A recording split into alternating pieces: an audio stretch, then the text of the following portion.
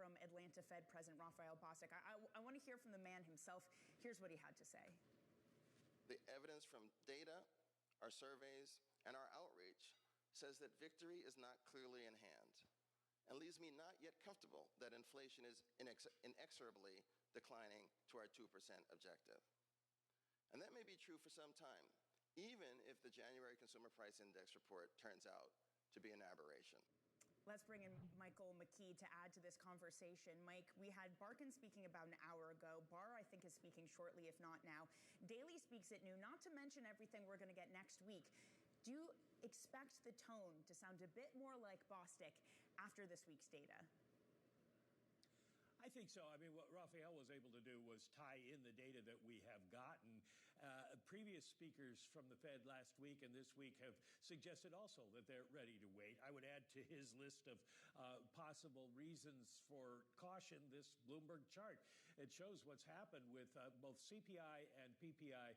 They've come up a little bit, and on a year-over-year basis, the core numbers are flat. The progress we had seen halted, and of course, with retail sales on the bottom there, you can see that we went the other direction. Now, there may be excuses for all that, so we're going to have to continue to watch additional data, and next week we do get significant data. We'll get the Fed minutes. Now, that'll be 3 weeks old, but it may eliminate some of what they're thinking about in terms of what they want to see before they cut.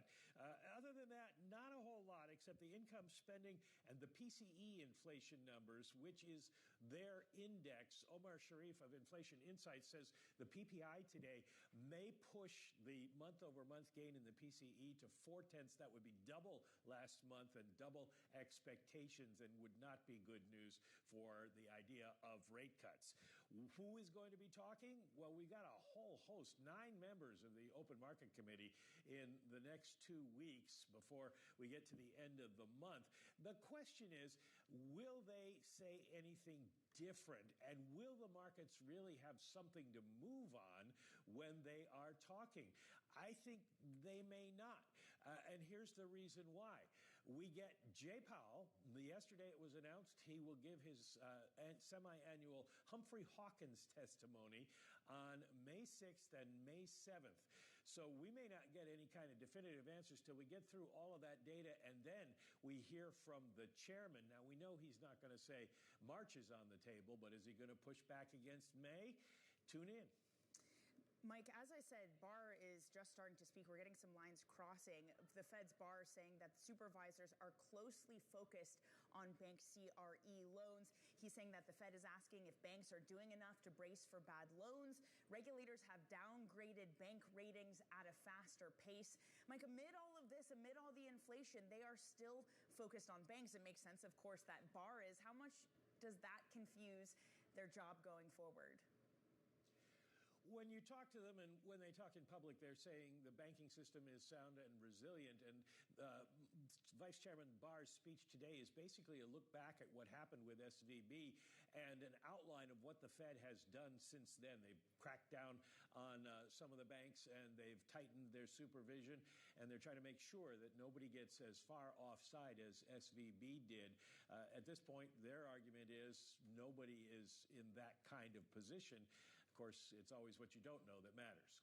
Mike, thanks so much. That's Michael McKee. And Luke Hickmore and Amanda Lynham are still with us. Amanda, I have to follow up on these Barr lines, saying that they're still closely focused on bank CRE loans. Have we seen the worst? Is it past us yet?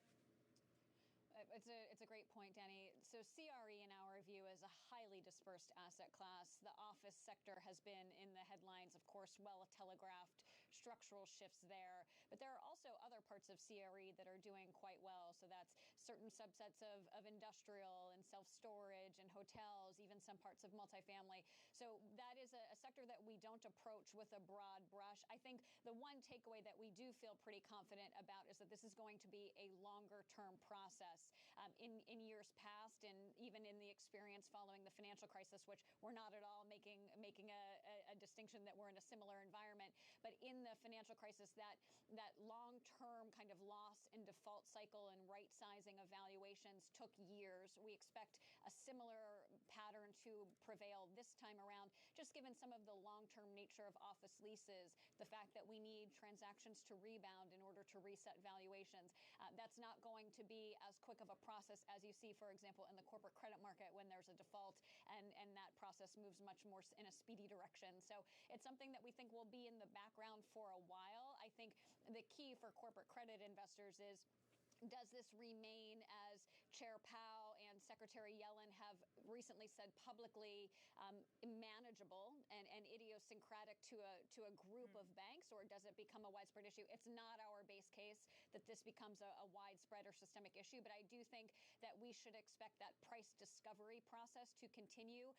Unlike the credit market, where M&A strategic volumes have increased, we have not seen CRE volumes increase to the same extent, and so that will be a necessary ingredient for valuations to reset.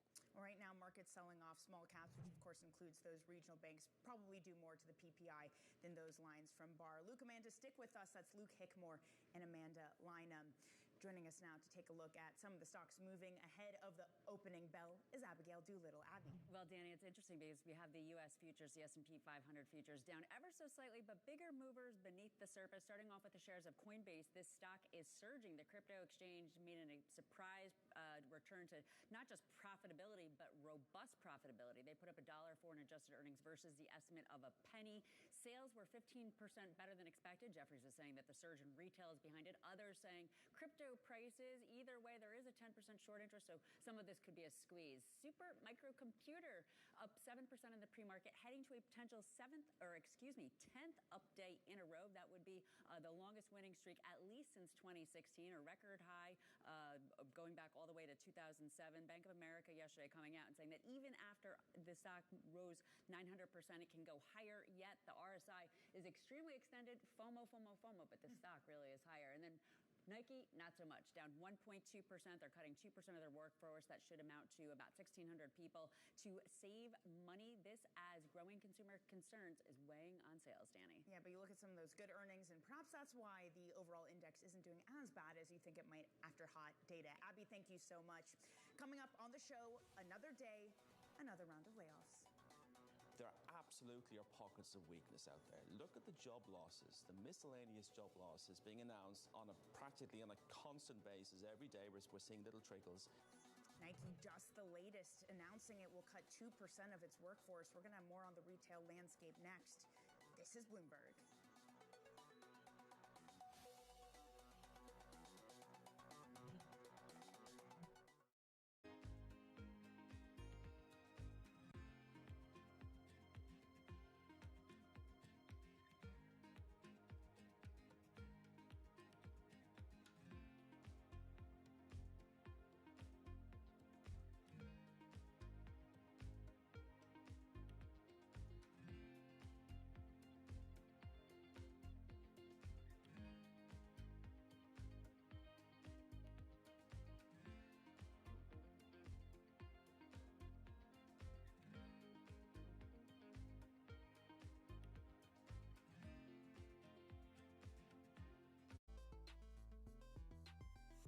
Regional sports networks. It's a business that seems to be collapsing. Leagues have sort of toyed around with, should we do something ourselves? Some teams are doing like local TV and streaming. How do you see that shaking out? So I don't think I'm right on this, but my instincts keep telling me this is what's going to happen. Because if you remember the WWE, they launched their own network that had their own content and had their own pay-per-views. And it was kind of a smart, bold, ahead of its time move. And then they pivoted at the perfect time and they sold their content to, what was it? Peacock. Yeah. And that was really smart too, because they were able to leverage that number as high as possible. So they always zagged where the money was when the opportunity was. I think the opportunity for the NBA with the local teams would be to own all that themselves.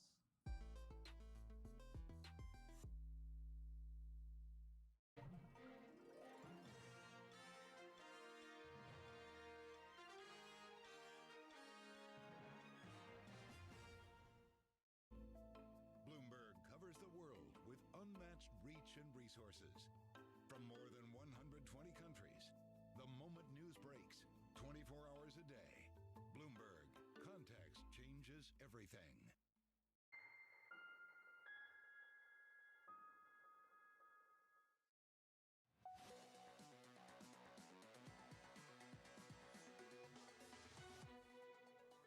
There absolutely are pockets of weakness out there. Look at the job losses, the miscellaneous job losses being announced practically on a constant basis every day. We're seeing little trickles.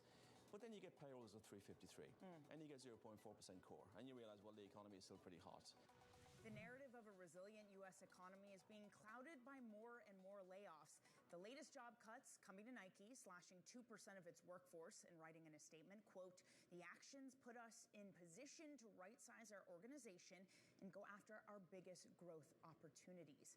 The latest developments set the stage for the next 2 weeks. We're going to get big box retailers starting to pump out quarterly results. Let's learn about it. Now we're joined by Bloomberg's Simone Foxman. Hi, Simone. Hi, Danny. Yeah, so at the end, in its annual report, Nike said it employed about 84,000 people, though it didn't name numbers in its statement yesterday. This is likely to affect about 1,700 people. These layoffs are going to begin on Friday and likely to last through the end of its second quarter in May. This really signifying some near-term struggles for the company. Weaker sales, growing competition, especially in its sportswear brands. Oppenheimer cutting its price target to $110 a share from $150 a share and downgrading to a perform rating, saying there's not a quick fix to Nike's overall problems and looking for more sustained fundamental growth. But really, retailers have been all over the place. Home Depot, Walmart, yes, kicking off earnings for those big box next week. They've underperformed the market over the past year, but many of them are really hot on analysts' lists. In fact, there are no sell ratings for Walmart. Walmart, we're looking for sustained same-store sales growth of about 3%, whereas Home Depot, the goal there is really to keep those same-store sales declines amid high interest rates and slowing building to about negative 3.6%. But some of the data that we're getting shows what Citi calls a really shaky start to 2024. That is going to be the key on analyst minds as they listen to some of these earnings calls starting next Tuesday with Home Depot and Walmart, Danny. Simone, appreciate it. Bloomberg's Simone Foxman and Luke Hickmore and Amanda Lynham are still back with us. Luke, it is this drip feed. First it was the tech companies. Now it is Nike. It does feel like a shift that companies are finally willing to let employees go. It's not the hoarding we knew of last year, but it doesn't seem to be filtering through to the headline level. What do you make of that? It's difficult to square off, isn't it? The Fed Beige Book also pointed at pockets of weakness coming through in all of this. And I guess if you've been putting wages up during 2022 and 23, which Nike almost certainly will have been doing, and a lot of people will have been doing, that's a nominal increase as well. And it stays there as inflation falls off. And as nominal growth falls off, you have to adjust your cost base for the new reality that we're in. And we're going to see it again and again and again. And I think that the problem with all of the unemployment and employment numbers is they could be so survey evidenced that actually the reality could take a little bit longer to come through. Maybe we're seeing that. But it's hard to fight against the moves that we have seen in non-farms. Yeah, it's true. And Amanda, only a minute here, but do you expect some of these incremental moves from tech, from Nike to filter through at some point? I think our base case is absolutely for an ongoing rebalancing in the labor market. But with the unemployment rate under 4% for close to 2 years and the jobs workers gap still skewing in terms of more demand than labor supply, I think for now it doesn't pose a significant downside risk to the economy. But I would expect an ongoing rebalancing as almost a necessary ingredient to cool some of that services inflation that we and market participants and presumably the Fed are very closely watching. Luke, again, very quickly here, but does this also mean margin compression it is in and it is happening for companies if they're looking at cutting costs this way? Yeah, it has to be. It has to be margin compression. You have to get on top of your costs in the environment we're in. Slow growth, lower nominal growth, cost. Fair enough. That was very succinct, Luke. Appreciate it. That is Luke Hickmore and Amanda Lina. We are seeing continuing selling off in these markets. The Russell 2000 down 1.5% after that hotter PPI data. The rest of this equity market, tech is even able to move higher, up about 0.1%. Well, coming up, we're going to get your morning calls. And later, we're going to be talking with Talbakin's Michael Purvis on big tech's moment of truth. We have NVIDIA earnings hitting the tape next week. Will NVIDIA save us all after too hot inflation data? That conversation is coming up shortly. This is Bloomberg.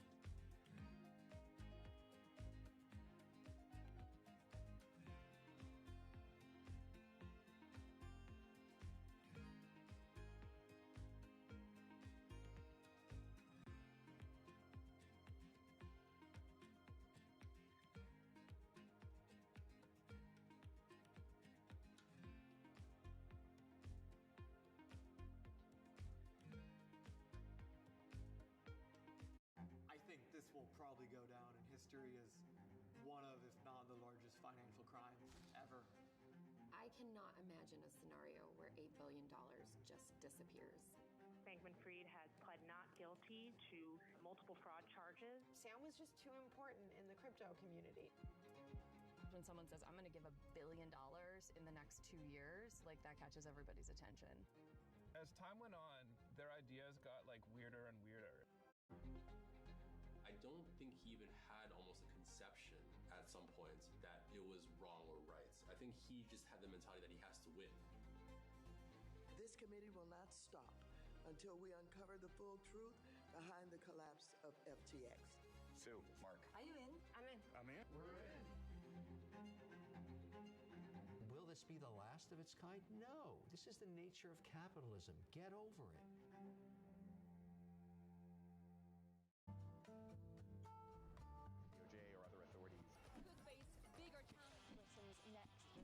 Going to keep Green World Cup. This is a three as the economic picture covering the intersections of Hollywood, Silicon Valley, and beyond.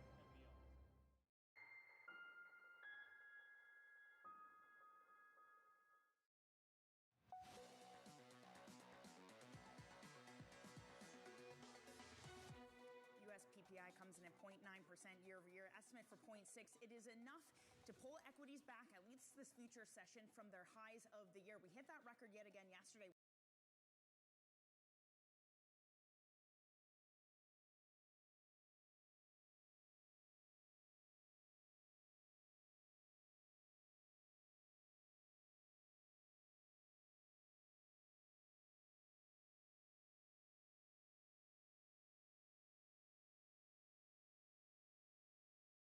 A look at some of the on Wall Street this morning. First up, Oppenheimer downgrades Nike. Market perform worried about U.S. consumer and weakening demand trends. Next up, Baird upgrades UPS to outperform, highlighting the stock's favorable risk-reward. Finally, Raymond James downgrades Carvana to underperform, expecting limited upside following the stock's recent outperformance. Coming up, we have to brace ourselves for NVIDIA. Will their earnings on Wednesday make or break the rally in big tech? You saw it there. Tech seems not to be impacted by the hotter data. Futures in the NASDAQ up by 0.1%. We're going to have that conversation up next with Talbakin's Michael Purvis. This is Bloomberg.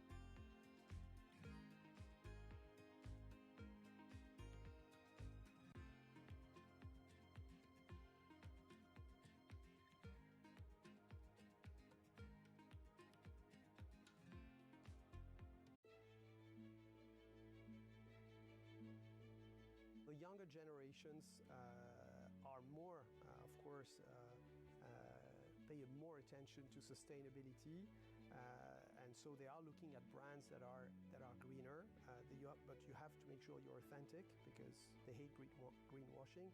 But what is very important to remember is that none of them, whether they're young or not, will ever sacrifice product quality and efficacy to sustainability, which is why part of the big transformation of our R&I, where there's this €1 billion we spend every year, most of it is spent on transforming our formulas from petrochemicals to biosourced ingredients and green sciences, but without losing the efficacy.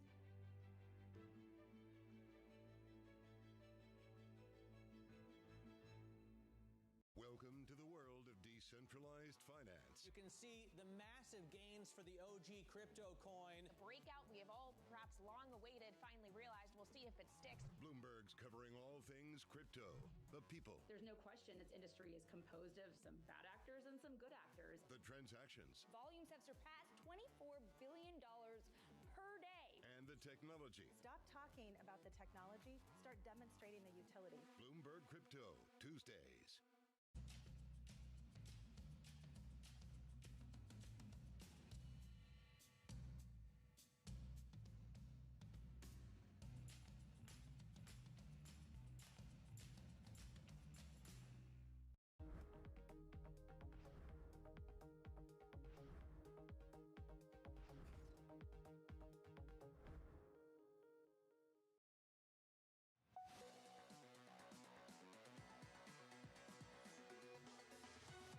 Difference a day makes. We were euphoric on weaker retail sales yesterday. Today it is a concentration on too hot PPI. The opening bell is now, you're looking at futures slightly lower.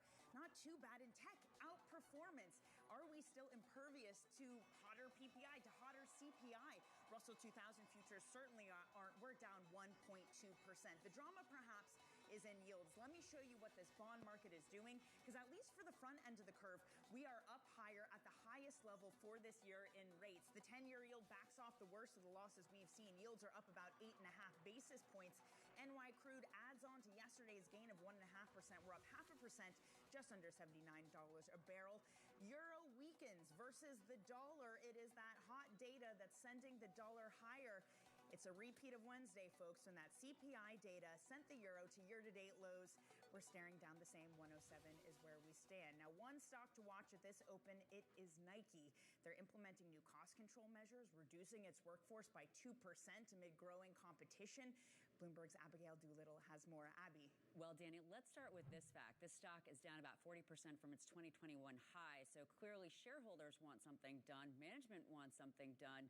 Growth has dropped with that drop in the stock. I should actually say that the drop in growth has driven the drop in stock. Sales in the last fiscal year up 5% versus up 19% in 2021.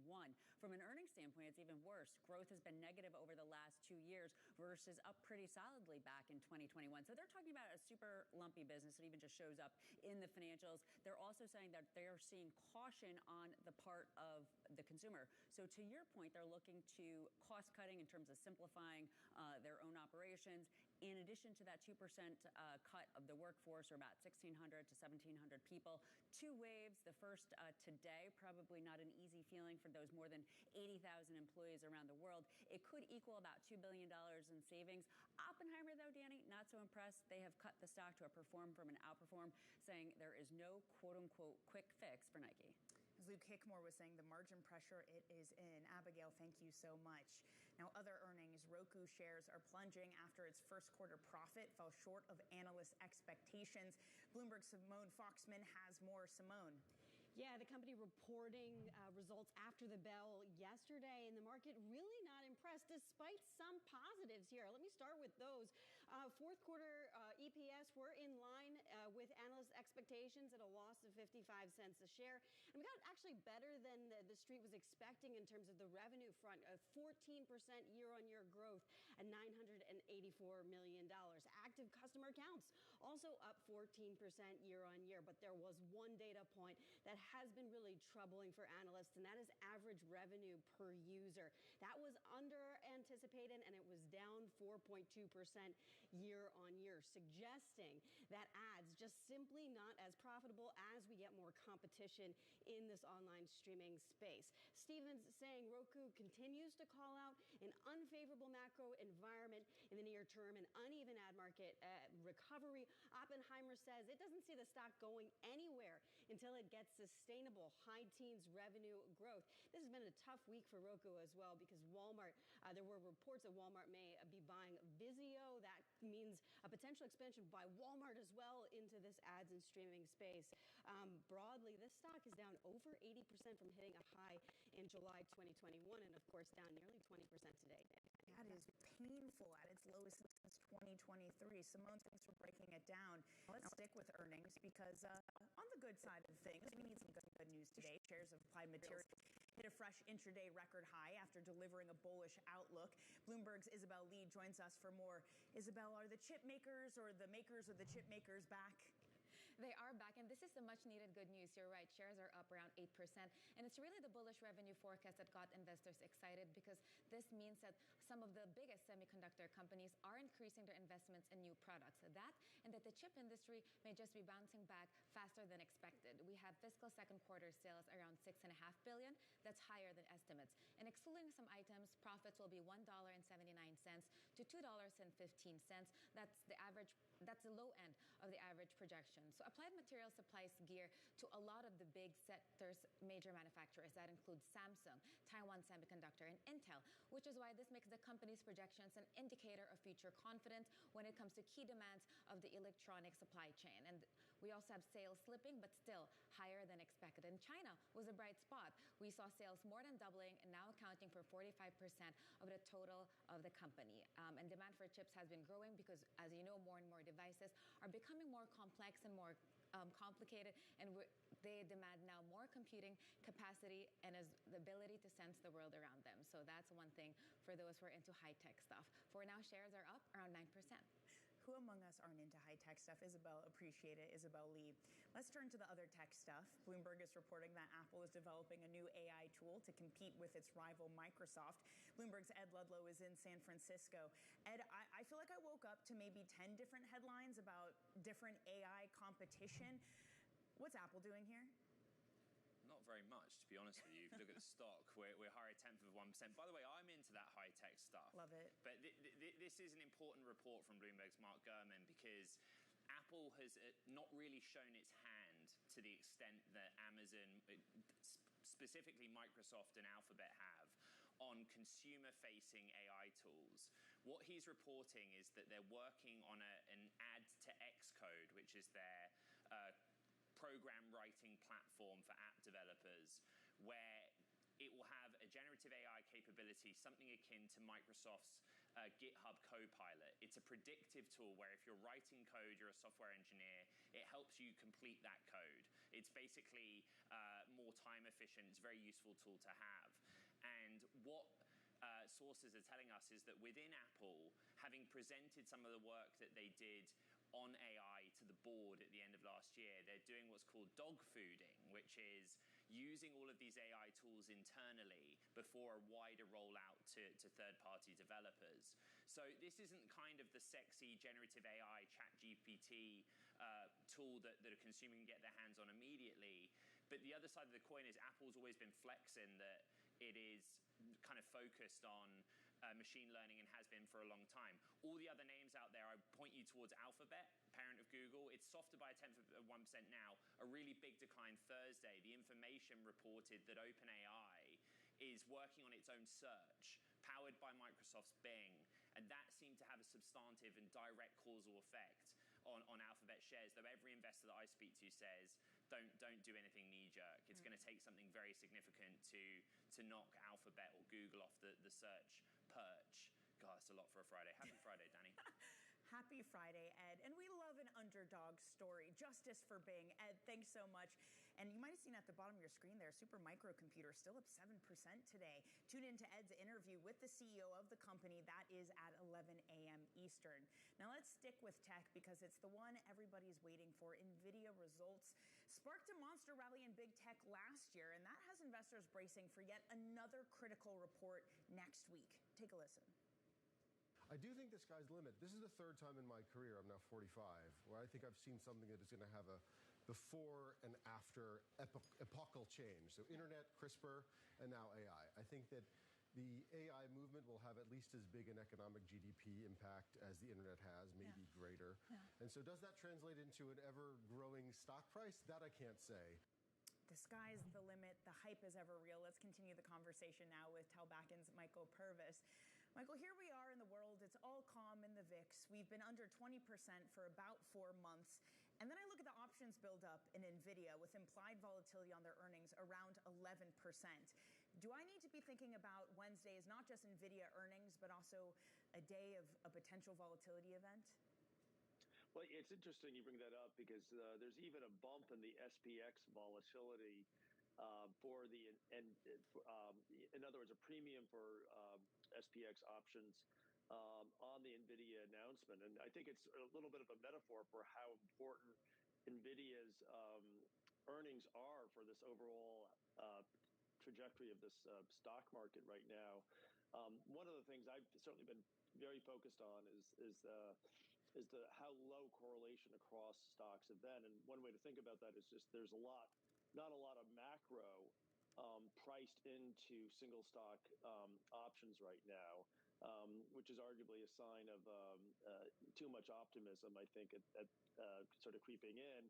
Ironically, it may be a single stock earnings release next week that if they do disappoint, or at least don't exceed expectations, that might be the actual kind of sort of quasi macro event that actually drives correlations across stocks higher. It's a very unusual condition but let's face it, NVIDIA was the anchor of the big tech rally last year, and big tech was the anchor of the broader stock market rally, and that continues to be the case this year. Valuations have been stretched. They've done a masterful job of producing earnings growth last year there, but if they at this stage, I think if they do underperform, it will be a volatility event, for the broader market. Well, on that note, Michael, I was reading your note from earlier this week, and this stood out to me when you wrote that a variety of volatility metrics are eerily similar to January 2018, just before the manic VIX surge a couple of weeks later. We are not saying this will be happening this week or next week, but we are saying there is plenty of gunpowder and plenty of matches lying around close by. If you want to lose some sleep tonight, that's a good note for all of our viewers to read, Michael. I mean, could this be it? Could bad NVIDIA earnings be the match lit? That's one of the potential catalysts. It could be more economic data that affirms that we're not going to get rate cuts anytime soon. Could be a geopolitical event. You just never really know. But what you do know on the sort of the gunpowder side, if you will, to torture this metaphor, is that there's been various facets of short volatility trades that have been working, that have been put on, and sort of it feels like an increasing scale there into a stock market that has done extraordinarily well. And so if you think back to the Volmageddon of February of 2018, that was when the XIV ETF, sort of a short VIX ETF, famously, just blew up and, yanked the VIX up from very low numbers to I think as high as 50. And of course, that rippled through to equities and gave everyone a little bit of agita, regardless of what you were investing in at the time there. And I think there's a lot of similarities between now. Like, if you look back at 2017, you had a strong rally, you had a lot of divergence led by tech in that year, same thing like last year, and so forth. If you look at implied correlations now, they're basically where they were back then there. And too much of a short volatility trade just at some point engenders a big volatility spike there. It doesn't mean that and it really doesn't have to be bad, anything bad fundamentally in the economy or anything like that. It could just be something that gets the market to say, wait a second, we're not going to keep buying this dip, realize volatility picks up, and then that triggers a bunch of closing out of short volatility trades that process is inherently a convex process. Right. Well, Michael, because I remember higher. when that 2018 Volmageddon VIX blow-up happened, and at the time I'd spoke to a tiny little fund in Colorado that was going long volatility because they thought that would happen. They got something like an 8,600% profit, I think, on it. If you're saying the market structure is set up that way, should I be punting on that type of options trade, getting ready for an explosion in volatility? Yeah, well, I think you've seen VIX call buying tick up over the last few weeks there, and I think that's certainly a trade I've been recommending to my clients earlier this year. I think if you look at the VIX, it's sort of cautiously making a series of higher lows and higher highs. There are nothing dramatic yet, but it feels like things are building here. And, it's funny, you look at basically economic conditions are good, earnings are reasonably good here. But let's face it, valuation has been stretched. I think it's important to remember that the stock market rally last year started with AI. It also started with massive amounts of offsides positioning. Right. And, just for context, more than half of last year's 24% rally came in November and December. And I think a lot of this momentum you've seen carry over into January and February can still be explained a little bit by some positioning catch up Michael, there. I mean, can it be more than positioning? We only have a minute here, so I got to jump in. I mean, earnings have been good. The economic data, okay, hot, but not that bad. I mean, aren't things good enough to just continue the rally? Absolutely. No, well, yes. Like you can check all the boxes you'd want for in terms of a lot of the fundamentals and the momentum and so forth. And yes, and the rate, I do think rates are going to keep climbing higher here. And I don't think that has to be, the death knell in and of itself. But look, you can go through a lot of great bull trends against good economic and earnings backdrops, and you do see big volatility spikes here. I'm constructive on the broader market this year and on the broader economy, without question. There, but I think after such a sort of tireless rally, a relentless rally, it was such a smothering of correlations across stocks and a lot of evidence that this sort of short volatility trade has been put on. I think we should be bracing for something at some point soon. And again, it doesn't mean that the fundamentals suddenly are broken. It just means that there's too much too fast. And I think VIX calls are probably a better trade than SPY puts in that respect. I just think another Volmageddon would certainly be a way to wake us all up from our slumber. Yeah. Michael, we're going to have to leave it there. Thanks for joining us. Michael Purvis of Telbacken at Capital Advisors. Coming up, Republicans talk tough as a government shutdown looms. You're not going to get another continuing resolution out of our conference in Congress. We'll get the latest on the budget talks or lack thereof next. This is Bloomberg.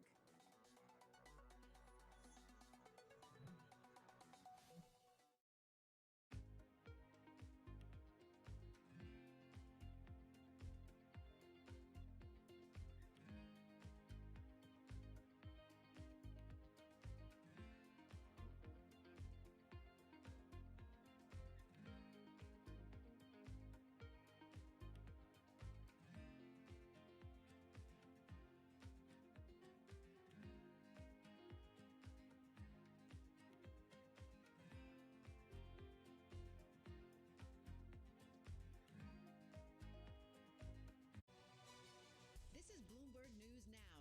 News when you want it at the touch of a button.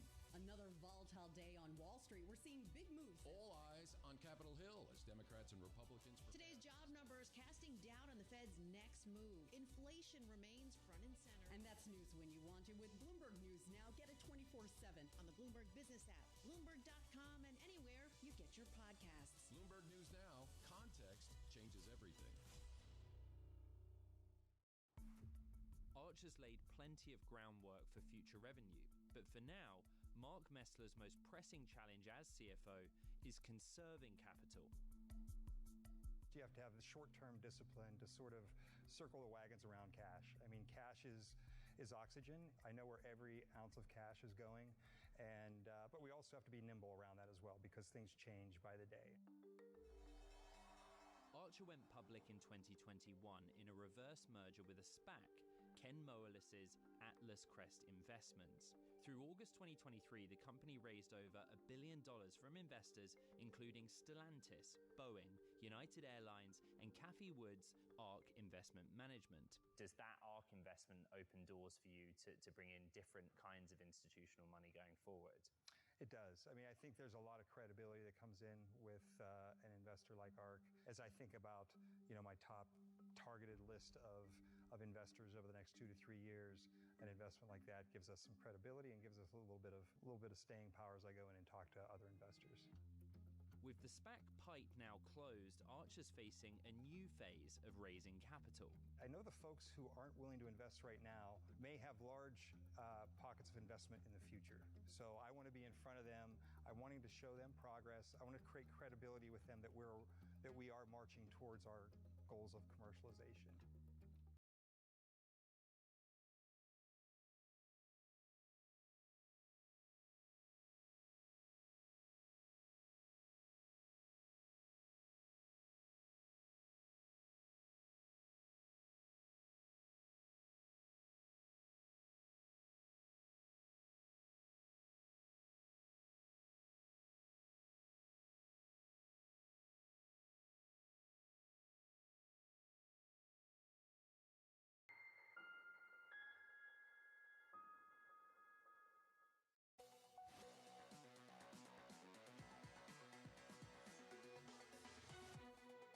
You're not going to get another continuing resolution out of our conference in Congress. The last one was difficult, and that was done because our Speaker recognized that there just wasn't enough physical time to process all the bills once the House and the Senate had agreed on the top-line numbers. So this time, you're going to have to get these things passed. Republican Representative Tom Emmer saying the House will not pass another stopgap spending bill by March 1st, the latest deadline for a partial government shutdown. The House is on recess until Feb 28th, and that leaves very little time for negotiations. Bloomberg's Anne-Marie Hordern joins us now. Anne-Marie, does this mean we're going to have to do the whole song and dance again? Yeah, multiple times we've had to do this song and dance. But let's first say that what we heard from the majority whip there is that he's saying there's going to be no continuing resolution. We've also heard this in the past from Speaker Johnson, and then in the end, we've had continuing resolutions. What makes this so difficult is the timing. So the House has already left, as you mentioned, Danny. They left yesterday, and they're not back till the end of February 28th. And the first deadline for the first tranche of a government shutdown is March 1st, the second then coming March 8th. So there's a wide swath of the government they'd have to be able to fund by March 1st. So that gives them about 3 days to get it done. And that is why everyone is shrugging this off and saying, you're going to have to do some sort of continuing resolution, kick the can down the road, or we're going to end up in a government shutdown. Anne-Marie, we also learned earlier this morning that Alexei Navalny, one of Putin's most outspoken critics who had been jailed since 2021, has died, according to the prison service. Does this change the conversation in D.C. at all? I think it's a question of whether or not this puts more impetus on Congress to get that foreign aid bill done, because Ukraine is obviously one of the big winners in that aid bill. A number of weapons that would go through the U.S. industrial complex would then be shifted over to Ukraine. And what the White House's response is going to be, they're going to want to punish Putin for this. But already we see the Russian economy have a number of sanctions and penalties against this. We should note what Secretary Blinken had to say about this when he heard the news. He said for more than a decade, the Russian government and Putin personally persecuted, poisoned, and imprisoned Alexei Navalny. His death in a Russian prison and the fixation and fear of one man only underscores the weakness and rot at the heart of the system that Putin has built. Russia is responsible for this. That is the line from the administration. It's very strong language, and yes, do they back that up with aid passed to Ukraine? Anne-Marie, thank you very much. That is Bloomberg's Anne-Marie Hordern. Okay, let's get you up to speed on some of the sector price action this morning. Let's get over to Bloomberg's Abigail Doolittle. Abby. Well, we are, Danny, at this point taking a look at a very small decline for the S&P 500, down about 0.3%. Materials, the only sector higher, up 0.7%. So broad participation to the downside, led by real estate, down 1.2%. Communication services, down more than 1%.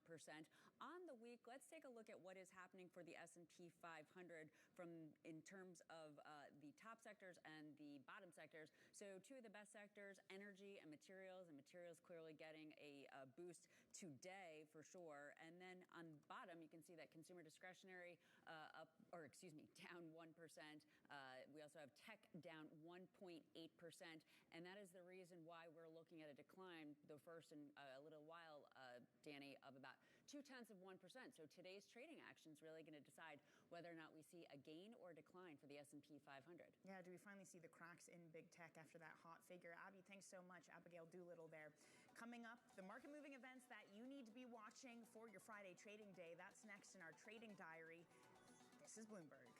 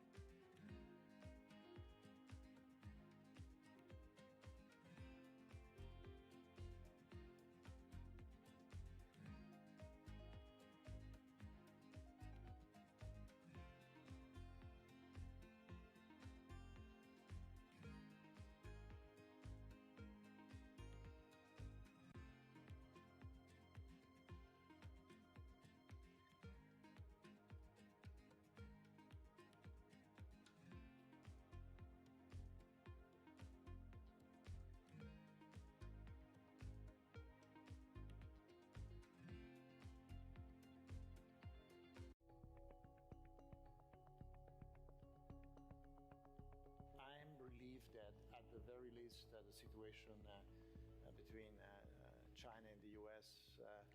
is calming down, and at this stage we just don't need something else coming for sure. Are you confident actually that the U.S.-China relationship will get better? No, I'm not confident because I'm not in control of that. But what I know is that the world cannot afford an escalation, and most likely both countries cannot really afford some things to escalate in terms of economic consequences. I mean, the situation in both countries is fragile, and I guess a geopolitical escalation is not going to be in the interest of both countries.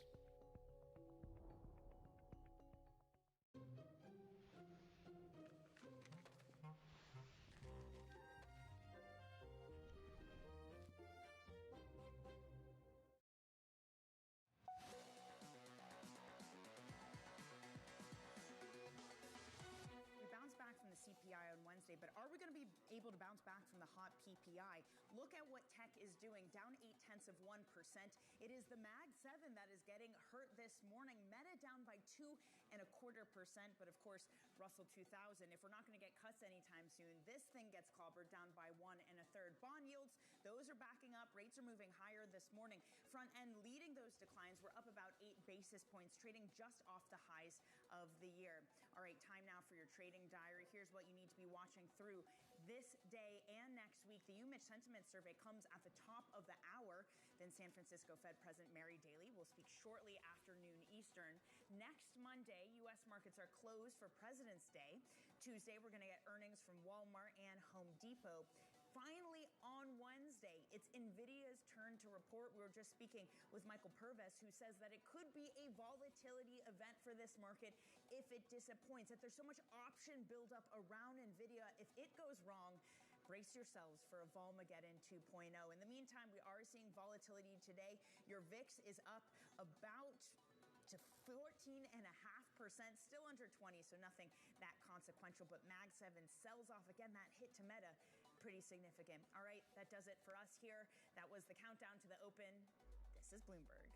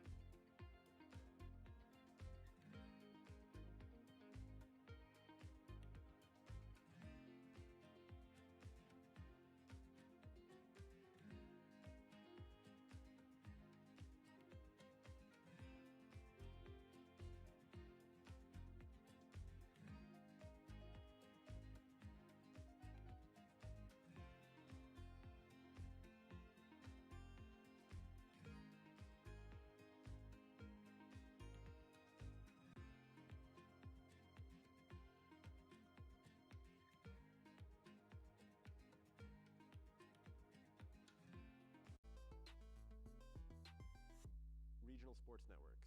There's a lot of, it's a business that seems to be collapsing. Leagues have sort of toyed around with, should we do something ourselves? Some teams are doing like local TV and streaming. How do you see that shaking out? So I don't think I'm right on this, but my instincts keep telling me this is what's going to happen.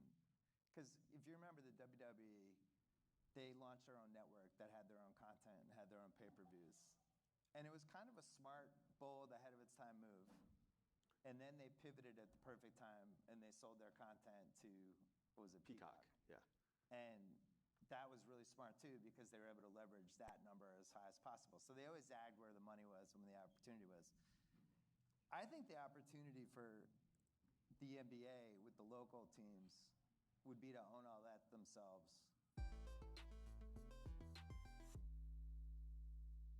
Nobody brings you top names like Bloomberg. The point is that the economy is doing very well in the Netherlands, but the election was very much focusing on migration. They had made 26 attacks. We'd given warning after warning, but we hadn't taken action. Parliament has to stick to this and has to comply with the debt brake. The debt brake is really a good ally. I think we have made addressing inequality a key sort of driver of our policies. Bloomberg. Context changes everything.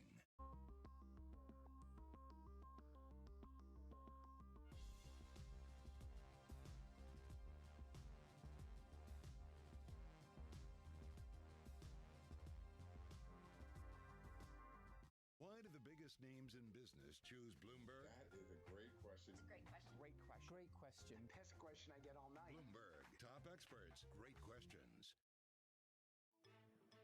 We're 30 minutes into the U.S. trading day, and here are the top stories we're watching for you in this hour.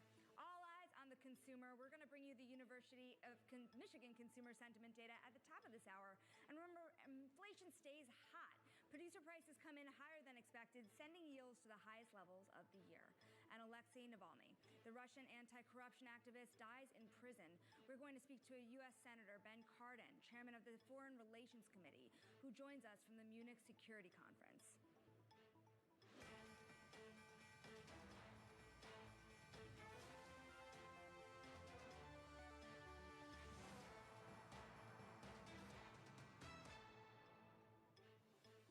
I'm Shonali Bassick, and welcome to Bloomberg Markets. Let's get a quick check on these markets because you have an S&P 500 struggling to hold on to its gains of the week. You have it in the red on the day and in the red on the week so far mildly, but the NASDAQ 100 experiencing even more losses on the week, down about 1% on the day and down more than 1% on the week.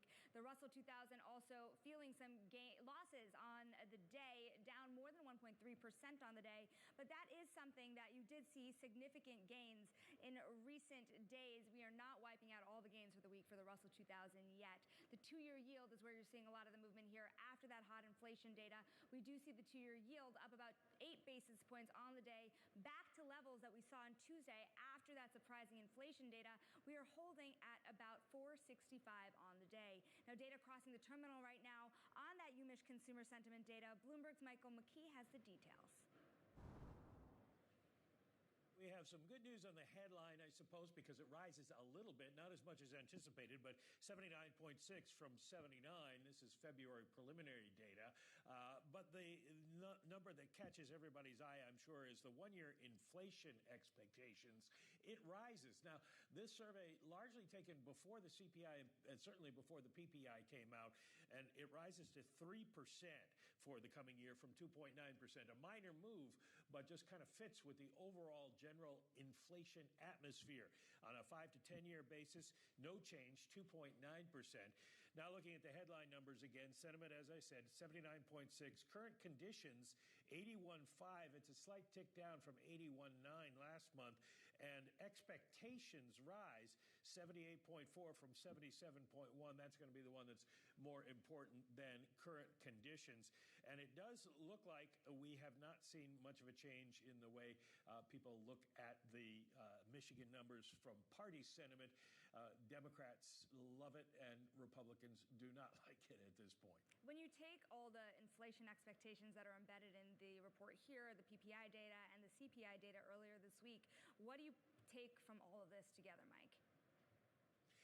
Well, because it's 1 month's data, you have to say we need more information to know whether this is a change in trend or just, as the members of the Fed said yesterday, kind of a bump in the road.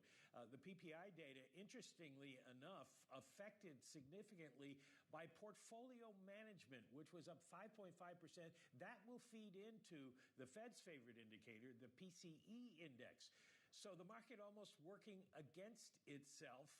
People in the markets are pushing stocks up because they think the Fed's going to cut rates, but because they're pushing stocks up and making more money and the price goes up, the Fed may not move. Bloomberg's Michael McKee, we thank you for your analysis. And Mike will be speaking live with Joanne Su, the University of Michigan Survey's Consumers Director, right now for some instant analysis. You can find that on Live Go on your terminal. And for more on the consumer, we were joined by Michelle Meyer, MasterCard Economics Institute Chief U.S. Economist. Michelle, it's interesting, we've been hearing all week about higher inflation, yes, but also the weakness we've seen from the retail data, divergences we've seen around companies reporting. How do you bring all this data together? I think the reality is that January is just noisy from a data perspective. It always is, in part because you're coming off of the end of the year when you have holiday sales, which tend to be this big influx of activity, particularly around the consumer, and then weather events and other seasonality issues. So if you look at the data holistically, not just this week for January, on the one hand, you have this extraordinary increase in job creation for January. You have the trending higher consumer sentiment numbers. You have the improving housing data. But then on the other side, you have this stickiness for inflation and the softening that we saw month over month from the census retail sales. So I think if you take a step back and you look at it in terms of the trend, it's still one where it's very clear the economy is continuing to expand. So where do you look for evidence in the following data that this is not going to be a sticky situation that we're in when it comes to inflation? Yeah, so inflation, I think, is very, very important, of course, not just when you think about monetary policy, but when you think about where we are in terms of the cycle more broadly. So for inflation, I like to break it down to different categories because the inflation that we've seen in this cycle has not been uniform.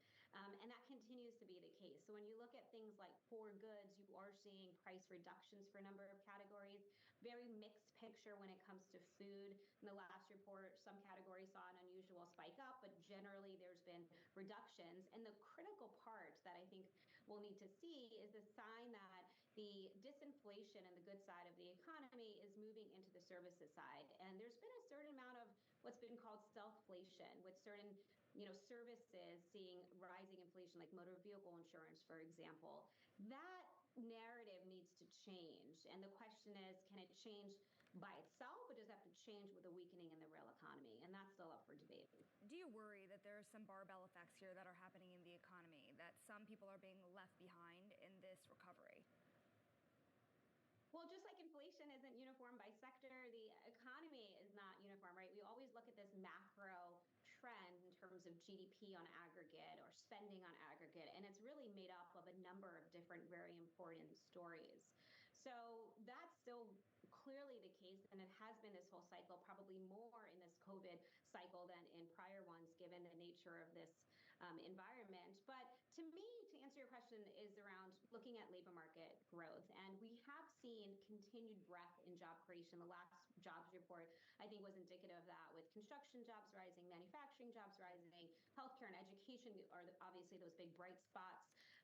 But you are seeing job creation across the board, and that's critical to having a more even recovery. What do you think the impact will ultimately be? If you see some of the lower income earners here have a harder time keeping up with this inflation, when does it start to ripple through the economy, through earnings and others? Well, this has been a question for a while, and I think when you actually take a step back and you look at the wage growth across different income cohorts, the lower income population saw some of the fastest wage increases in this cycle relative to prior cycles. So, again, going back to the labor market, I just continue to harp on this because I think it's the most important factor when thinking about the path forward for particularly the consumer is job creation is happening across the board, right? You're not seeing evidence like, for example, people working part-time for economic reasons. That's not showing up in the data. There's still churn in the workforce. You're not seeing an increase in unemployment insurance. So all of that suggests that there is purchasing power overall, and that purchasing power should be felt fairly broadly. Obviously, there's independent individual stories there that we can't speak to. But, as long as you have that job creation, that wage growth across the board, you have to feel good about the ability to spend. What do you make of the inflation data that we have had? If you have the University of Michigan sentiment data saying that prices will climb at an annual rate of 3%, it's a little higher than it had been before. Do you expect consumers to slow down on the back of those expectations? So I think expectations have been very well anchored, all things considered. And the Michigan survey that was just released right before this, I think, is consistent with that, right? 1-year inflation expectations will move a lot really based off of prices at the pump.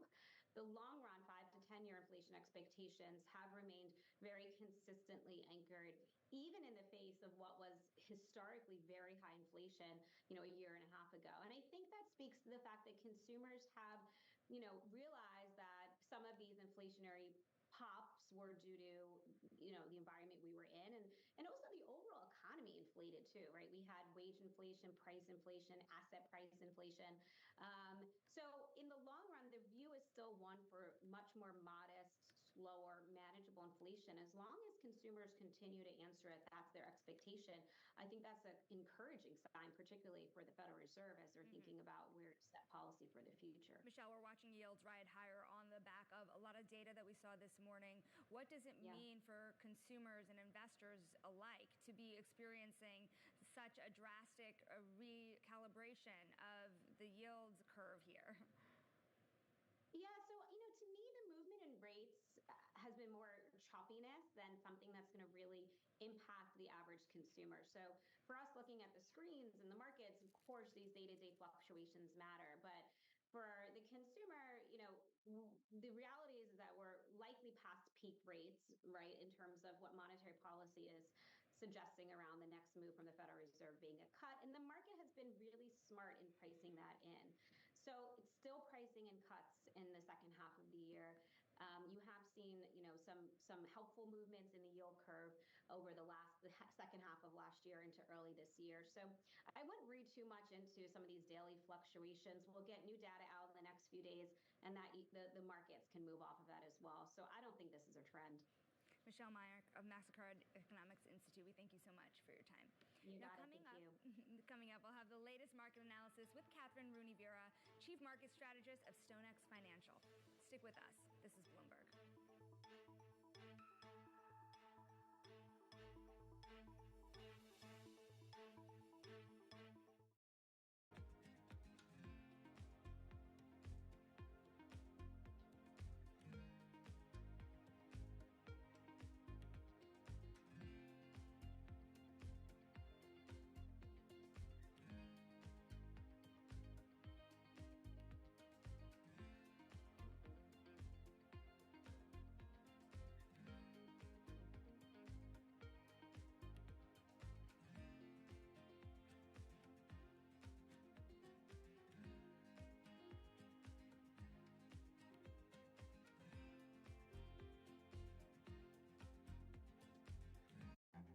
This will probably go down in history as one of, if not the largest financial crimes ever. I cannot imagine a scenario where $8 billion just disappears. Bankman-Fried has pled not guilty to multiple fraud charges. Sam was just too important in the crypto community. When someone says, I'm going to give $1 billion in the next 2 years, that catches everybody's attention. As time went on, their ideas got weirder and weirder. I don't think he even had almost a conception at some points that it was wrong or right. I think he just had the mentality that he has to win. This committee will not stop until we uncover the full truth behind the collapse of FTX. So, Mark. Are you in? I'm in. I'm in. We're in. Will this be the last of its kind? No. This is the nature of capitalism. Get over it.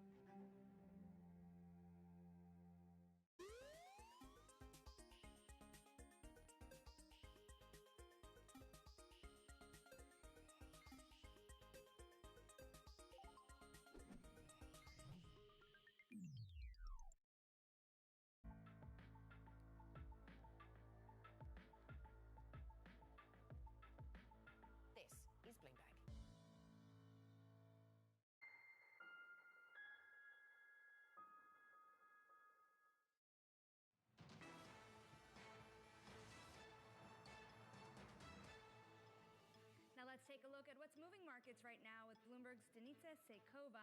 Denitsa, what's happening over there? Because we see Coinbase shooting higher by more than 10%, shaking off those fears about the ETF impact. For sure. Coinbase has seen a huge gain, posting profit for the first time in 2 years. That's a 51% increase in revenue. And of course, a big part of this is the digital asset gains we have seen in the last few months of the year. The revenue topped estimates by a large margin.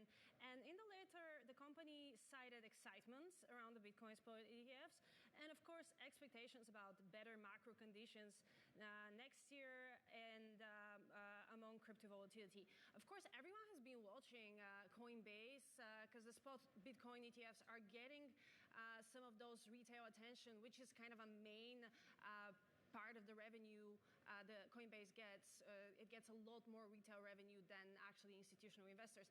But at the same point, Coinbase is also custodian of 8 of the 10 Bitcoin ETFs. So it's actually being lifted by some of those fees. And if those funds grows, this could be a benefit for Coinbase. Now let's talk about Nike. On the flip side, we're seeing it drop roughly 3.8% on the day. What's going on?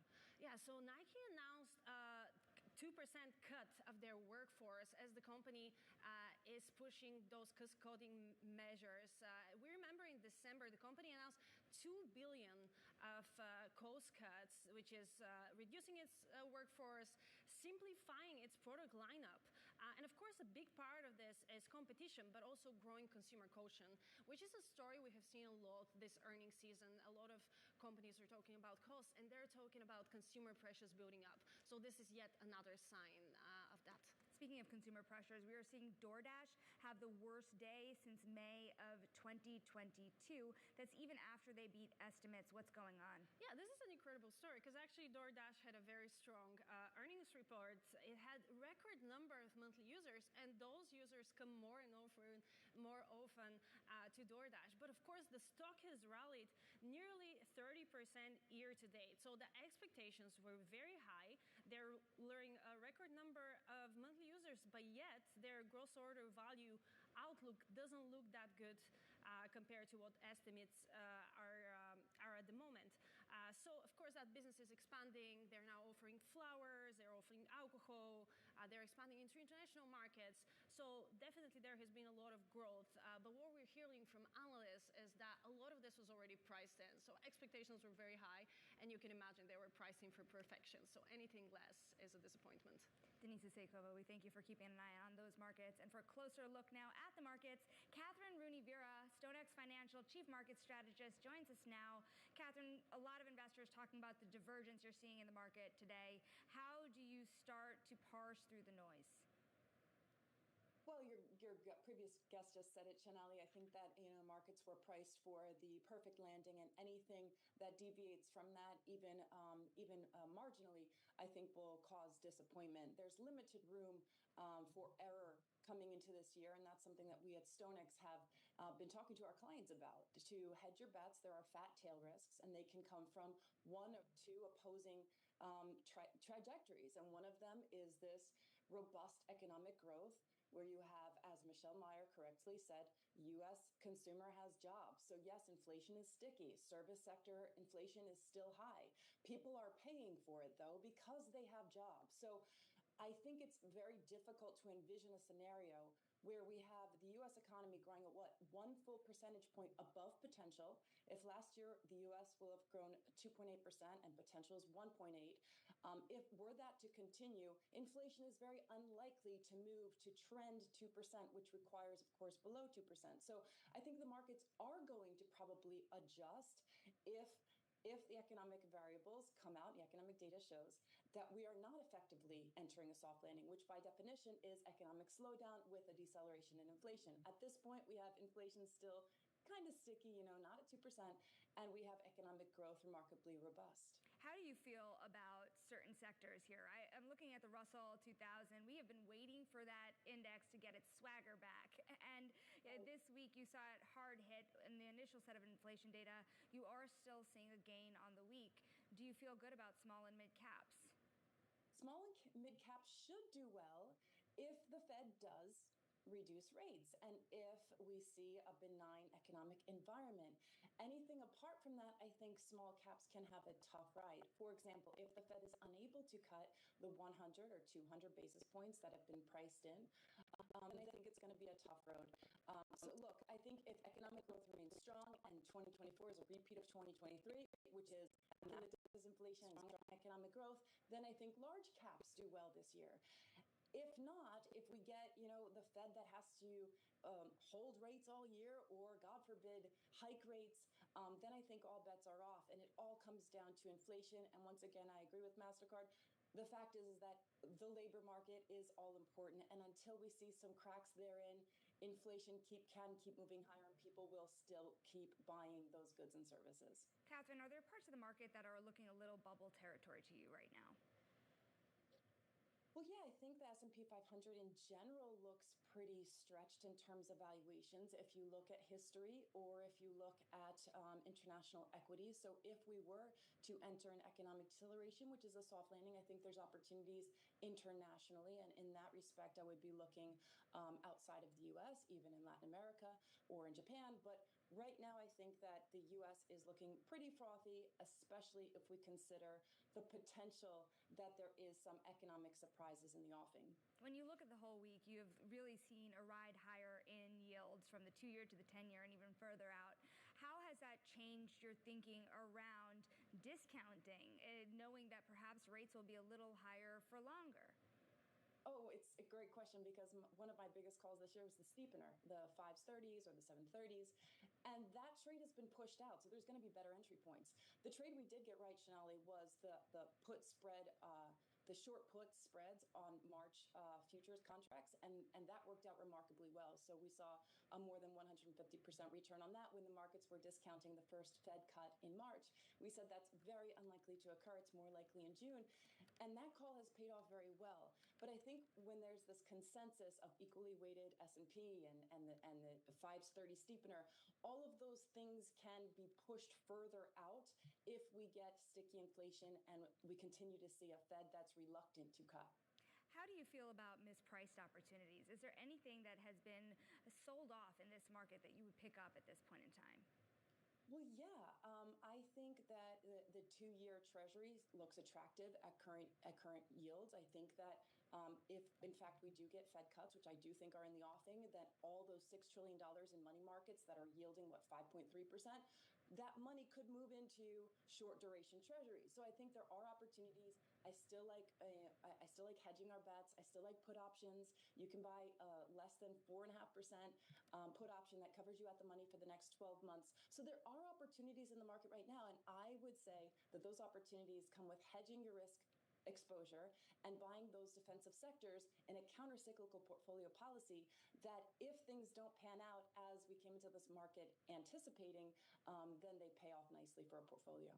Talk more about those hedges. For the people who may get concerned about upcoming economic data or any other further sell-offs just due to valuation concerns, there's a whole host of things that could go wrong here, Catherine. Where do you look for cover? Well, if you're an equities investor, I like certain sectors like staples and utilities, energy. These are kind of more defensive sectors. I like the put options, as I mentioned. I like gold and I like cash, and I think short duration Treasuries are a way to go in an environment where perhaps we get either a hard landing or we get a reacceleration inflation. And I have a 10% probability, Shanali, or I came into this year with a 10% probability that we continue to grow at a torrid pace. Reaccelerating inflation, the Fed has to not cut or even hike. But I think the possibility of that is growing. So I would look at inflation hedges, and I would also protect with more defensive sectors. Gold and cash, safety trades still in vogue here. Catherine Rooney-Vera, thank you so much for your time. That is StoneX Financial Chief Market Strategist. Now, still ahead, we're going to take a look at the companies making the most buzz on social media today. Social climbers, that's next. Stick with us. This is Bloomberg.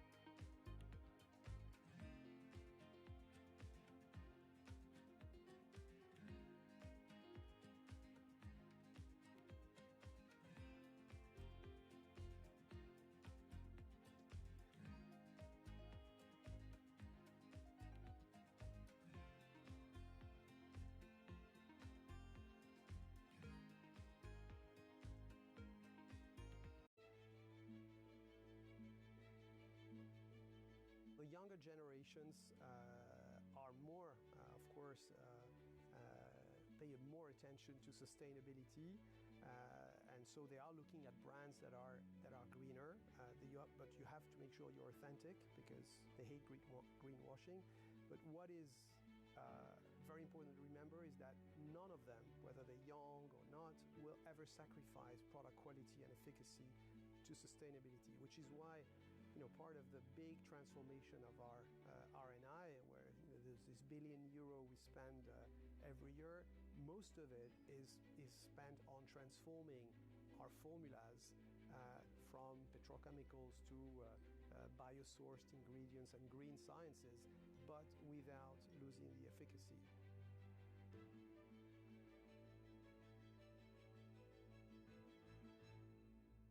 In a multi-trillion-dollar industry, there's a lot of ground to cover. We indeed have a rally. We're talking a lot of dividends. We're talking income. We'll show you what's happening in ETFs like no one else. Bloomberg ETF IQ, Monday on Bloomberg.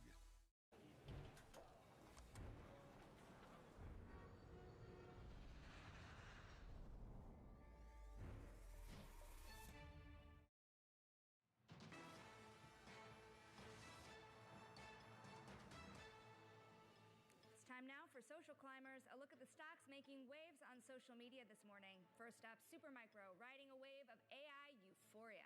Shares of the AI hardware company have been on a tear this year, up over 250%. And Bank of America says the rally has even more room to run. The brokerage also noting that the market for AI servers will grow at an average rate of 50% over the next 3 years. The CEO joins Bloomberg Technology next hour. And next, we're looking at drug giant Eli Lilly, also seeing a relentless rally that has Morgan Stanley analysts wondering if it will be the first U.S. company outside the Magnificent Seven to reach a market value of $1 trillion. Finally, chip behemoth Applied Materials giving a bullish revenue forecast. The outlook suggests that the chip company is bouncing back more quickly than expected. China was a particular bright spot, with sales there accounting for nearly half its revenue. You can follow all the latest company buzz on TREN Go on your Bloomberg terminal. Coming up, U.S. leaders are decrying the death of Alexei Navalny, the Russian activist who died in prison. We'll hear from Senator Ben Cardin, chairman of the Foreign Relations Committee, from the Munich Security Conference next. Stick with us. Important interview. This is Bloomberg.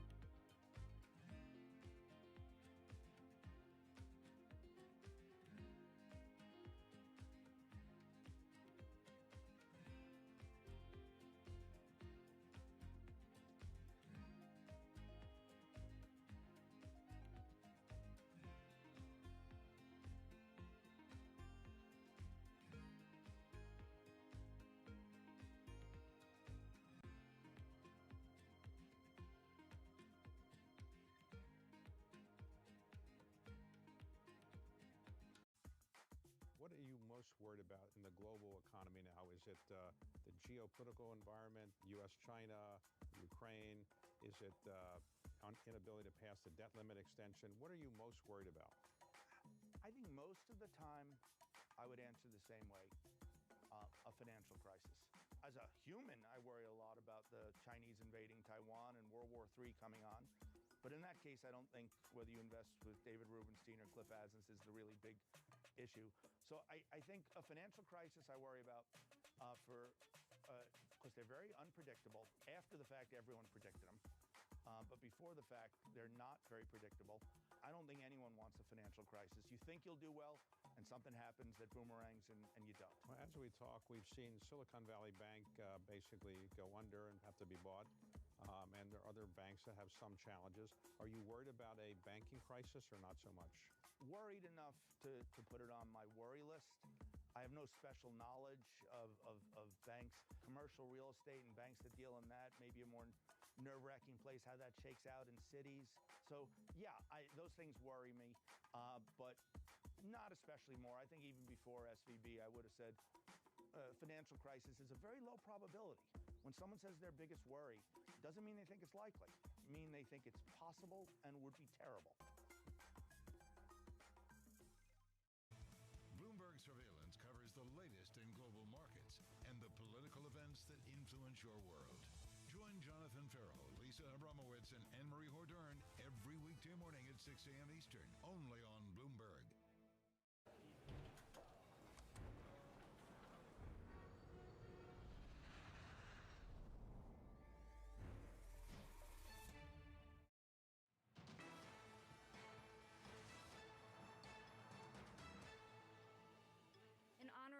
History Month, Bloomberg is taking a dive into combating racial biases in the banking industry.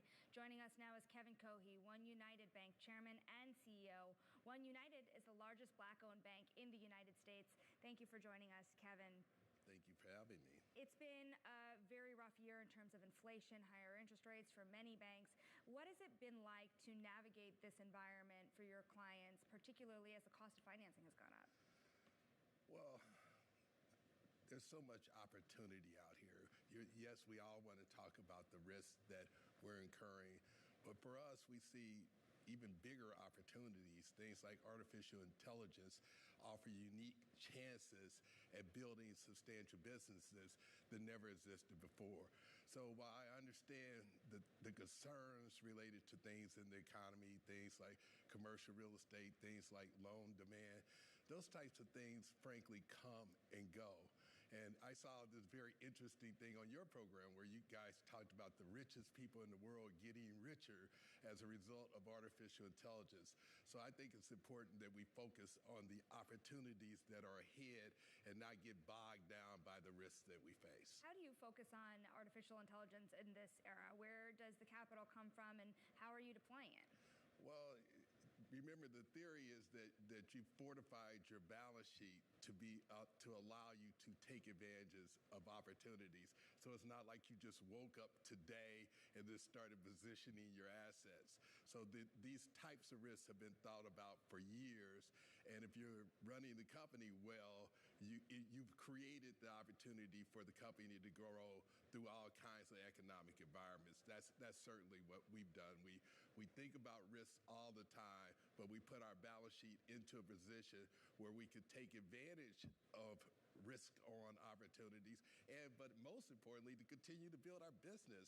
How in this era of data aggregation and this era of artificial intelligence, can you not take advantage of this? I mean, this is such a big shift. This is like going from steam to electricity, going from an agricultural-based economy to an industrial economy. So in the face of that, in the face of the opportunities that creates for wholesale change in the way products and services are being delivered, should you be caught up in what is the latest thing that the Fed did about interest rates or didn't do about interest rates? The Fed's going to do what the Fed does.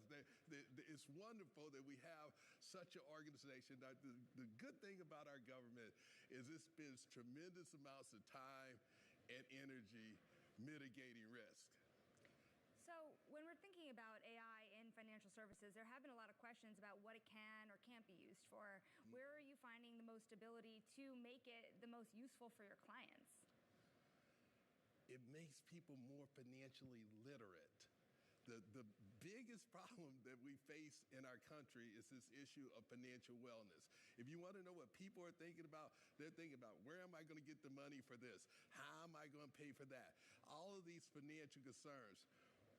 One of the things that leads to these financial concerns is our population isn't as financially literate as it should be. If you just think about it, we don't teach financial literacy. K through 12, we don't teach financial literacy. We teach all kinds of things that we rarely use. Like the example I always use is Well, when's the last time you solved a chemistry problem? I don't know. Maybe it's me, but I haven't solved the biology. It's been a while. Okay, it's been a while since I solved a biology problem. However, you solve financial problems all the time. And that's one of the big things at One United Bank. We're pushing for a national referendum to make it critical, not critical, but necessary to teach financial literacy K through 12. We think there's nothing we can do to improve our society more than that single thing. It's interesting you mentioned that, because even at the state and local level here in New York City, there's inklings of a greater conversation around just that idea. Mm-hmm. How much support do you think that could get? A national referendum is certainly on a much larger scale. I absolutely, I believe we're going to get it, because of the value we create. People realize we forgot to teach financial literacy. We just forgot. It skipped our minds. And as a result of that, think about the wealth creation opportunity just simply from young people, children starting to save and meeting their new best friend, compound interest. Just the wealth that is just created by starting systematic savings, much less having an understanding of things like what is a stock? How do you think about a stock? How do you think about a bond? And how do you think about other financial opportunities? And as more of our society becomes more financially literate, we will all be better off financially, and there will be even greater opportunities. Kevin, there's been a lot of conversation about how the number of black-owned banks in America have declined over a number of decades. Mm-hmm. What can the U.S. government be doing, the banking system at large be doing to support the system of black-owned banks in this country? Well, I have to give them credit. They are doing a lot. The banking regulators are working overtime to try to create opportunities for black-owned financial institutions. So we went from an era of lip service to an era of activism, understanding the importance of having different kinds of providers for financial services. And I believe they not only understand it, but are taking action to create stronger black-owned banks throughout the United States. Kevin, we thank you so very much for your time. That is Kevin Cohey of One United Bank on all the promises of the future. Now we're going to turn to events unfolding now on the global stage. This morning, Russian activist and vocal Putin critic Alexei Navalny died in prison. The news comes as world leaders gather for the Munich Security Conference in Germany. And joining us now is Democratic Senator from Maryland and Chair of the Senate Foreign Relations Committee, Ben Cardin, as well as Bloomberg's Anne-Marie Horton. Anne-Marie. Yeah, Senator Cardin, thank you so much for joining Sonali and I. Given we've woken up to this news, we have heard from administrative officials saying that they are waiting on this confirmation. But what we do know from Russian news alerts is that Navalny has died. And the president years ago has said that there would be repercussions if Navalny was to die in prison. Is there anything this administration or you as the chair of the Senate Foreign Relations Committee can do in terms of penalties against Putin? Well, this is a tragic event. Mr. Putin is fully responsible for Mr. Navalny's apparent death. It is absolutely tragic. The Vice President spoke here at the Munich Security Conference, Vice President Harris, and repeated that there will be consequences. Mr. Putin's actions are just against all humanity. Mr. Navalny was the principal spokesperson for the opposition to Mr. Putin, and Mr. Putin decided that he had to be taken out, and that's outrageous. Is there any actions that you intend to take from where you're standing, Senator, in terms of any future investigation or anything? There's many options. There's many options that we can take a look at. As you know, we've already are engaged in action because of Mr. Putin's invasion of Ukraine. So that we've already taken sanctions activities against Russia. But there are other. We're going to speak out about this. We're going to look for other ways that we can hold Mr. Putin accountable for these actions, and we'll work with the Biden administration and the international community to make it clear that this is outrageous. It violates all basic rights, and Mr. Navalny will not be silenced. His cause will live on, and we're all going to fight for the Russian people that Mr. Putin now has a grip on. Well, your committee has already backed the United States going after Russian assets, freezing them, taking that money, and making sure they can give the windfall from that money to Ukraine. Where are we in that? Your committee has backed the administration from doing it, but so far, nothing has happened. Right. Well, the assets are frozen. Now, whether we'll seize them, we passed legislation that would allow the government, the U.S. government, to seize those assets and use them to compensate Ukraine for the damages. The United States holds a small fraction of Russia's international assets. Most are held in Europe. So we need to work with our European partners if it's going to really mean something in helping Ukraine from the point of view of the financial compensation. So at the end of this war, Mr. Putin needs to be held accountable for his war crimes, and Russia needs to be held accountable for compensating Ukraine for the damage it's caused. And we believe the assets that we have control over can help deal with that. Well, you're in Munich now. What are your European counterparts telling you about whether or not they'd sign up for this? We're having conversations here in Munich at the security conference. That's one of the areas that I've been talking to the Europeans about. I think we all agree that Russia needs to be held accountable. The legislation is very clear. If Russia joins an international effort to compensate Ukraine for the damage that's done, that's one thing. But if they don't, then we need to look for every avenue we can to help the Ukrainian people, including seizing and using Russian assets. Senator, do you think the death of Alexei Navalny is going to put fresh pressure on the House of Representatives to pass the foreign aid bill that you and some of your colleagues in the Senate said yes to? The House of Representatives must pass this bill. The aid to Ukraine is desperate. We passed it by an overwhelming bipartisan margin in the United States Senate. We know that their votes are in the House to pass Ukraine aid. Now it's up to the Speaker to bring that bill to the floor. This death of Mr. Navalny is just another reason why we cannot let Mr. Putin win the war in Ukraine. We can't let him export this type of aggression to other countries beyond Ukraine. So, yes, it's another reason why it's urgent for the House of Representatives to pass the aid. I mean, Senator Cardin, on that note as well, does the death of Alexei Navalny change the conversation you're having with your Republican counterparts about passing more foreign aid? Well, we have a tough budget. We recognize that. The United States is engaged globally on so many different issues. I'm here with the members of the Appropriations Committee that have that responsibility. I think you're going to find that we will continue and expand our assistance to other countries to fight tyranny, to support democracy. So, yes, I do hope that we will be even more aggressive in the financial ability to act on behalf of democratic states. Senator, there's been a lot of sanctions and penalties levied at President Putin and the Russian economy. But given what we've seen in terms of Putin not backing down in Ukraine, we have the latest instance this morning of what the vice president called brutality with the death of Alexei Navalny.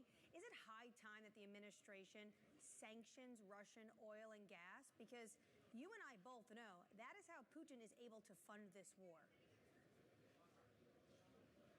Well, we do have sanctions on the energy sector, so there are sanctions. The question is, how do we enforce those sanctions? And we need to look at secondary sanctions beyond just a Russian entity, but other countries that are avoiding the sanction regime to be able to take action against their companies that are violating the restriction we have on Russian energies. So, yes, we can enforce the sanctions more aggressively, and Congress may need to provide additional authorities in order for that to be done. Well, we do see Europe doing that. They're going after secondary sanctions. They're going after some companies in China. Would the U.S. be willing to go after Chinese companies that you think are moving around the current sanctions on Russia? We have legislation pending before the Senate Foreign Relations Committee that does exactly that. It's under active consideration, and we're in negotiations right now as to what we can do to enforce sanctions against Russia, including looking at Chinese companies that are violating those sanction regimes. Senator Cardin, we're talking about the relationship to Russia at large, but what about the current events here? Will Senate open an investigation to Alexei Navalny's death abroad? We're going to be looking at with the administration as to the circumstances surrounding his, we believe, death. His spouse is here in Munich. I had a chance to talk to her briefly. She asked for accountability. There's going to be accountability. So we'll work with the Biden administration to make sure we get all the facts the best that we can and be able to sort out what our options are. Senator, just finally, I was struck by what the vice president had to say about isolationism and denouncing isolation, something that you know we've heard a lot from the former President Donald Trump, who's talked about NATO and the delinquencies of some NATO countries. Today in the Financial Times, Ursula von der Leyen is talking about subsidizing the European Union, some of these corporations in the defense contracting space, so they can hit their 2% target, so that there's more defense spending in Europe. Would you be in support of that? Should Europe be doing more within the EU market to subsidize their defense space? I'm not sure I completely understand your question. I might have lost a little bit at it. But we are very engaged globally. We're going to continue to be engaged globally. I'm asked that question frequently about the United States engaged with our global partners. We are going to stay engaged. It's in our interest. We're fighting to preserve democratic institutions, and we're going to do everything we can to make sure that's a reality. Look, there'll be some challenges along the way. We have some challenges with some of our allies. The bottom line is the United States is going to be the global leader to protect democratic institutions. Senator Ben Cardin, we thank you for your time. Now, coming up, we're going to go back to the markets. We're going to talk about the ETF industry. Stick with us. That'll come up next. This is Bloomberg.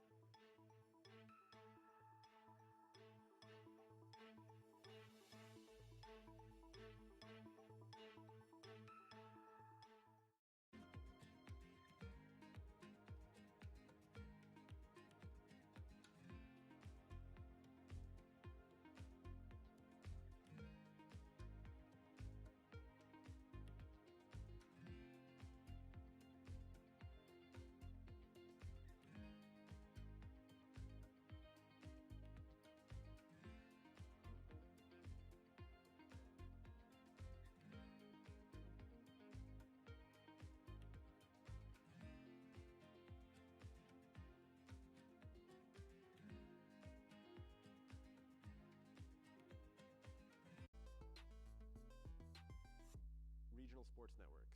There's a lot of, it's a business that seems to be collapsing. Leagues have sort of toyed around with, should we do something ourselves? Some teams are doing like local TV and streaming. How do you see that shaking out? So I don't think I'm right on this, but my instincts keep telling me this is what's going to happen. Because if you remember the WWE, they launched their own network that had their own content and had their own pay-per-views. And it was kind of a smart, bold, ahead of its time move. And then they pivoted at the perfect time and they sold their content to, what was it, Peacock? Yeah. And that was really smart too, because they were able to leverage that number as high as possible. So they always zagged where the money was when the opportunity. I think the opportunity for the NBA with the local teams would be to own all that themselves.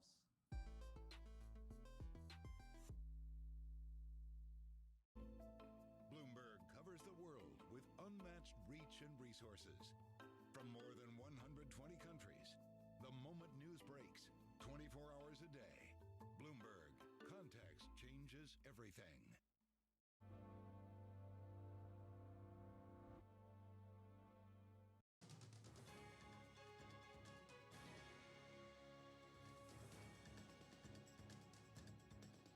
Now for Wall Street Week Daily, host David Weston sat down with Richard Haass, the president emeritus at the Council on the Foreign Relations. Take a listen. I actually think Joe Biden's done a pretty good job on foreign policy. I might have one or two areas I disagree. But whatever you think about it, I don't think voters are going to have that foremost in their minds. It might be questions of his age or Mr. Trump's legal issues, maybe questions of the border or inflation, you name it. What's so interesting, David, though, is even though most voters won't vote on the basis of foreign policy, whoever's elected, given what you said in the lead-in, their differences, this election will have enormous consequences for the world and for America's relationship with the world. Yeah, one of the things that strikes me, George W. Bush did not run on foreign policy issues, and yet he ended up being a foreign policy president, whether he wanted to or not. So give us a sense of some of the differences, you think, on some of the key issues. You've got war in Ukraine continuing, you've got Middle East, you've got climate, you've got China. What are some of the differences between these two people? Well, actually, China's one of the areas the differences might not be that great. They're both pretty tough on China economically, not so clear about geopolitically. Mr. Biden is tough, not clear about Donald Trump. On trade, neither one of them is much of an enthusiast for trade, as you've noticed.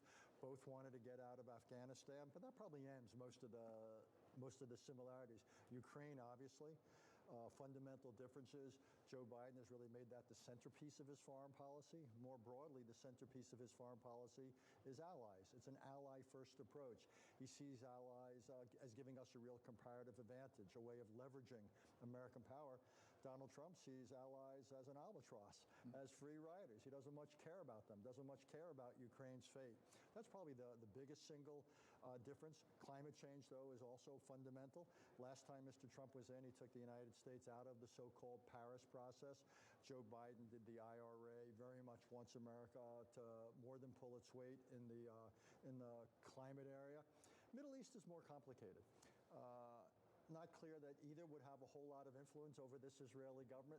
Mr. Biden may try to have more influence. Not clear, though, that it's leading to much. When Mr. Trump was president, he wasn't much interested in the Palestinian issue. Joe Biden, however, is. Big difference there. Iran, neither one is quite sure what to do. Iran is getting closer to nuclear weapons capability. Donald Trump, some would argue, helped pave the way to that by pulling the United States out of the nuclear agreement. Joe Biden wanted to get the United States back in. It didn't work. Either way, who's ever elected, he's going to have to deal with an Iran that's probably on the so-called threshold of a nuclear agreement. Plus, you make a really good point more broadly. You don't know what's going to happen.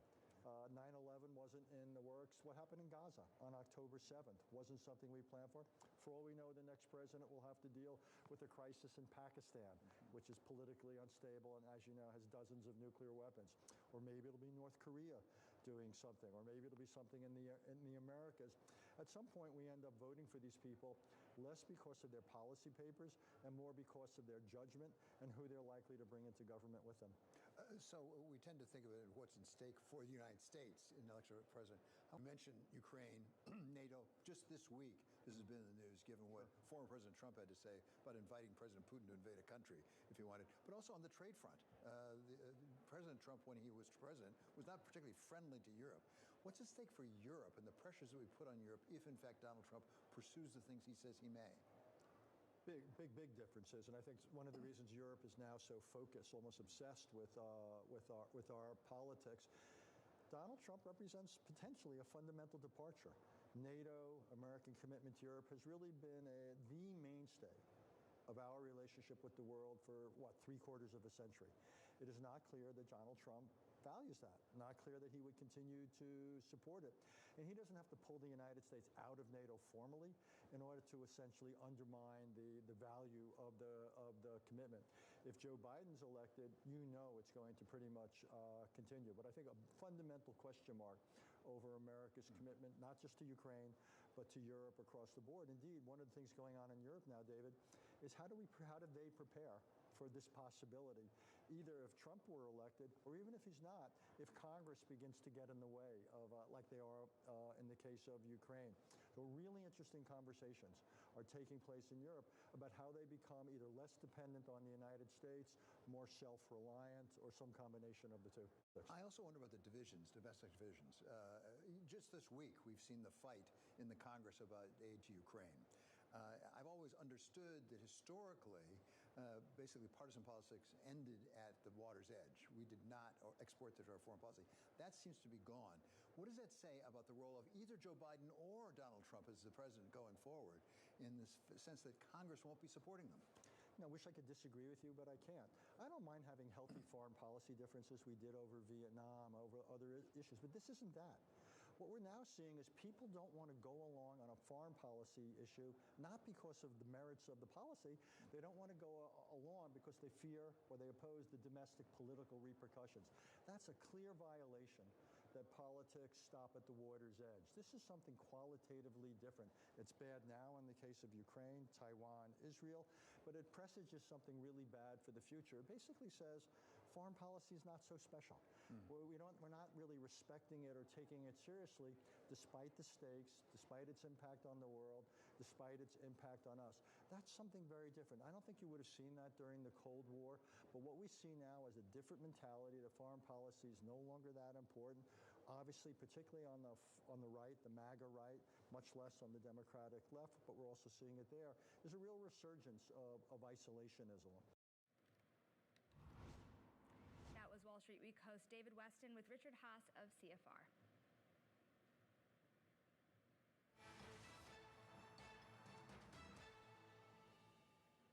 Now, the 2024 Exchange Conference concluded in Miami this week, and for a recap of the week's events, we are joined by Emily Grafeo. What were the big themes?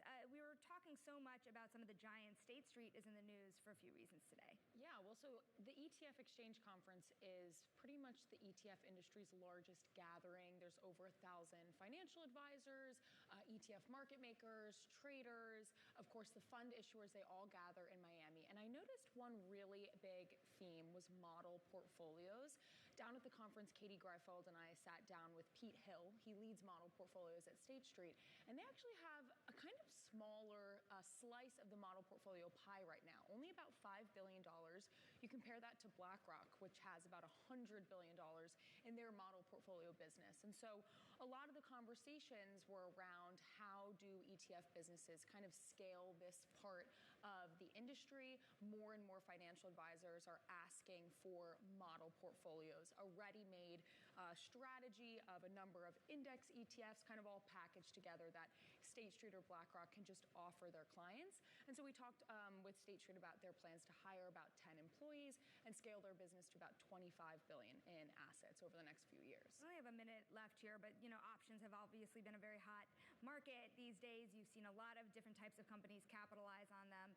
What are the options overlay strategies that people are talking about? Everyone was talking about income still, which feels like that's been a theme for a while, but JP Morgan's JEPI is one fund that comes to mind. Saw a ton of advertisements for that fund down at the conference, but everyone was talking about launching a new fund that had some sort of options overlay strategy where the investor can get equity upside, but also protection from an options overlay type of strategy. Our thanks to Bloomberg's Emily Grafeo for being all over it this week. And tune into ETF IQ on Wednesday next week at 12 p.m.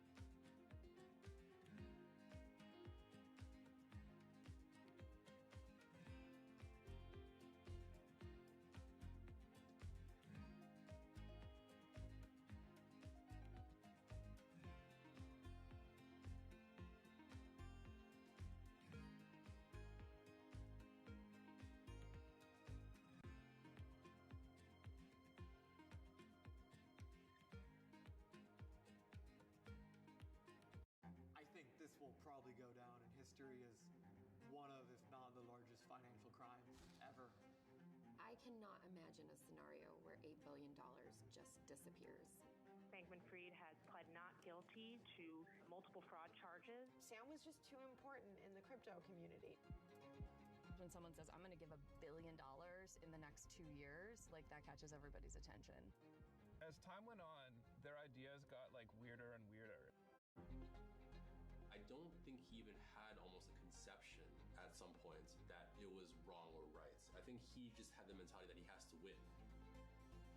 This committee will not stop until we uncover the full truth behind the collapse of FTX. Sue, Mark. Are you in? I'm in. I'm in. We're in. Will this this be the last of its kind? No. This is the nature of capitalism. Get over it. Welcome to the world of decentralized finance. You can see the massive gains for the OG crypto coin. The breakout we have all perhaps long awaited finally realized. We'll see if it sticks. Bloomberg's covering all things crypto, the people, There's no question this industry is composed of some bad actors and some good actors. the transactions, Volumes have surpassed $24 billion per day. and the technology. Stop talking about the technology, start demonstrating the utility. Bloomberg Crypto, Tuesdays. DOJ or other authorities. Could face bigger challenges next. Fed was going to keep rate World Cup. This is a three. As the economic picture. Covering the intersections of Hollywood, Silicon Valley, and beyond.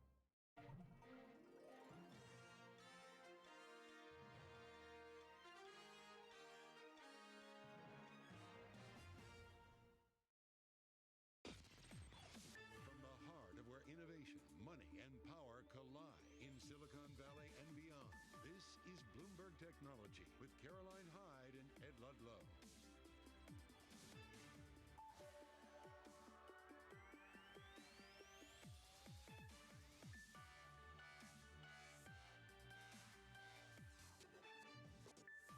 I'm Caroline Hyde at Bloomberg's World Headquarters in New York. And I'm Ed Ludlow in San Francisco. This is Bloomberg Technology. Coming up in the next hour, unpacking those earnings. DoorDash delivering the goods, but while the stock pulls back, while DraftKings is betting big on the lottery. Conversations with both companies this hour. Plus, super micro drops, ending a sizzling rally that put the server company on a record-breaking week. We have an exclusive conversation with the company's CEO coming up. And OpenAI CEO Sam Altman is looking to get the green light from the US government to raise billions for a massive venture to boost global manufacturing of those AI chips. We'll bring you the story. But first, check in on these markets.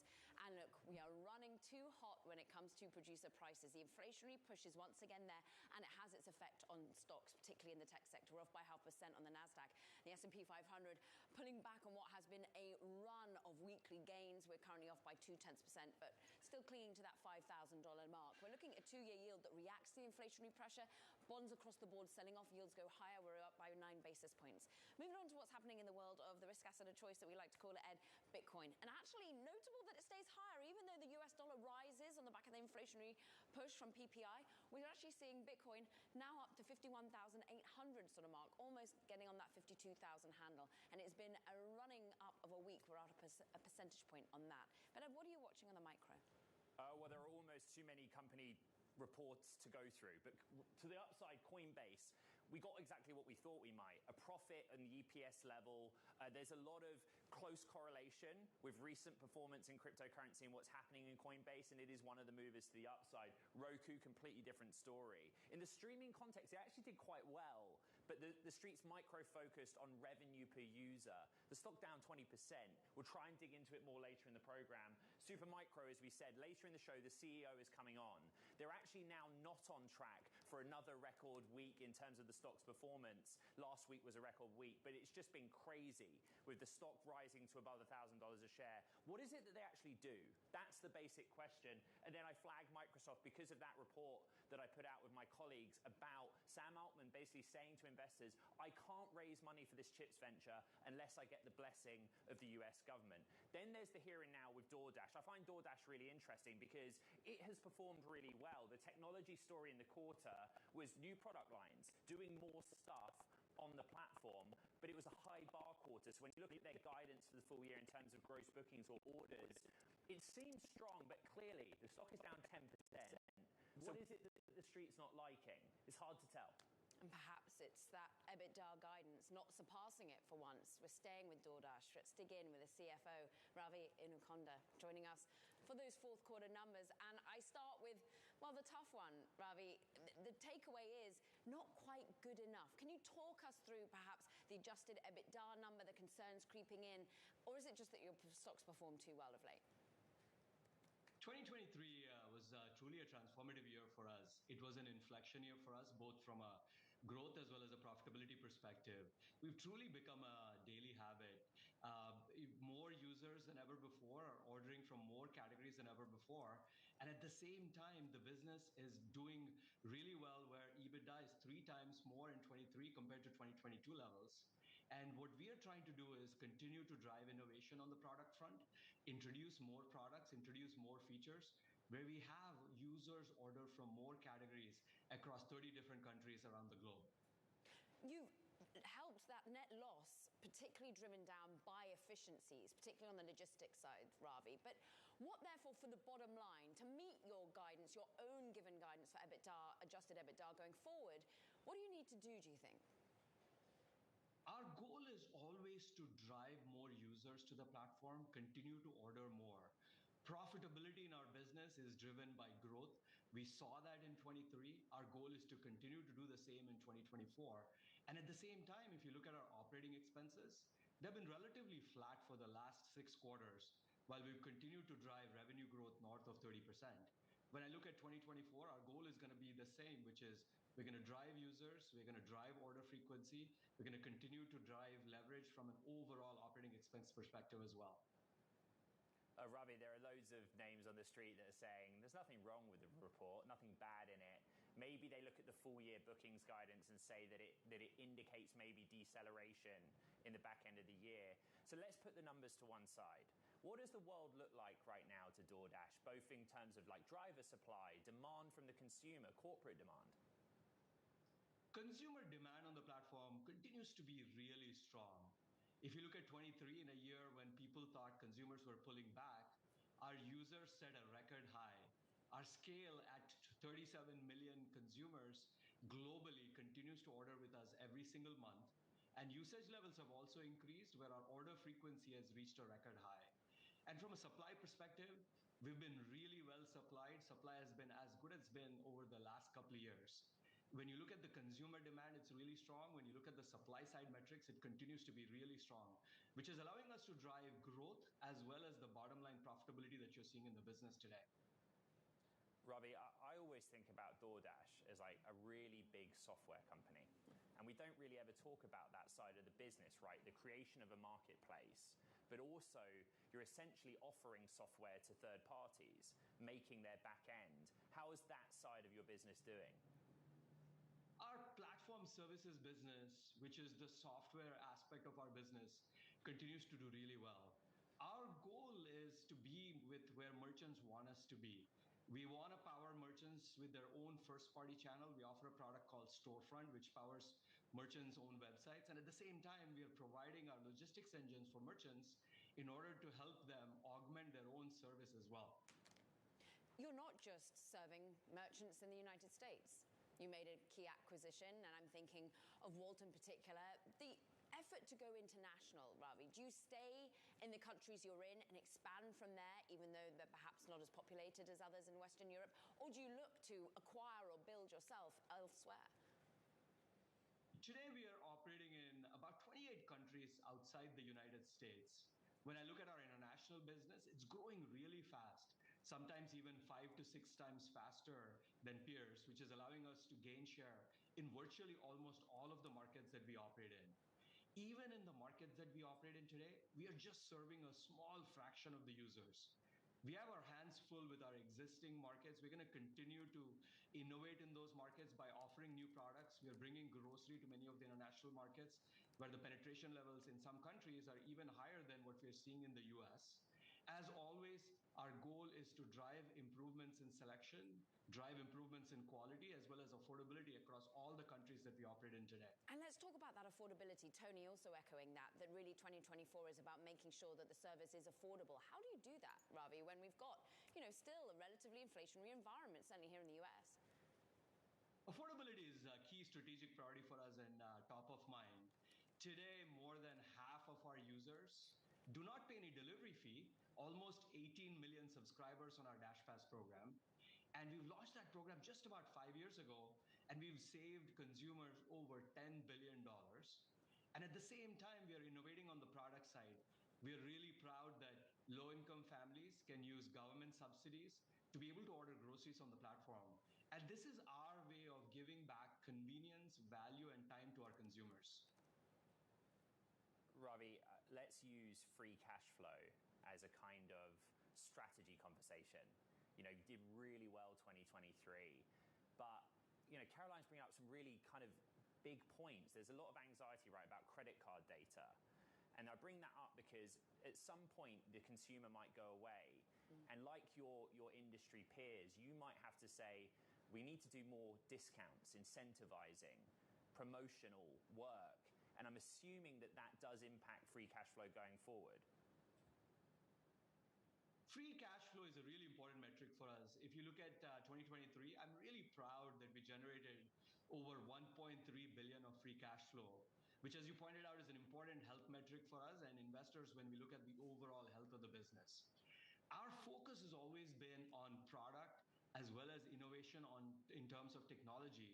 I mean, just a few examples. The way we are driving growth is today we have more than 150,000 stores that are outside of restaurants. Virtually, when I joined the company a few years ago, there was no stores that are grocery related on the platform. Our goal is to bring technology, bring product innovation to the 37 million consumers we have on the platform. And that's what's going to drive both growth as well as profitability in the business for us, which ultimately will drive. Ravi, what is the next technology frontier? What is the next new product for DoorDash? We are operating in 3 large segments: restaurants, grocery, and international, each of which are roughly about $1 trillion, where the penetration levels are still very, very early. I'm excited about the progress we've made, but we continue to drive more in terms of adding more categories, adding more selection, which is content on the platform, while making the product more affordable as well as high quality. If we continue to do that, we're going to drive more users, have them order more with us, which is ultimately going to drive profitability in the DoorDash CFO, Ravi, and a kind of great to catch up with you here on the program. This is Bloomberg Technology.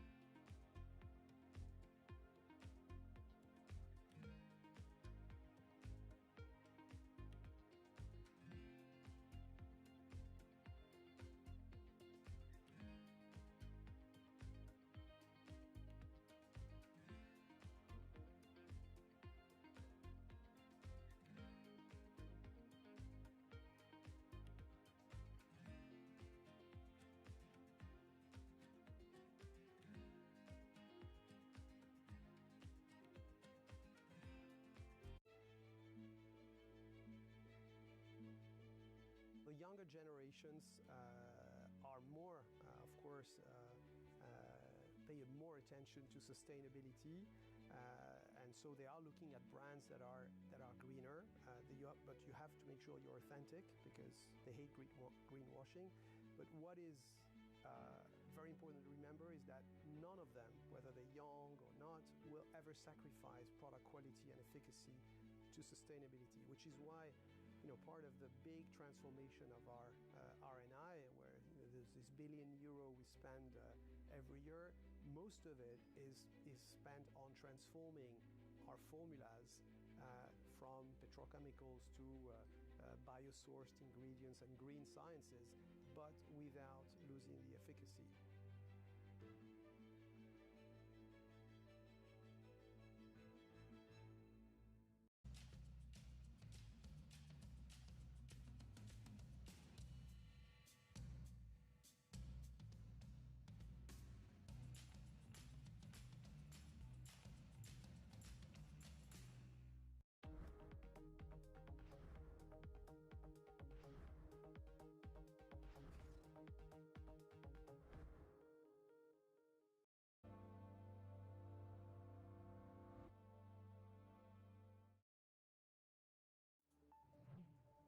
We welcome Bloomberg television and radio audiences worldwide. Supermicro's stock has been on a roller coaster. Shares whipsawed in volatile trading today, threatening to derail what's set to be, or was set to be, the server maker's best week on record. I'm delighted to say Supermicro's founder, president, and CEO, Charles Liang, joins us now live.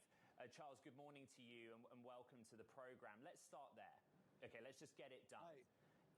Hi. The stock has been on a good morning. The stock has been on a wild ride. Is your company fairly valued? Yes, I mean, as you know, we deliver the best generative AI platform in the world, especially in terms of time to market.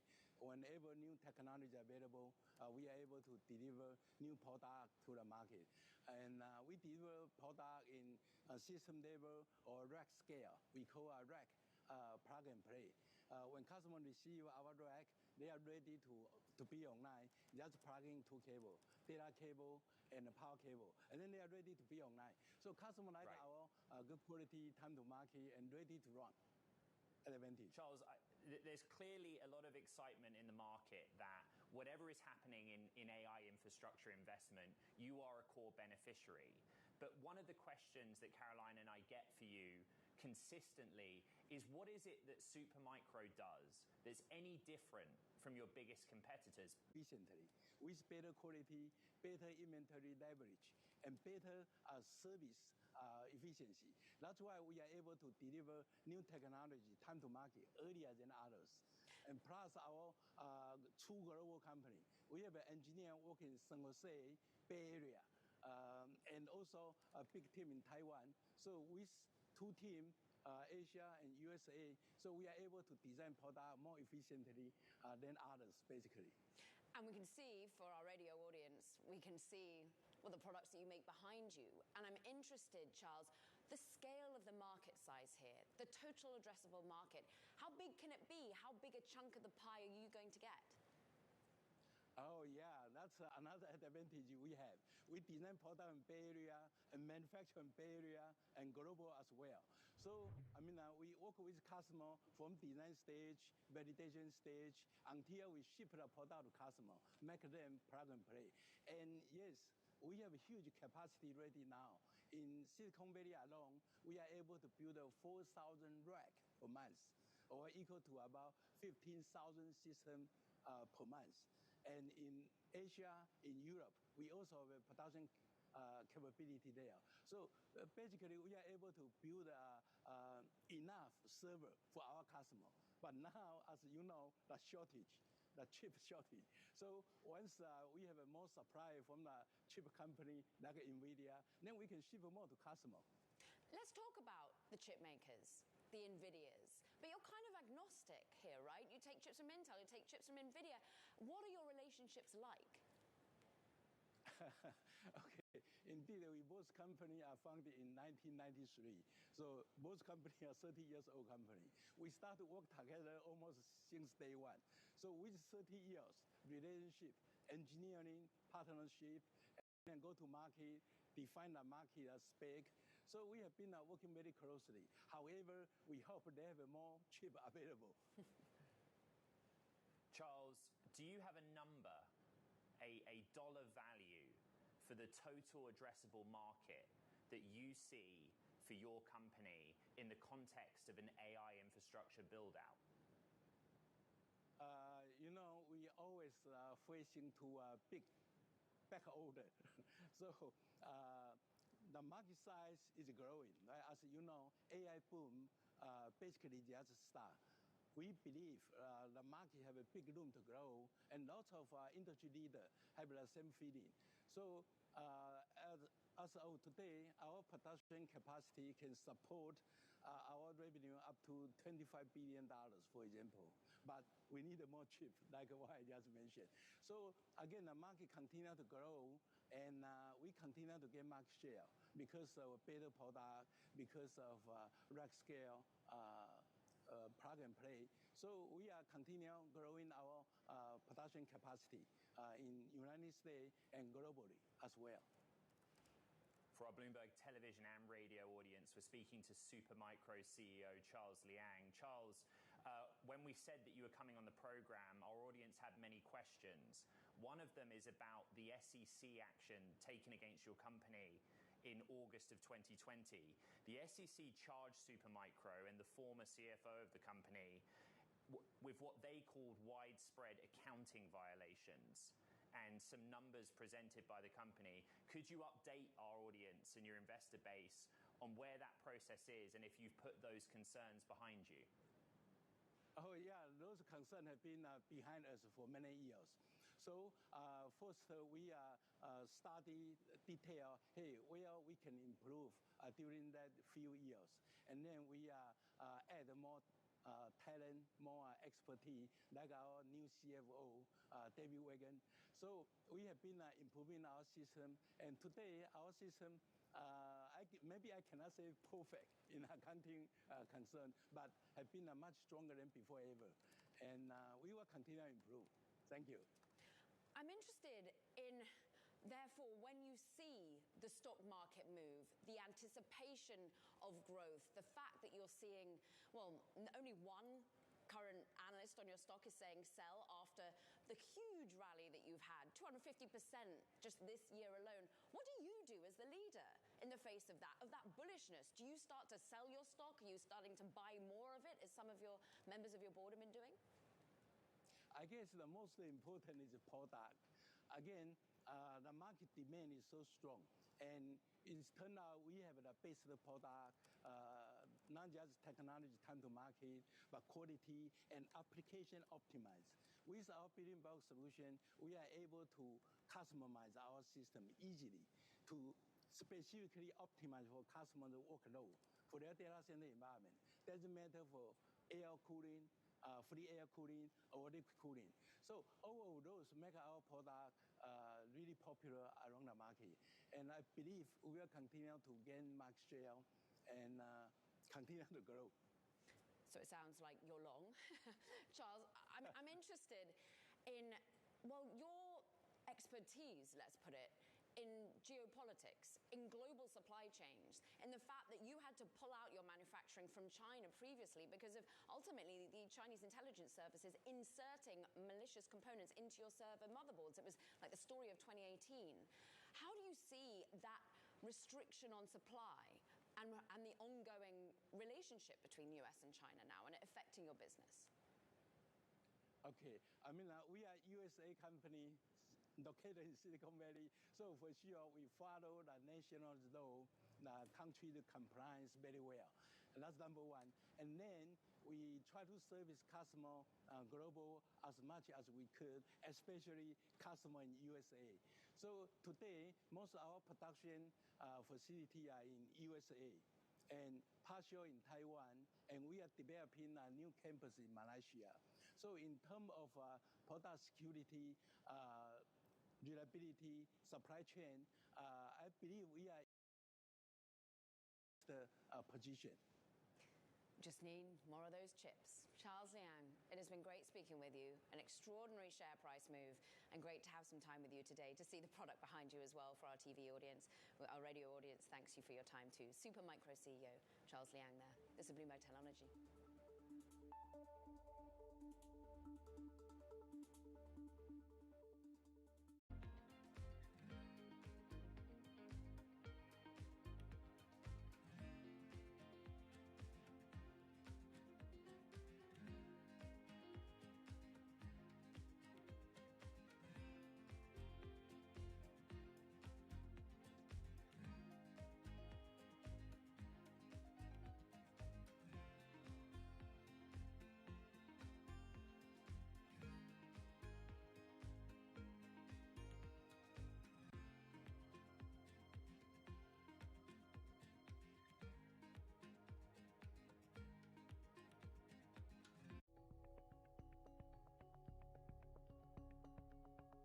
I am relieved that at the very least the situation between China and the US is calming down, and at this stage we just don't need something else coming for sure.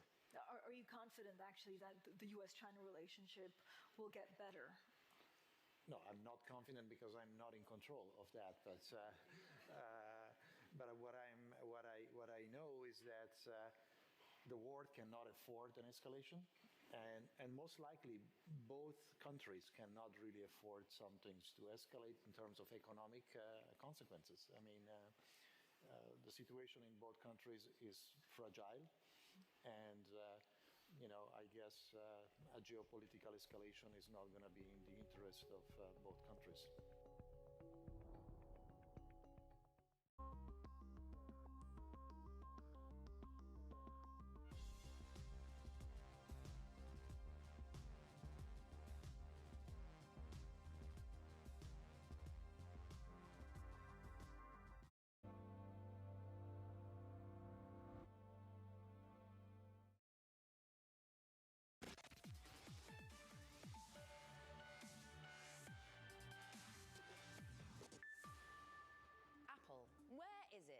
with its AI capabilities. They've been racing, in fact, to near the completion of a critical new software tool for app developers that could potentially rival Microsoft's GitHub Copilot. And according to sources, it could be available to third-party software makers as early as this year. Here with more, of course, the man with the scoop, Mark Gurman. We're pleasure to welcome you as always. Just talk us through, we'd all been waiting with bated breath as to ultimately how Apple adopts AI. Yeah, thank you so much for having me. So 2024, it's the year of AI for Apple, generative AI and large language models to be specific. The company is working on several new artificial intelligence initiatives to run on both the iPhone and the Mac. And one of the most important things is setting your sort of infrastructure and foundation to integrate AI into your products. And the most core thing you can do is add artificial intelligence to your programming tools. That's Xcode. That's the software used by developers inside Apple and outside Apple. So they'll be adding AI to that. I'm really interested, Mark, on the pressure that Craig Federighi is under, because if you read the detail in your story, which is terrific, by the way, you know, the board was given a demo of the latest in AI at the end of last year, and they've almost reorged. They basically said, you three key personnel, give us the product. Yeah, Craig Federighi, he's Apple's Senior Vice President of Software Engineering. He's really taken the bull by the horn here. He's a huge proponent of LLMs and generative AI. When ChatGPT started to hit the market a couple of years ago, he was the one really pushing and investigating, is Apple going to miss out on this technology? Does Apple need to integrate this technology? And so Federighi, along with Apple's cloud services organization, as well as the artificial intelligence organization, right, run by Eddie Q and John Gianandrea specifically, those three groups have been working together on these Gen AI initiatives, with Federighi implementing it into iOS. The Gen AI, the underlying technology is obviously developed by Apple's AI group, but it's Federighi who's consumerizing that technology, and they plan to release that as part of iOS 18 this year, which I expect to be one of the biggest updates, if not the most significant update in the 16-year history of the iPhone. Bloomberg's Mark Gurman ahead of the game. Going to take a short break. This is Bloomberg.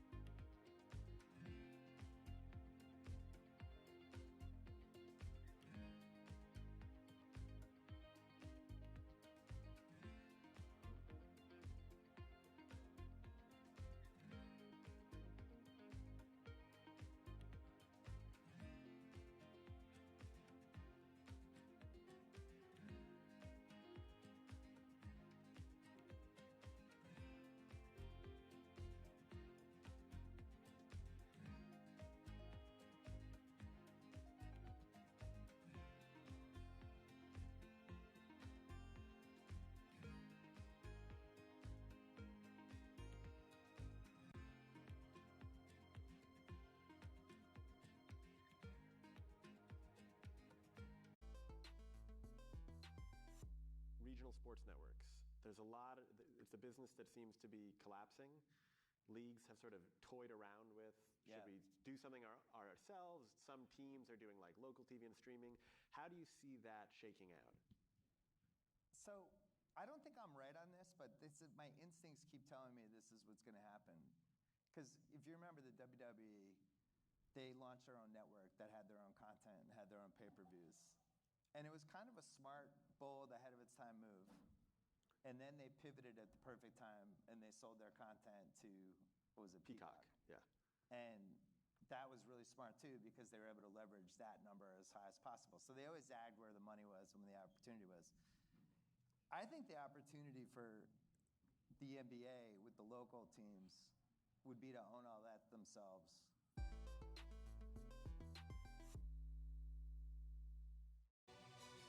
This is Bloomberg News Now. News when you want it at the touch of a button.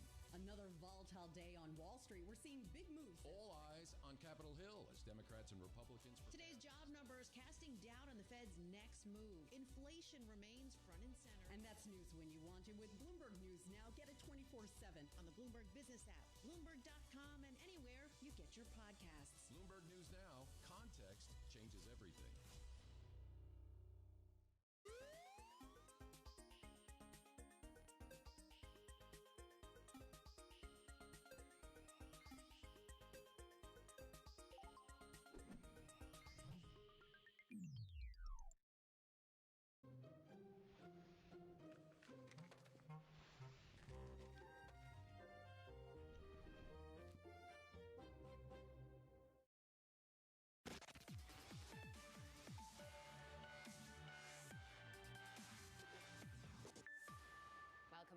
Inside Technology. I'm Caroline Hyde in New York.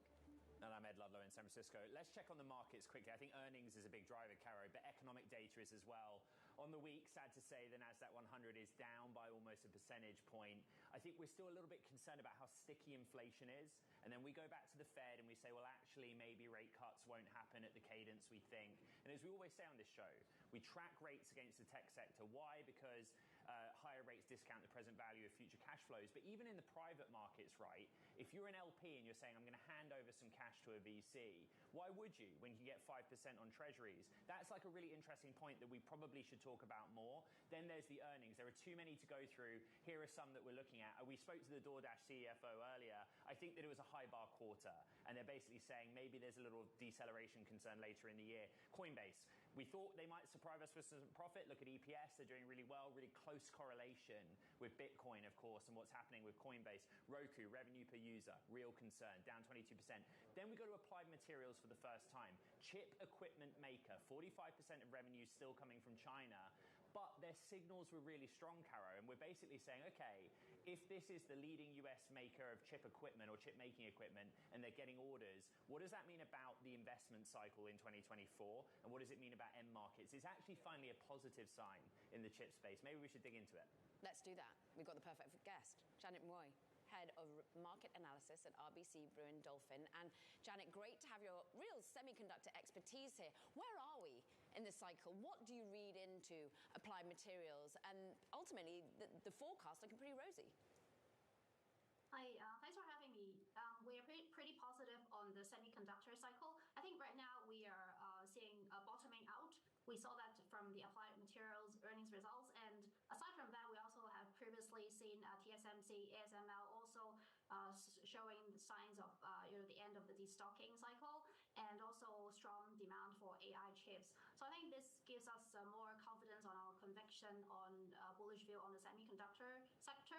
So that's the cyclical side of things. And the structural side is very exciting, obviously, with AI in the key driver seat. And also, I think there is a lot of need to build out the AI infrastructure with a lot of upgrades, more sophisticated chips, etc. So I think in terms of the semiconductor manufacturers, the foundries, they are going to benefit from these trends regardless of the end market. And we hold our breath for Wednesday. NVIDIA comes with its numbers, Janet. And I'm interested, we were just having a conversation with Charles Liang, who's, of course, the CEO of Supermicrocomputer. And I'm interested in his, ultimately the infrastructure, and he needs the chips. He's saying that there isn't enough supply. Where do we stand on this push-pull of supply-demand dynamics?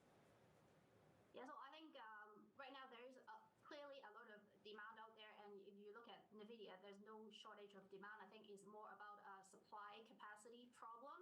So I think that is the reason why we are more positive on the equipment manufacturer, the semiconductor manufacturer, the picks and shovels play, because the world needs all these AI chips and the manufacturing capacity to deliver all these orders. So I would say that there is strong demand that has yet to be met by a stronger supply capacity. Janet, good morning from San Francisco. How worried are you about the stickiness of inflation, given the week we had in economic data? I think recently the inflation data in the US did show a bit of stickiness and a bit of reacceleration in the headline and the producer prices today. I think it does raise a bit of a concern, although if you look ahead to a 12-month or 24-month view, I think it's still more likely than not that inflation is going to come down. I think primarily if you look at the money supply growth, it is trending lower, and I think that's really a pretty good indicator of inflation going forward. And I think inflation expectation for consumers is still pretty steady. There's no worrying sign from there. So I would say on a 12-month view, pretty confident it's still going down. But I think together with the economic resilience, I think that there is probably less argument for a lot of rate cuts this year. So I think even a couple, 3-4 rate cuts could be at risk. Caroline, we've got to give some sympathy to the market out there. Imagine trying to be an investor and learn about the technology sector from earnings season and then think about inflation. And it's not easy, Janet, That's why to do that. they paid the big bucks, Ed. That's why they paid Right. let's end the week on a positive. We're coming to kind of the end of what's been a very busy 1Q earnings season, Janet. What did you learn about the technology sector in the last few weeks? I think generally the earnings delivery is still pretty strong.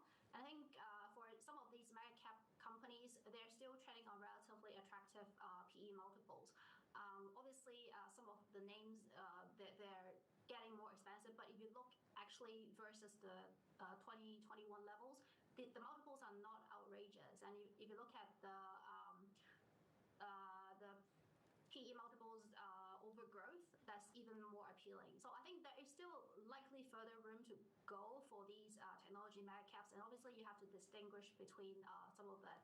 But overall speaking, our more conviction is on the semiconductor, particularly the manufacturing and equipment producers. Janet Marie, Head of Market Analysis at RBC Brewin Dolphin. We love having you on the show. Happy Friday. Join us again soon. Look, we talked about the public markets. Let's talk about the private markets in today's VC Spotlight and bring in Battery Ventures General Partner Dharmesh Thakur, who's with me here on set in San Francisco. You heard my preamble about if you're an LP and you're thinking, where do I put my money? You could go and just get 5% on Treasuries right now. And then you've got your desk sitting there going, well, hold on, I would like to take some of your capital. Is that a real factor for you right now, where rates are, your ability to raise more capital if you wanted to for a new fund? First and foremost, Ed and Caroline, thank you for having me here. I don't think our LPs who've been with us for 40 years think about macroeconomic cycles in 2-3 year windows and compare us to what the risk-free rate is. They look at the innovation cycle and say, hey, in the course of 10, 20 years, can you create $100 to $1 trillion behemoths? Does Battery or the funds they invest in have a good chance at getting in those behemoths? And if so, it's going to well pay for itself. So most of the LPs don't necessarily compare VC returns to the risk-free rate per se, and they make 10-year allocations. But having said that, there is certainly a lot of pressure because it feels like the winners have gotten much larger. There's mega winners, and the VC funds that are involved in those winners will see a pretty nice payday, while there's going to be a lot of losers, and there's a lot of first-time funds that got LP money, which will be challenged to raise the next fund. So it's a 0 or 1 game. You either get in the mega winners and you make a substantial return, or you don't, in which case you don't raise money at any cost. The reason I find Battery Ventures interesting is you have some scale. The deployable capital is up there. 40 years of experience, as you pointed out, but also you're pretty broad, consumer, industrial technology, software. Where are you focused most out of that pretty broad spectrum? Battery has historically made a call to go deep in software. Even if you're in industrials or healthcare, there's a software element to most of these companies.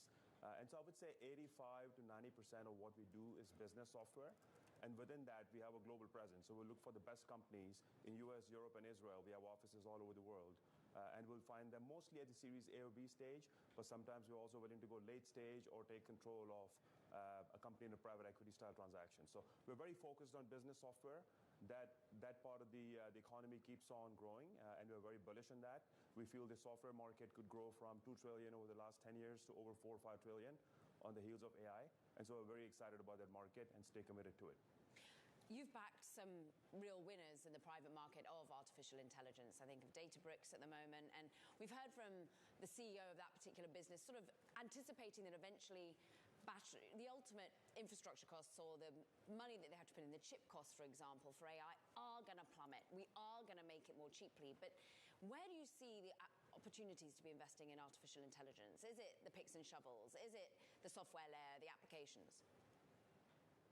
Great question, Caroline. So we've looked up and down the stack, and I feel like the infrastructure layer, the picks and shovels, as you say, the large language models, the core chipsets that make up the AI stack, those are very important businesses, but I don't think these are venture backable, in my humble opinion. If you look at the last couple of technology revolutions, look at Amazon, Google, Microsoft, cloud services. They're part of Amazon, Google, Microsoft, because they need tens of billions of dollars, and they need a captive customer base of 10 to 20,000 customers where you can try out these services. In much the same way, OpenAI, Anthropic, Cohere, Mistral, they're very important elements of the AI stack, but they need tens of billions of dollars, multiple years before you know there's unit economics that make sense. And that is just not a venture backable business. And it totally makes sense that Microsoft has invested $10, $12 billion in OpenAI. and Google and Amazon are investing in their competitors. However, what we're excited about is the higher layers of the stack. If you look at the middleware stack, if you look at the cloud revolution the last 10 years, you had companies like Datadog and Mongo and Snowflake and Palo Alto Networks that make up the databases, the monitoring, the security stack. In much the same way, you're going to see a similar play out in the AI place, where you see a vector database to store the data for AI. You see monitoring of models, companies like Arise and others that are monitoring these models. You see security for AI. And so I think that market will play to the $100 to $200 billion spent in the middleware stack. But the most exciting part of AI, I think, is the application stack. If you think about just the human labor that is inefficient, that can be automated and augmented by AI, I think there's a lot of promise there. So, just to follow up on that, Damesh, how does OpenAI and Microsoft not just eat all of that lunch? I mean, are we seeing really viable competitors be able to get specific? Is it about going really deep into one particular industry group, going all in on legal, all in on healthcare?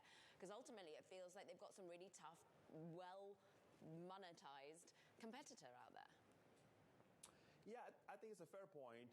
I would think Microsoft is more focused on the $1 trillion spent in semiconductors and NVIDIA and building their own chip than trying to go build an HR software company.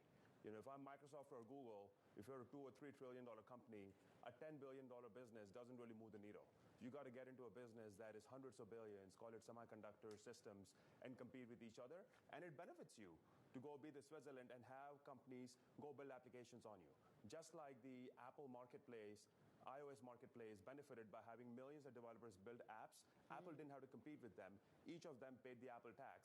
In much the same way, Azure and OpenAI, Google and Anthropic, Amazon and Anthropic can build the substrate on which applications can be built. And the ones who get the most number of applications built are the ones who benefit. And that drives trillions of dollars in value for them. I don't think they need to go compete with their customers. It probably is not the right business model for them.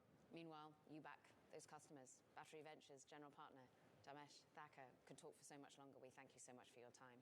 Meanwhile, coming up, we'll take a closer look at DraftKings, their fourth quarter results, CEO Jason Robbins, a lot to dig into there, as well as the M&A that they announced. This is Bloomberg Technology.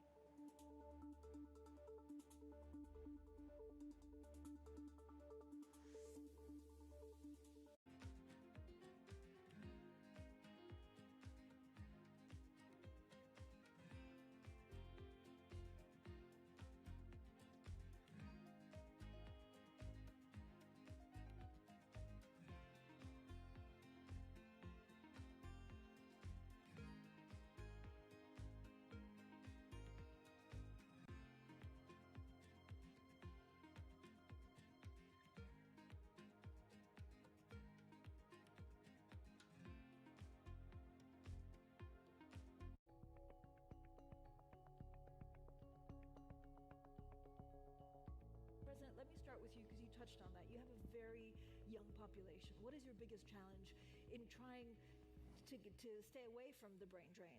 That's an extremely important question, not only for my country, but I would say for the wider region of Southeast Europe.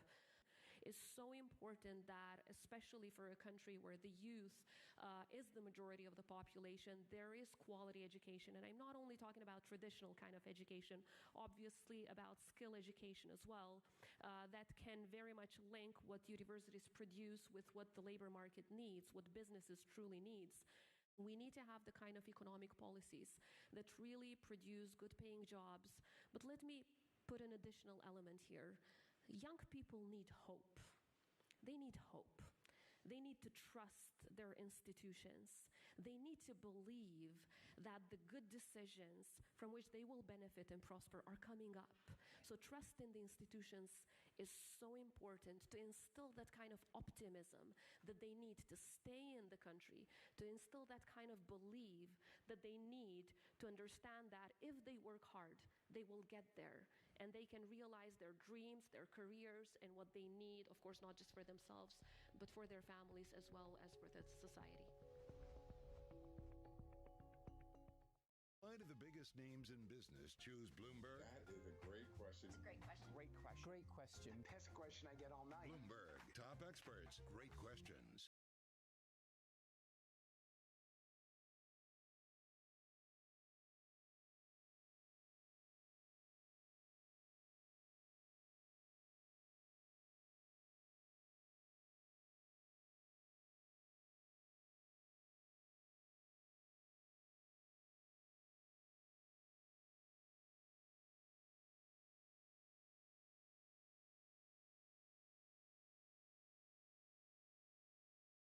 multi-trillion-dollar industry. There's a lot of ground to cover. We indeed have a rally. We're talking a lot of dividends. We're talking income. We'll show you what's happening in ETFs like no one else. Bloomberg ETF IQ, Monday on Bloomberg.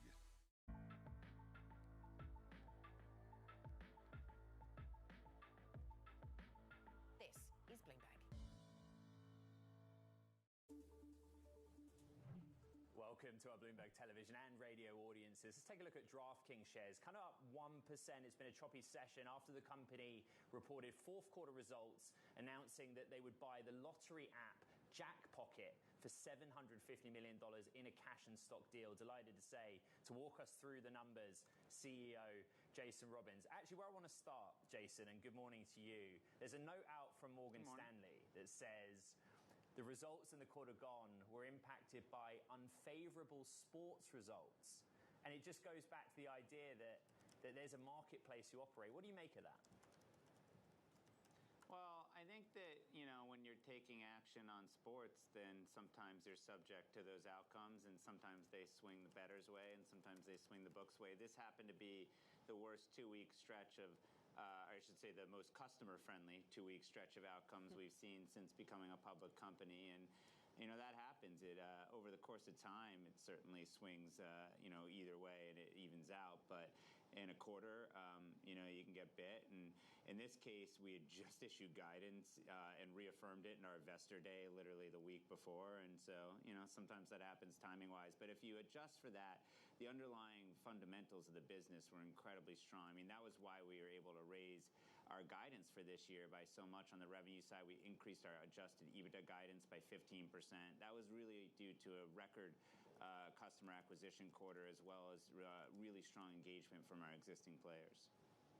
So the M&A piece was really interesting. And I guess, do you just see it as a new market that you wanted to move into? What was the motivation there?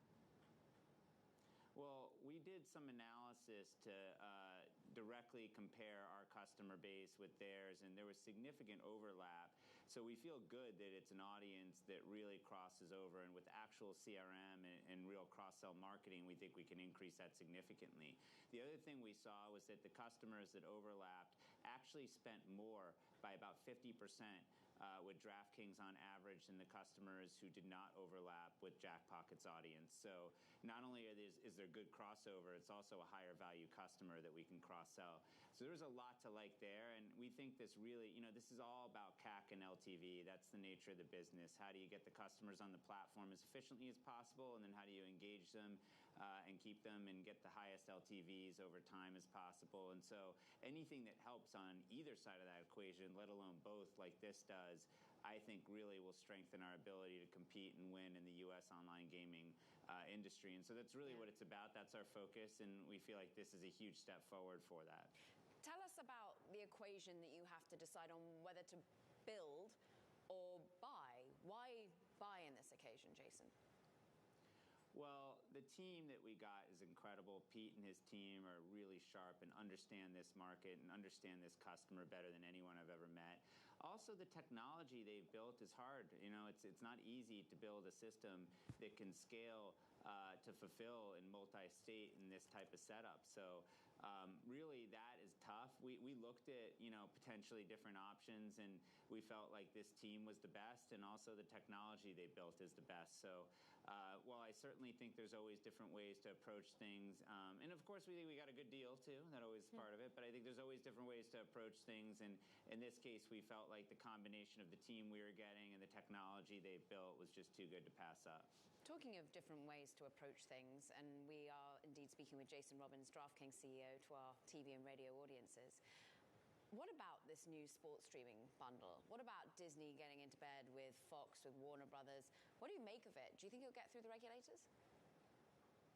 Well, it'll be really interesting to see. I mean, first of all, I'm not surprised that you're seeing deals like that. Obviously, we've seen the media industry get really disrupted by streaming, and sports has sort of been that thing that everybody's kind of still waiting to see. How does this evolve? How does this shake out?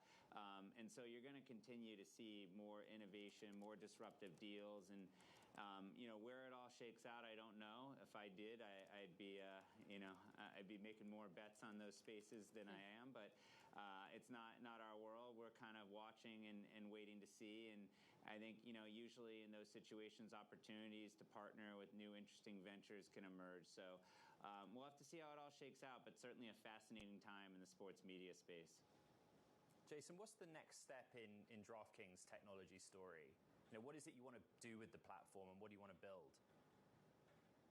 Well, first, I think we still have a lot to do to just continue to create an incredible product in OSB and iGaming for our customers. Jackpocket, hopefully when we close that, that'll be something that there's a lot of runway. They still have only launched scratchers in 1 or 2 states, and a lot more to go there, I think. So tons to do on the product side just to continue to build out and reach a wider audience, and also provide more interesting things for people to engage in.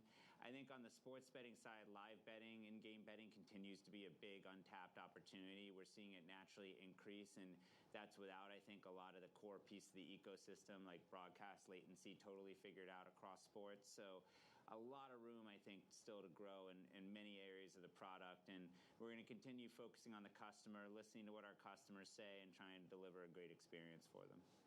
Jason Robins, always great catching up with you. Thanks so much. Busy old week, DraftKings CEO for our radio and TV audiences. Coming up, a look into OpenAI's brand new video generator. You can't use it yet, but what can you anticipate? This is Bloomberg Technology.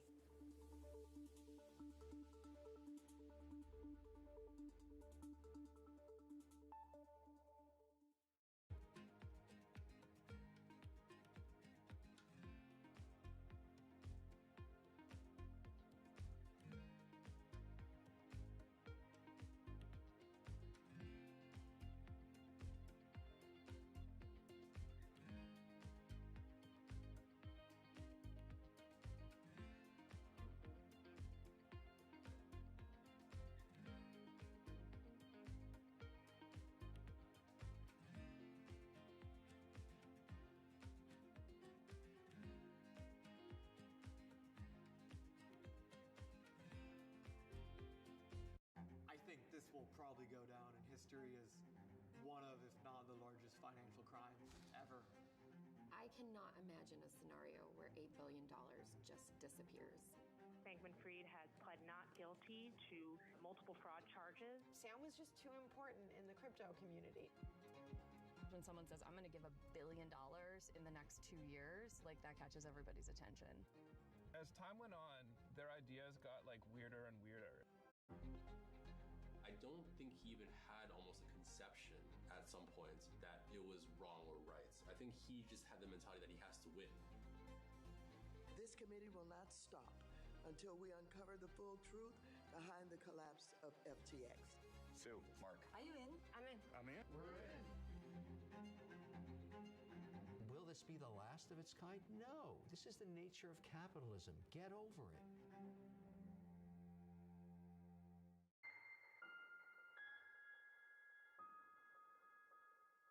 Nobody brings you top names like Bloomberg.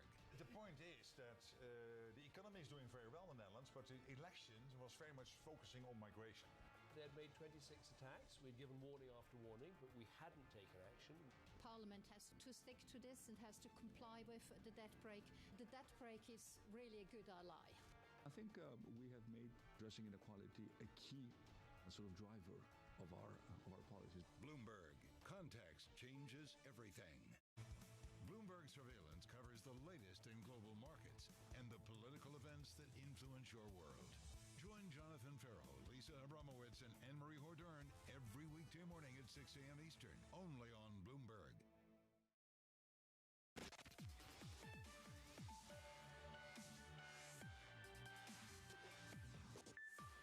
I mean, it was a sensation online. Yesterday, OpenAI's new text-to-video generator called Sora. The company announced its launch on X yesterday. The model currently available to only a small number of researchers and creatives who will basically stress test it before a broader public release. Let's bring in Bloomberg's Rachel Metz. And first of all, we're all bowled over by just the beauty of what's created and ultimately what any future filmmaker is going to be doing.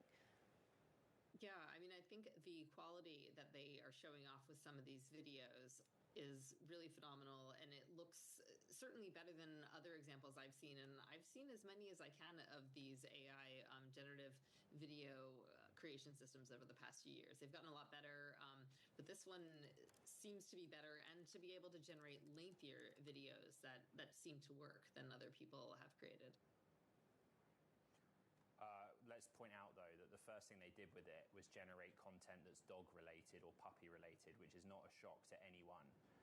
But Kara, I think what's interesting, in Bloomberg's Rachel Metz, key with the reporting there, thank you, is safety question, right? That we go straight to the question about how do we know what is AI generated and what is not. A story that I broke with some colleagues about OpenAI and its CEO, Sam Altman. He's working to get a green light, Kara, from the US government. He wants approval or a blessing to move forward with that massive venture to boost the global output of AI chips. And sources are telling us that there's a risk here that it raises a national security and antitrust look by lawmakers on the Hill and also government agencies. You know, he has been meeting with investors, particularly in the Middle East and Asia, over the last few weeks. And I'm hearing that in DC, that is a particular concern. I can imagine. I mean, the amount of money that they want to raise, the investment is eye-watering. But most of all, I think these conversations with Gina Raimondo that you've been reporting on, key. I mean, he wants to work in lockstep here, really, with the government, doesn't he? Yeah, he does. And, you know, the final thing about it is he can get money from anywhere. Seems so. Meanwhile, that does it for this edition of Bloomberg Technology.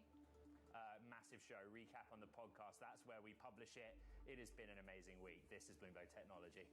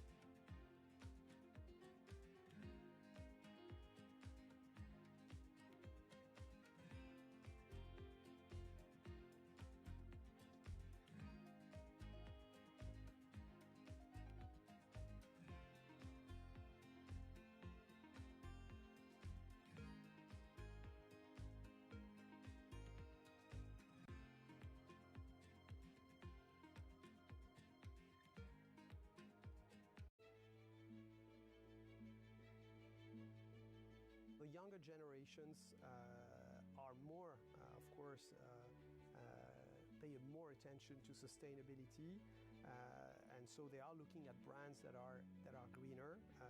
But you have to make sure you're authentic because they hate greenwashing.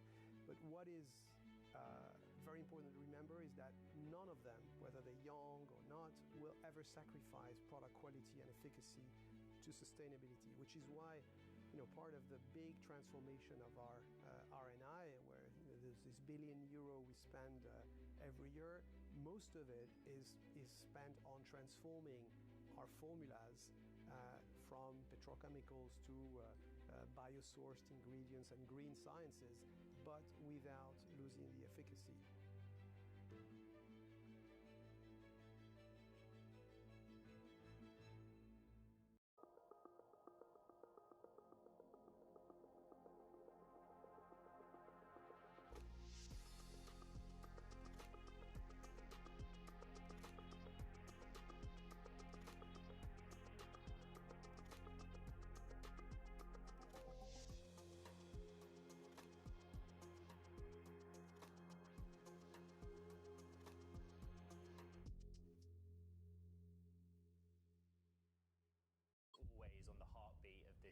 Spread across global markets. The real-time data aspect is going to be important. We're going to bring you expert analysis on that. Sure. Don't miss Bloomberg's interview with the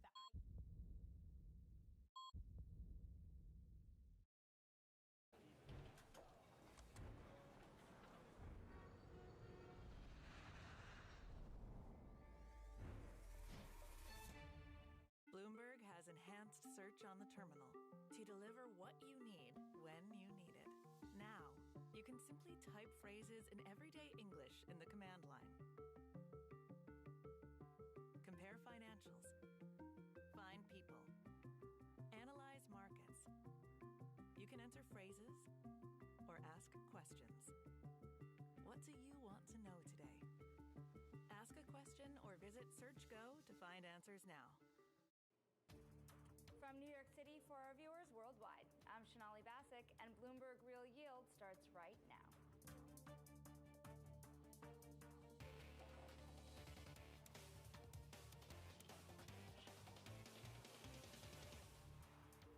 Coming up, price pressures remain hot as two inflation forecasts top expectations. And the data shifting from market expectations for a Fed rate cut to the summer high-grade issuance. But we begin with the big issue. The data changes the game.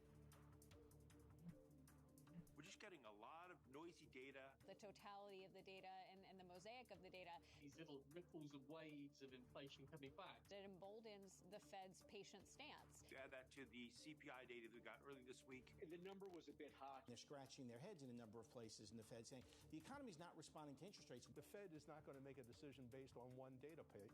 I wouldn't necessarily read so much into this. All fits within this bigger context. The Fed will not be cutting rates as much as the market expected. We only have 3 rate cuts this year. 3, maybe 4 cuts. I think the first rate cut is in June. Late this spring or in the summer. We still have a long data between now and May, and we'll see how the whole totality of the data pan out between now and then. I want to start here with a look at that inflation data, CPI and PPI falling but topping estimates. Take a look at just how far we've come with producer prices coming down here in the yellow and the consumer prices. But we are talking about that last mile of inflation here now, and we do have a way still to go, plus some hiccups along the way, now sending yields shooting higher. We're looking at the 2-year right now around 4.67, the highest levels of the year after investors have gotten surprised with data coming in higher than expected. This pink line here, the Fed's preferred gauge of inflation, we are still waiting for that data to come in for the month at the end of February, so keep an eye on that. And in the meantime, with those bonds moving, I want to flip up the board here and talk about just how bond investors have fared with the inflation whipsaw that we've been seeing, because the global ag index has given up most of its gains from December when the markets thought the Fed would cut earlier this year. Now just take a look at that. It had looked so rosy at the beginning of December. We have even turned negative for a moment here in February. We are barely looking at gains here since that bond rally really began. And when you speak of the Fed, Atlanta Fed President Raphael Bostic said that there's no rush to cut rates. And in a speech last night, he said that the evidence from data, our surveys and our outreach says that the victory is not clearly in hand. And it leaves me not yet comfortable that inflation is inexorably declining to our 2% objective. And joining us now to talk about this is Steve Brown of Guggenheim Partners Investment Management and Carissa McDonough of Community Bank. Steve, when you looked at the inflation data coming out this week and just this morning, did it concern you much? We're not trying to get too caught up in the month-to-month variation in the data. We acknowledge that there's likely to be some seasonality issues, particularly as we're starting the year. What we like to do is zoom out, as you did on that first chart, and look at the direction of travel. The important thing is that inflation is coming more in line with where the Fed wants it to be. And even more importantly, the Fed over the last 3 months, since you showed that recent bond market rally, introduced the idea that they can do insurance cuts or cut before they're at target. So to us, it's more about the direction of travel, and we're not trying to trade around the day-to-day to month-to-month, but expect continued volatility. But you have really high yields to compensate you for that volatility. So we think it's a good time to be investing. Carissa, what does the inflation data say to you, and do you worry about a reacceleration of inflation at this point? Yeah, thanks so much. We are actually not super concerned about a wholesale reinflation acceleration, and the reason being a lot of the persistency that we've seen has been in the services data. We actually think that's a bit of a catch-up from, kind of coming back from COVID and a normalization.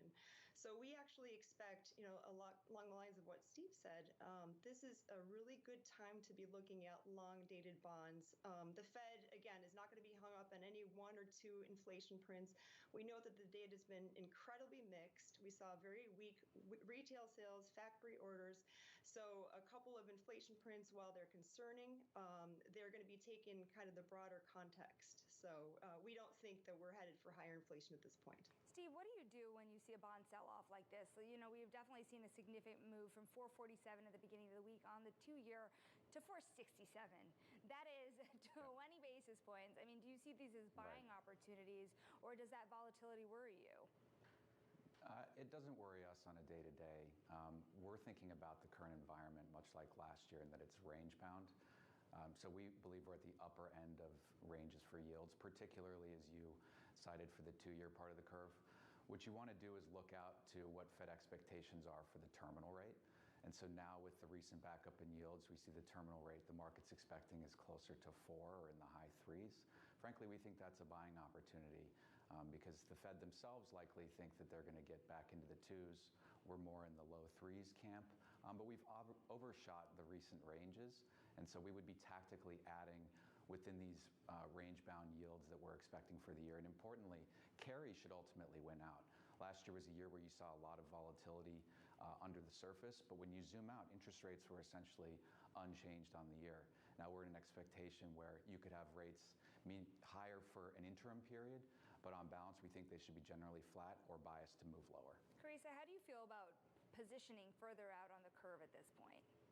This is an excellent opportunity to do so. Anytime we see a sell-off, we are adding on the long end of the curve. We're looking at 10-year yields in excess of 4.20, 4.25. Absolutely an opportunity, especially when you're comparing it, as has been talked about, the expected long-term or terminal rate. We think that a more normalized area would be in the 3.5% for long-term rates as we go through a market cycle. So this is completely the time to be adding duration. There's a lot of different portfolio strategies that you can engage in that would benefit from long duration. We are putting our clients into long duration anywhere possible. This is absolutely a great opportunity. I cannot emphasize that enough. Wow. So Steve, do you feel the same way about duration, and how far out would you go? So we partially agree. So our bias when we are adding duration is more towards the belly of the curve. Again, we think in an easing cycle, that's the part of the curve that tends to outperform. But we're primarily credit investors, so we're trying to add excess return through credit selection and sector allocation decisions. And so when we talk about credit, we do think we're in a good environment right now. While valuations are not as cheap as they were, say, 3 or 6 months ago, when you look at the all-in yields, the baseline yield plus the spread, you still have a lot of total return opportunity and a significant amount of income. You can generate portfolios that are diversified in high-grade assets.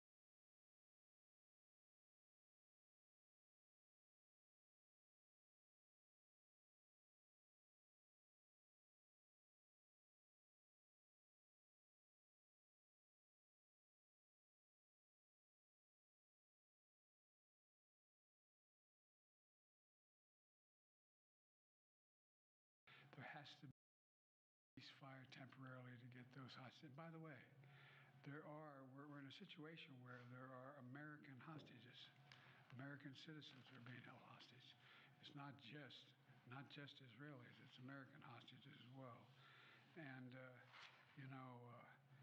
my hope and expectation is that we'll get this hostage deal. We'll bring the Americans home, and the deal is being negotiated now, and we're going to see where it takes us.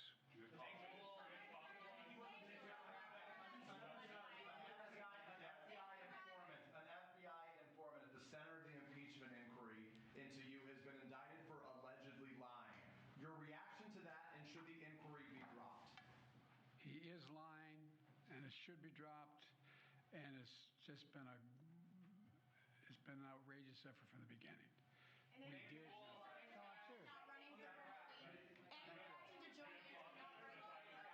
See you in Ohio.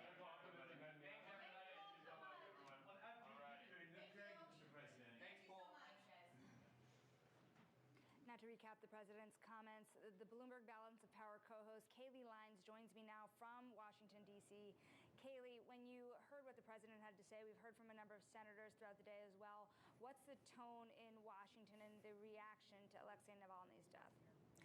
Well, Shonali, the tone here in Washington is very much the same as the tone you're seeing out of the Munich Security Conference, where a number of Western leaders, including Ukrainian President Volodymyr Zelensky, are currently gathered reacting to this news. And we heard from them, similar to what we just heard from President Biden, which is that they are putting blame on Vladimir Putin, the Russian president himself, for the reported death of Alexei Navalny. Now, Biden just said he has no reason to believe that the reports of his death are not true. He said that we don't know exactly what happened, but the quote from Biden is, "There is no doubt that the death of Navalny was the consequence of something Putin and his thugs did." He said, "Make no mistake, Putin is responsible for Navalny's death, and it is yet more proof of Putin's brutality." And he went on to say that this underscores the importance of this moment as we are about to approach the 2-year anniversary now of Russia's invasion of Ukraine. And Biden once again echoed his calls to have Congress, specifically the House of Representatives, pass supplemental aid for Ukraine. The Senate, of course, has already passed $60 billion in Ukraine as part of a package. Aid as part of a package. The House, though, has declared that dead on arrival, and President Biden really chastising Congress for the fact that they have now left town for 2 weeks without that question resolved. He said that the failure to support Ukraine at this critical moment will never be forgotten. And at this point, Shonali, I would also remind you, we did get a statement from Mike Johnson, the Speaker of the House, about Navalny's death earlier today. He said Putin is a vicious dictator, likely responsible for the death of Navalny. And he went on to say, as Congress debates the best path forward to support Ukraine, the United States and our partners must be using every means available to cut off Putin's ability to fund his unprovoked war. And we did get some hints at potentially further consequences that could be coming for Putin from the president there. He said he's faced a number already, including sanctions, but they're looking at other options as well. And again, once again, the big takeaway here is that he says Putin is responsible for Alexei Navalny's death. Shonali. Thank you, Kayleigh. That's Bloomberg Balance of Power co-host Kayleigh Lines. We thank you for your time. Coming up next, we're going to go switch back to the financial markets and to the financial industry. We're going to talk about deals. Stick with us. This is Bloomberg.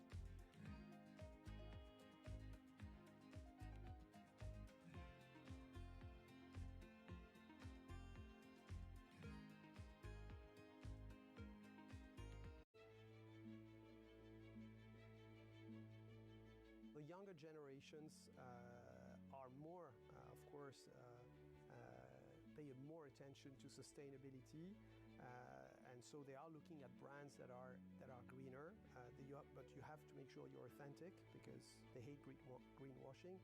But what is very important to remember is that none of them, whether they're young or not, will ever sacrifice product quality and efficacy to sustainability, which is why part of the big transformation of our R&I, where there's this €1 billion we spend every year, most of it is spent on transforming our formulas from petrochemicals to biosourced ingredients and green sciences, but without losing the efficacy.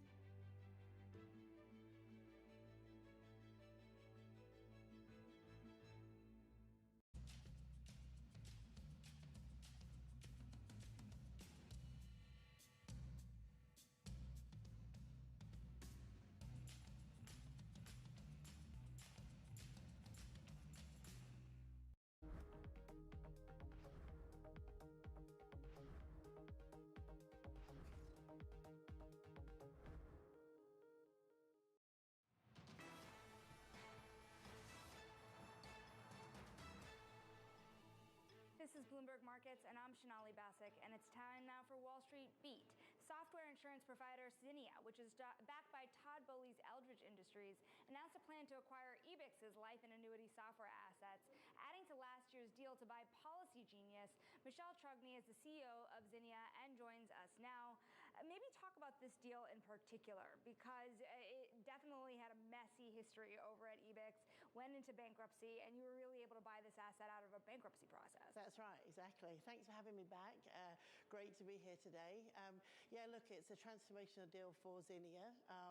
Really, the Ebix life annuity assets, they dominate the space in terms of this entire sales process. AnnuityNet is about 50% of the annuity processing in the industry. And, you know, we saw it as the jewel in the crown in the Ebix company. Fantastic management team, great products, lives within about 8 of the top 10 banks in the country, 160 distributors. It's a phenomenal asset. We're super excited to get it. It's kind of interesting because you did Policy Genius, and both companies kind of had transformational processes here. You kind of bought them both after interesting moments, not going public for one and through a bankruptcy process for another. I mean, how is the deal market shaping up for you in this space? You've been able to do a surprising amount of deals in a time where deals are just really coming back. Yeah, absolutely.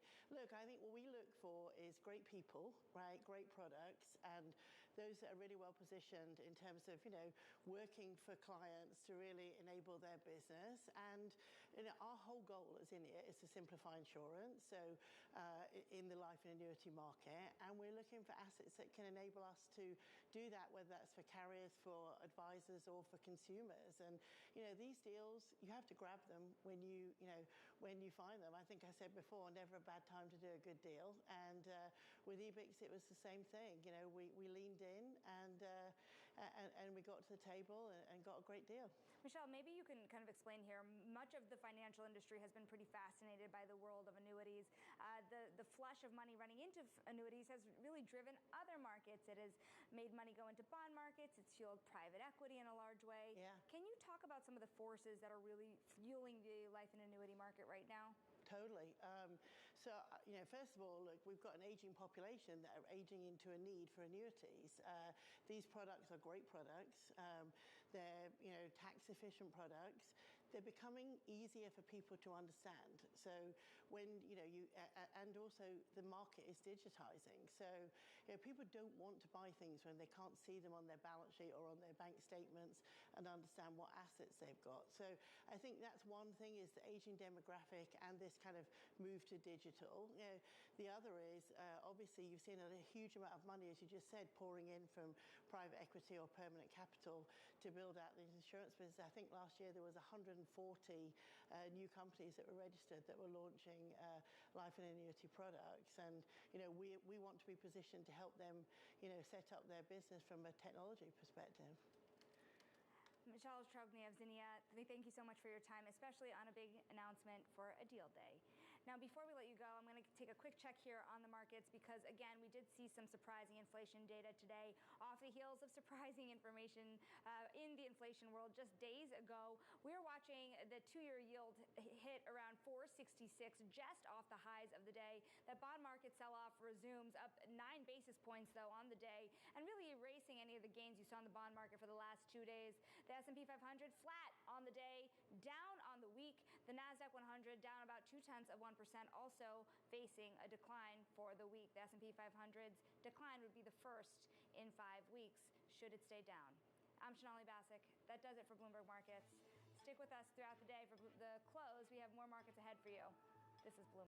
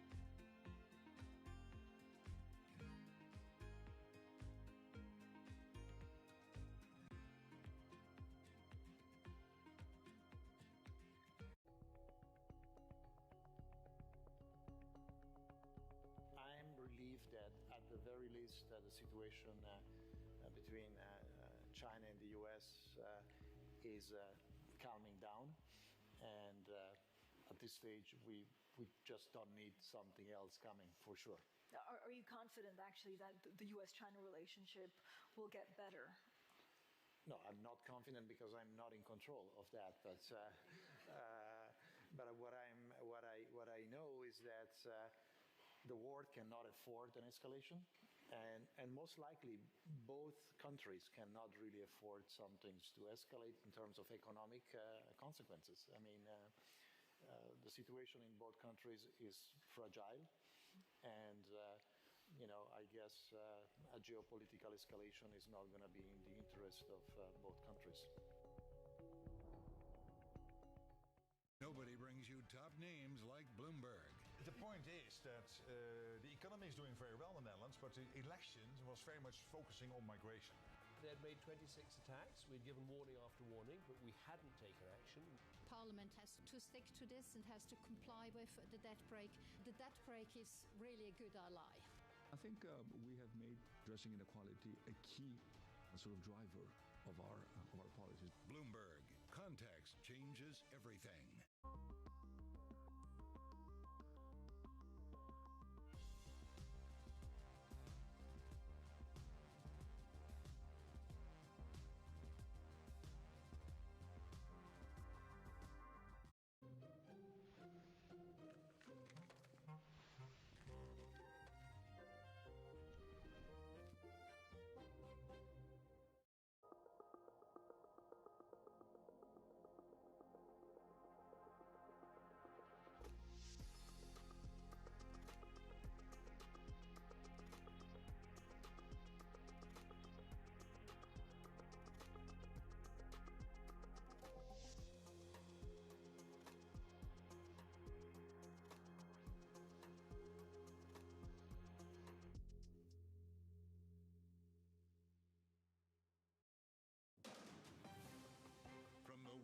Politics to the world of business. This is Balance of Power.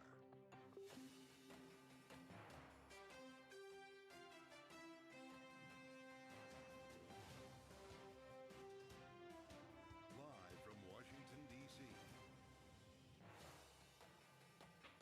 Outraged but not surprised. Welcome to the fastest show in politics as President Biden reacts to news of Alexei Navalny's death. We just heard from him live from the White House, laying the blame on Vladimir Putin. I'm Joe Matthew alongside Kaylee Lyons on what is another breaking news day in Washington. Kaylee, the president on his way now to Ohio, leaving the message that Vladimir Putin is to blame, and it's Yes. time for Congress to act on Ukraine.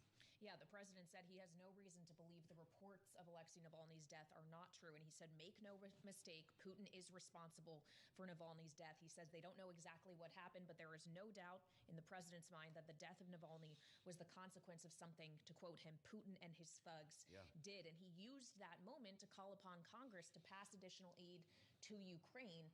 He seemed pretty distraught that Congress has decided to leave town for That's 2 right. weeks. The clock is ticking, as he put it, Kaylee, and we're going to have a lot more on what we just heard as well. Tony Capaccio from our Pentagon team is going to be here, and we have an important conversation ahead with Jeremy Bash, who's going to be joining from the annual Munich Security Conference. This Navalny news is resonating big time in Munich today for obvious reasons. Yes, absolutely. So we will be over to Munich in just a few minutes. First, though, we got to get over to New York and get a check on the markets with Bloomberg's Charlie Hellett. Hey, Charlie. Hi, thank you very much, Kaylee. We're looking at a stock market right now. Little changed on the S&P 500 index. Has been moving between gains and losses. Right now, looking at a decline of just under 0.1% on the S&P. Down now by 4 points to 5,025. Holding above 5,000. On track for another winning week for the S&P 500 index. We've got the Dow right now down 35 points. That is a drop of 0.1%. While the NASDAQ Composite Index is lower now by 53 points. For NASDAQ, a decline of 0.3%. The world's biggest bond market is extending this year's losses. Stocks are struggling to gain traction on bets that the Federal Reserve will be in no rush to cut interest rates. The 10-year 4.29% with a 2-year at 4.66%. Spot gold up 0.5%, 2013 the ounce. Crude is advancing another 1% today. Now it's 78.78 on West Texas Intermediate crude. And Bitcoin up 1.3%. Bitcoin with a 52,000 handle. Right now, Bitcoin is at 52,028. DraftKings reported fourth quarter sales and profit that missed analyst projections. Shares little change right now. We've got DraftKings down by about 0.1%. And Sarepta Therapeutics shares soaring after regulators granted a speedy review to an application to expand its gene therapy to older children with Duchenne muscular dystrophy. Sarepta up now by 9.8%. So again, recapping here, we do have the Dow, the S&P, NASDAQ all trading in the red. Down day, down Friday right now with the S&P down 5, a drop there of 0.1%. I'm Charlie Pellet in New York. Back we go to Washington. Once again, balance of power continues. Here they are, Joe Matthew, Kaylee Lyons. All right, Charlie Pellet, thank you so much. As we continue to reflect on the comments we just got from President Biden in the aftermath of the reported death of Russian opposition leader Alexei Navalny, he was asked a question at the end of his prepared remarks, Joe, about, from our very own Josh Wingrove here at Bloomberg, about whether or not the White House is able to get additional munitions to Ukraine in the absence of Congress providing the supplemental funding that has been requested if the House doesn't pass what the Senate did. And he essentially just said, no, Congress needs to do its job. That's where we are. And there is a new proposal. We're on Plan D now. Yes. This came from the problem solvers. It's a much smaller dollar figure, $66 billion. Military only. You wonder if this is getting warmer. It doesn't seem to be changing many minds in the House, even as lawmakers head off on recess. And we wanted to talk to Tony Capaccio about this from our Pentagon team, Pentagon reporter with us at the table here. Tony, it's good to see you. Obviously, the need for funding here is great. The clock is ticking, as the president said. Are there options beyond legislation? Well, there's one option that I'm kind of perplexed the Pentagon hasn't talked about.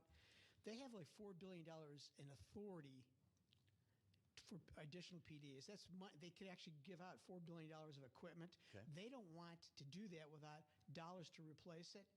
But I got to tell you, in an $800 billion budget organization, this kind of crisis, they could bet on the come, basically. They're going to get the money eventually, but nobody's really pushed them on that. Why not just go ahead and draw down? These are not weapons that are going to be used to fight Taiwan, or, excuse me, China. We're talking about 155 millimeter shells for most part, small arms. Not the stuff that we're going to use to fight China.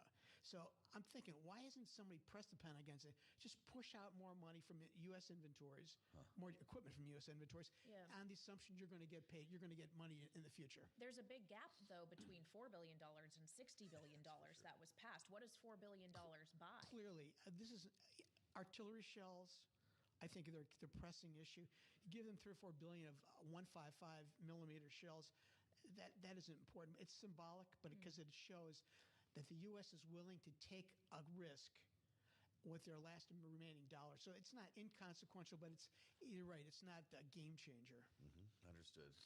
The Munich Security Conference is underway. Lawmakers, and I suspect some Pentagon officials are there representing the agency, are going to get an earful from our European allies on this, aren't they? They're going to get not only an earful, but they're also going to get an inventory. This is what we're doing. Why can't you pony up? Yeah. 50 billion, I think, from the European Union. 56 billion, was it? How far does that money take Ukraine? Does that bridge the gap while we're having this debate here? That definitely would, depending on if it's layered air defense systems, artillery shells. They really need their defense systems to protect their citizens. Morale would crumble if the cities kept getting pounded. During the Blitz in World War II. Right. The English kept resolved because the RAF was up there shooting down German fighters. Well, the equivalent here are Patriot missiles and HIMARS. Well, we began this week before it was all abuzz with talk of a potential Russian nuclear weapon that could be used for anti-satellite capabilities. We were talking about Russia, according to Ukraine, having launched a hypersonic missile, Zircon, I believe it was called, the first instance of this. And we were having a whole conversation about how Patriot missiles may not be actually that helpful in shooting down a weapon like that. What can the Pentagon provide to counter that kind of thing? Well, one thing, there was some claims that Patriots did shoot down hypersonic, which was pretty surprising. Okay. Look, we're talking about a onesie-twosie kind of weapon, not for volleys. They need Patriots for volleys. The hypersonics are onesies and twosies. They're not volume. They're for specific targets. They're silver bullets to a point, but they're not the be-all and end-all. And they're apparently very expensive as well. They're very expensive. The U.S. has not successfully fielded one yet. The Air Force is going to be our first one 2 years ago. That fell. The Army was supposed to have one this year. That fell because of testing. Yeah. So reality rears its ugly head. Let's talk about that a little bit more for a minute, because we had two this week. The space nukes, which aren't really space nukes. Right. Just anti-satellite. Story. That's right. And then the hypersonic. We don't have either of these technologies. Tony, why not? Well, look, can we do the space nuke thing for a second? Yes. This is right out of Moonraker or... Thank you. It reeks of Bund. Yeah. One thing, DNI last year in their annual threat assessment talked about that. They disclosed it. In fact, I'll read a second to you here. Yeah. Russia is investing in electronic warfare and directed weapon systems to counter Western on-orbit assets. These systems work by disrupting or disabling adversary command and control. Russia is also developing, testing, and fielding an array of non-destructive and destructive counter-space weapons, including jamming and cyber capabilities, directed energy on-orbit capabilities, and ground-based anti-satellite capabilities. Okay. This is from February. Got it. 2 weeks ago, the Space Force came out with a report called Competing in Space, and they laid out a lot of the same things. So more detail than Mr. Turner or Kirby did. Yeah, John Kirby. Sure. So this has been out there. It's not like something new. So threatening the United States. When Mr. Turner, the chair of the House Intel Committee, posted that very cryptic statement about some unidentified threat, and all of us Washington political types just freaked out because we had no idea what the threat was. The Pentagon was probably thinking, we know exactly what this is about. We've known this for a long time. This is not something that just emerged. And the IC, the intelligence community also. I think in February when they do their annual threat assessment, Director Haynes will lay out a little bit more what this is, but this has been in the public record. It's not something new. And one thing I thought was interesting, if this was signals intelligence gathered from the NSA or electronic intelligence or imagery, Turner would not have said that. That would have been really crossing the line on sources and methods. Yeah. Because this was supposed to be this FISA 702 intercept stuff, I think he had more leeway. But if it was signals intelligence, our most sensitive stuff, or electronic, I don't think he would have said it, because that would have definitely compromised sources and methods. Well, and there's been some talk about maybe he said it when he did, because the reauthorization of Section 702 in FISA is very much in question. Yeah. That perhaps this is something to be used. He's a cagey guy. He's smart too. He's done a lot of NATO. He's been on a lot of NATO committees, a lot of NATO commissions. So he's not someone that shoots from the hip. He's thoughtful in a lot of ways, so this was surprising. Lastly, on the hypersonic, I want to hear from you on this, because we have been working on that technology, Tony. What has made this so difficult? Okay, the Air Force had the Arrow. It's an acronym. That was supposed to be operational 2 years ago, September 30th of 2 years ago. The Army was going to have one September 30th of this year, its version. It's the technology, the boost technology, the boost phase technology, popping them out and firing them. It has to be tested. We don't just throw the stuff out like maybe the Chinese did. We don't know if there were test failures with them. We're a democracy that demands some accountability in development of weapons programs. These things, they went bump in the night in development. It's not a sin. It's not a big deal unless you don't disclose it. And the process is working. These are silver bullets. These are not cutting edge things that are going to win us a war against China. Well, and then to the second point that Joe had asked, not just about why we don't have hypersonic missiles yet, but why we don't have the capabilities that Russia seems to have in this anti-satellite. What technology do we have? Not just anti-satellite technology, but satellite protection technology if ours are vulnerable. This is interesting because the Air Force keeps saying, I said over the years, we need to make our satellites more resilient. I keep asking, what does that mean? Do you go in space and fine-tune them? They won't talk about it. And they won't talk about our offensive weapons. This is really interesting. We have something called Meadowlands. It's a deployable dish-like, it's called a reversible weapon. It hits a satellite, it doesn't destroy it. The damage is reversible. They can jam it temporarily. It's 2 years behind schedule. L3 Harris makes it. There's also a counter space communications big dish satellite weapons program. We do have the Air Force Reserve is in charge of, but these are reversible damage weapons. Okay. They don't permanently blind. They jam temporarily. We have those, and the Air Force Secretary, Frank Kendall, just doesn't want to talk about it at all. How about it? Well, you'll get him to one day. I'm trying to push him. Yeah, absolutely. I love it when Tony crosses the river. He comes over every now and then. He leaves the Pentagon to talk to us here. What an expert with us here on Balance of Power. It's great to have you. Thank you as always. Thank you. Find him on the terminal and at Bloomberg.com. Shall we go to our political panel? I think we need to hear from Rick and Jeannie. We heard from Tony, hear from Rick and Jeannie now. Rick Davis, Jeannie Shanzano, our Bloomberg Politics contributors are with us now. So obviously we just talked about the specific weaponry with Tony that the U.S. could provide Ukraine potentially, or that Ukraine desperately needs. We just heard from the president calling on Congress to do their jobs to pass Ukraine aid. Is that more likely now because we do have this Plan D out? It includes border security measures. It includes only military aid, not necessarily humanitarian aid. It costs a little bit less. Rick, is this the solution? Will this get it done?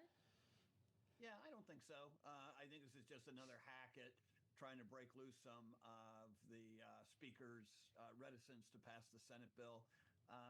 It's not really considered, I think, a viable alternative right now. If the speaker is going to walk the plank on Ukraine funding, he's just going to pass the Senate bill and get it over with.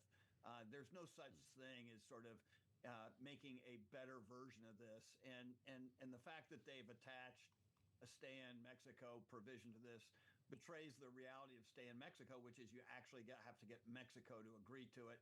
And Mexico has already made it very clear they're not doing another stay in Mexico. So, I mean, it's a little bit of politics, right before they left town to try to create the image that there's still something that can get done on Ukraine funding. And the reality is if something does get done on Ukraine funding with the speaker support, it's probably the last thing he'll do as speaker.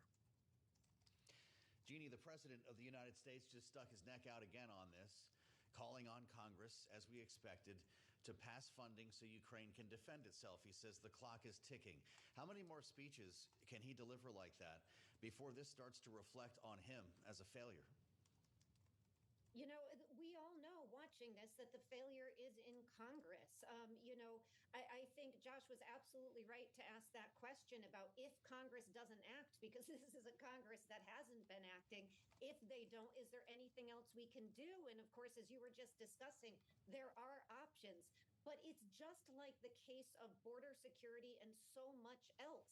There are things that the president can do, but they are around the edges. Funding in our country begins and ends with Congress. So they have to step up. And as much as I appreciate the problem solvers trying to solve this problem with their Plan D, what they can't solve the real problem, which is a lack of leadership in the House. And that's not just at the foot of Mike Johnson, although it's been pretty startling how difficult it's been for him. It's been the Republican speakers for the last decade or so who cannot control this caucus. And so that's the real problem. And it's not going to be solved by, decreasing the amount of funding, adding border security or anything else at this point. Mike Johnson is going to have to say, I will accept being thrown out of this job. Funding Ukraine, supporting democracy is more important than me being speaker. And if he's not going to do that, this thing is going to be DOA, just like so much else in the House. Well, and Jeannie, something else to consider here is that Johnson to this point has relied heavily on Democratic votes to get anything over the finish line, in large part, H.R. 2 aside, which passed directly on party lines. And I wonder if this package particularly would be problematic in securing enough Democratic votes because of the stay in Mexico policy that's embedded in this, because it doesn't have the humanitarian aid, just the military assistance. Is this a deal breaker on the other side? Yeah, I mean, I think you may get some Democrats who might go along with it, but you certainly would lose an awful lot. And I think Democrats are right to be frustrated. They went along with the Republicans' proposal to add border security to the foreign aid supplemental. The minute they did that, Johnson, after calling for it, said, no, thank you, do it clean. It was passed, as the president just said, 70 votes today in the Senate is a big number, and yet DOA in the House, and then Johnson turned around and calls for more border security. So, I think Democrats would have a hard time going along with this. And again, Mike Johnson is going to have to face the reality of the rules in the House. He needs to get this passed. He's going to have to work with Democrats to do that. And he is going to have to say, go ahead and call for this motion to remove me, as Marjorie Taylor Greene and others have done. And he can then work with Democrats to hold his job, which, by the way, they said they might in that case. Yeah, they're still considering this. They seem open-minded on it. Maybe this is what it comes down to. We'll start calling some bluffs here in Washington, Kaylee. That could go for both ends of Pennsylvania Avenue, couldn't it? Jeannie's been calling for the bluff call for a while now. It's worth pointing out. Indeed. Our signature panel with us here on Balance of Power. I'm Joe Matthew in Washington alongside Kaylee Lyons, and a lot more to follow here with breaking news on a number of fronts. We're still waiting for another ruling on Donald Trump as well. That's ahead on Bloomberg.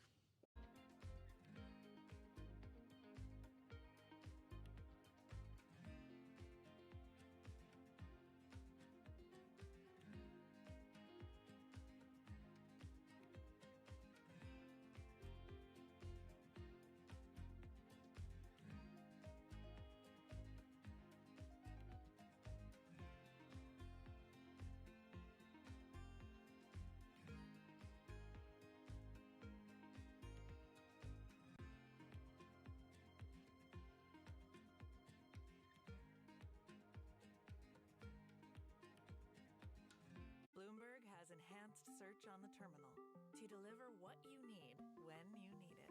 Now, you can simply type phrases in everyday English in the command line. Compare financials. Find people. Analyze markets. You can enter phrases or ask questions. What do you want to know today? Ask a question or visit SearchGo to find answers now. Regional sports networks. There's a lot of, it's a business that seems to be collapsing. Leagues have sort of toyed around with, should we do something ourselves? Some teams are doing like local TV and streaming. How do you see that shaking out? So I don't think I'm right on this, but my instincts keep telling me this is what's going to happen. Because if you remember the WWE, they launched their own network that had their own content and had their own pay-per-views. And it was kind of a smart, bold, ahead of its time move. And then they pivoted at the perfect time and they sold their content to, what was it? Peacock. Yeah. And that was really smart too, because they were able to leverage that number as high as possible. So they always zagged where the money was and when the opportunity was. I think the opportunity for the NBA with the local teams would be to own all that themselves.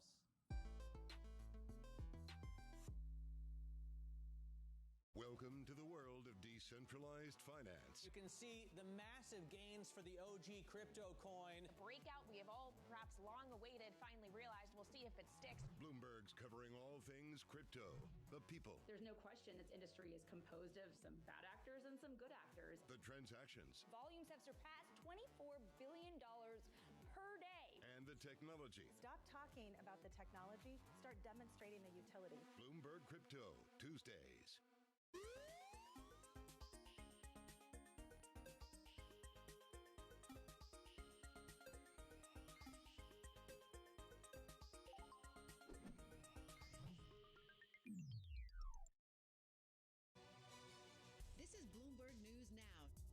when you want it at the touch of a button. Another volatile day on Wall Street. We're seeing big moves. All eyes on Capitol Hill as Democrats and Republicans. Today's job numbers casting doubt on the Fed's next move. Inflation remains front and center. And that's news when you want it with Bloomberg News Now. Get it 24/7 on the Bloomberg Business app, Bloomberg.com, and anywhere you get your podcasts. Bloomberg News Now. Context changes everything.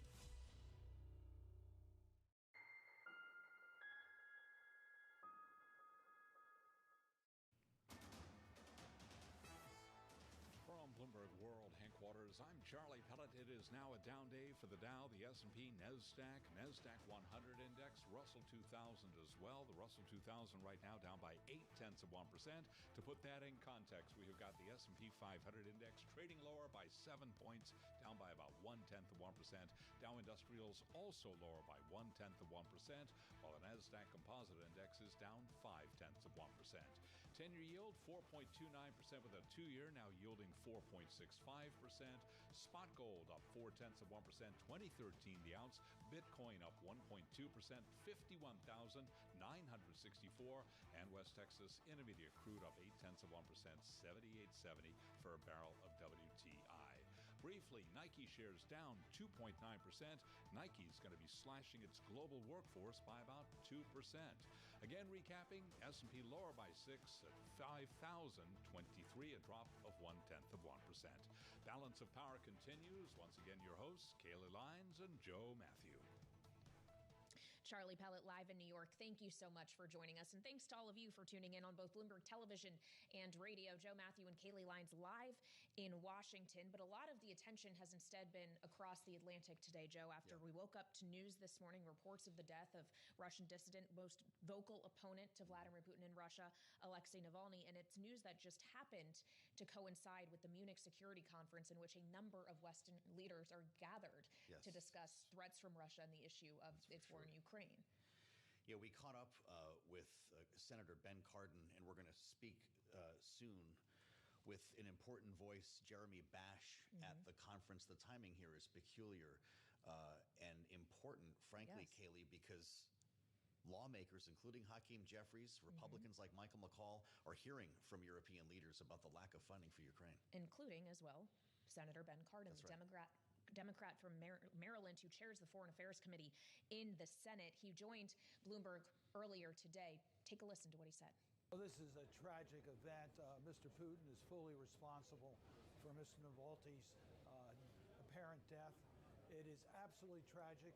The Vice President spoke here at the Munich Security Conference, Vice President Harris, and repeated that there will be consequences. Mr. Putin's actions are just against all humanity.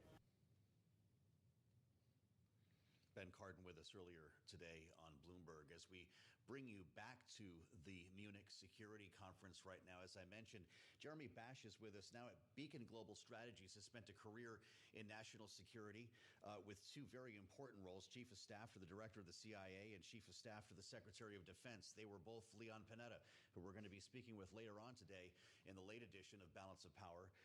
It's great to have you with us, sir. I'm curious to hear what you're hearing in Munich on this news of Alexei Navalny's death. Well, great to be with you. It's a somber day here because at this gathering of Western allies where America's principal partners for global security gather annually here at the historic Bayerishov Hotel, normally it's a moment where the allies can stand shoulder to shoulder and feel resolute against the threats coming from Russia, coming from China, coming from other autocrats. But today, of course, the conference was rocked by the news that Alexei Navalny was murdered by Putin, murdered by the Kremlin. Of course, Navalny was the most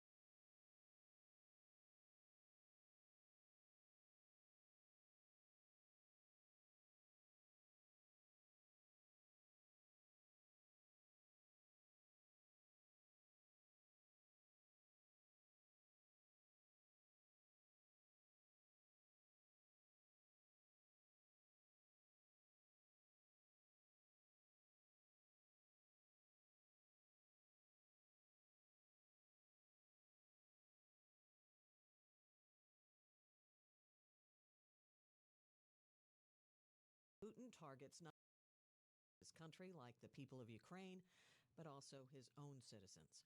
2 juveniles have been charged in the shooting that took place at the end of the Kansas City Chiefs Super Bowl parade this week. 1 person was killed, 22 others injured when gunfire broke out.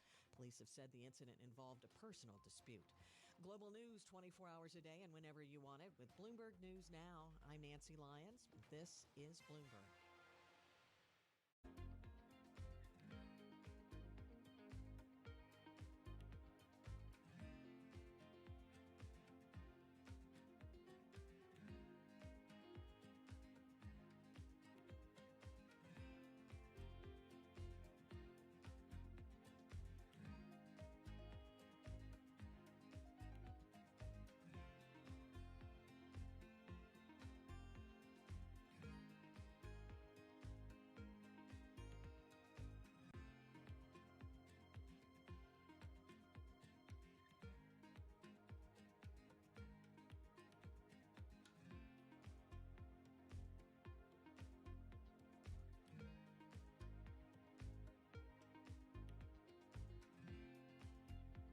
I think this will probably go down in history as one of, if not the largest financial crime ever. I cannot imagine a scenario where $8 billion just disappears. Bankman-Fried has pled not guilty to multiple fraud charges. Sam was just too important in the crypto community.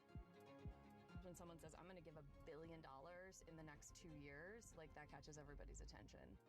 As time went on, their ideas got like weirder and weirder. I don't think he even had almost a conception at some points that it was wrong or right. I think he just had the mentality that he has to win. This committee will not stop until we uncover the full truth behind the collapse of FTX. Sue, Mark. Are you in? I'm in. I'm in. We're in. Will this be the last of its kind? No. This is the nature of capitalism. Get over it. Why do the biggest names in business choose Bloomberg? That is a great question. It's a great question. Great question. Great question. That's a question I get all night. Bloomberg, top experts, great questions. Archer's laid plenty of groundwork for future revenue, but for now, Mark Messler's most pressing challenge as CFO is conserving capital. You have to have the short-term discipline to sort of circle the wagons around cash. I mean, cash is oxygen. I know where every ounce of cash is going, and but we also have to be nimble around that as well because things change by the day. Archer went public in 2021 in a reverse merger with a SPAC, Ken Moelis's Atlas Crest Investments. Through August 2023, the company raised over $1 billion from investors including Stellantis, Boeing, United Airlines, and Cathie Wood's ARK Investment Management. Does that ARK investment open doors for you to bring in different kinds of institutional money going forward?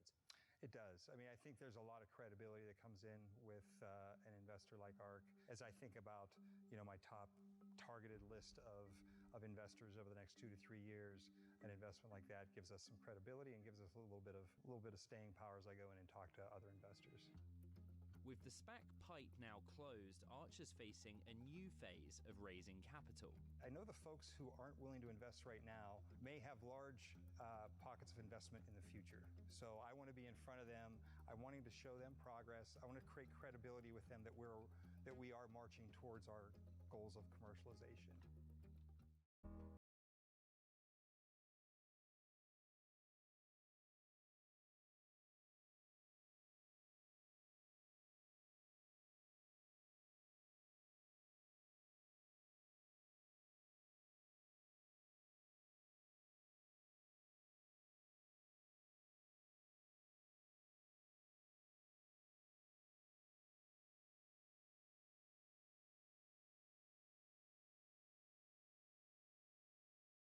Industry. There's a lot of ground to cover. We indeed have a rally. We're talking a lot of dividends. We're talking income. We'll show you what's happening in ETFs like no one else. Bloomberg ETF IQ, Monday on Bloomberg.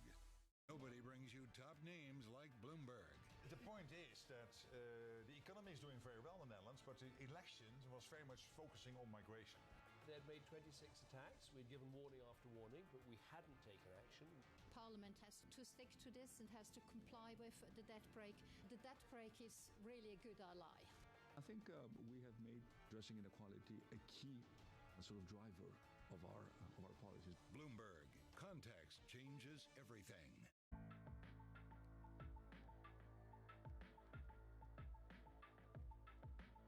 This is Bloomberg.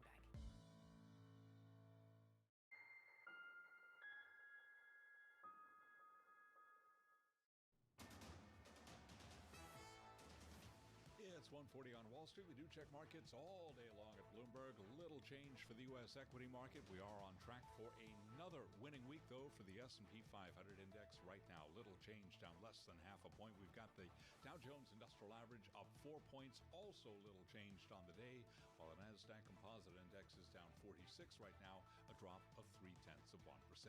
10-year 4.29%, with a 2-year that's yielding 4.65%. The world's biggest bond market is extending this year's losses, and stocks are struggling to gain traction on bets that the Fed will be in no rush to cut interest rates. Spot gold now higher by 0.4%, 2012 the ounce. We've got West Texas Intermediate crude oil up 1%, 78.83 right now for a barrel of WTI. Coinbase global shares surging 12.5% after posting a profit for the first time in 2 years. Also moving higher today, Applied Materials after earnings. Right now, AMAT, Applied Materials, up by 7.9%. Again, recapping, stocks lower across the board now, in the red with the S&P down by 1 point. I'm Charlie Pellet. That's a Bloomberg Business Flash. Balance of power continues. Back we go to Washington once again. Joe Matthew and Kayleigh Lyons. All right, Charlie Pellet, thank you. Welcome to the Friday edition of Balance of Power. I'm Joe Matthew in Washington alongside Kayleigh Lyons with a number of stories in the air today.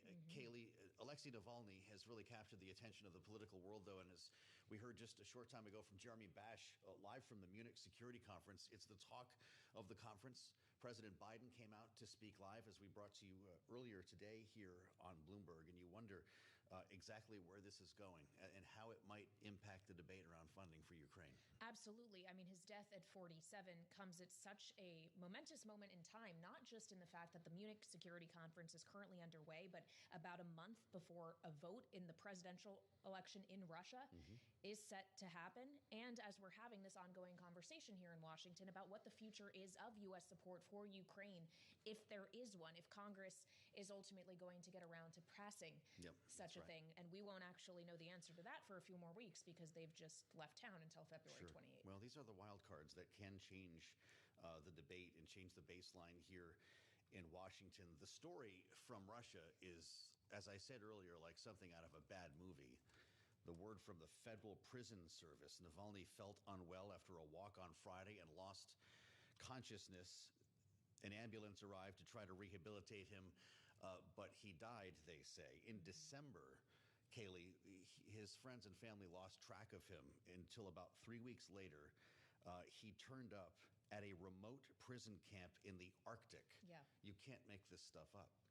No, you can't. And of course, while we don't know firmly the details of what may have happened to Mr. Navalny, and President Biden himself said that they don't know that yet, he and other Western leaders have been very clear that it is Vladimir Putin that they ultimately hold responsible for this. So, of course, this is the talk not just of Washington and Munich, but many on Wall Street considering the implications of this as well. And that's why we want to bring in David Weston, host of Bloomberg's Wall Street Week. And David, I know you actually spoke with a former U.S. government official today, former Treasury Secretary Larry Summers, about this. What did he tell you? Yeah, we talked mainly, of course, about the CPI numbers and inflation, but I did ask him if he wanted to say anything about Alexei Navalny, and he put it in something of a larger scope of history. This is what Larry Summers had to say.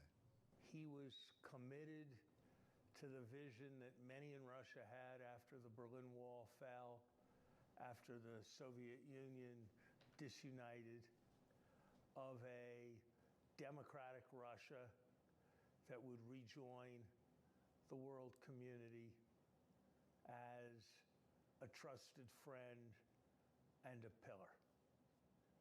It has not happened, and in many ways, he was the last link to that noble effort.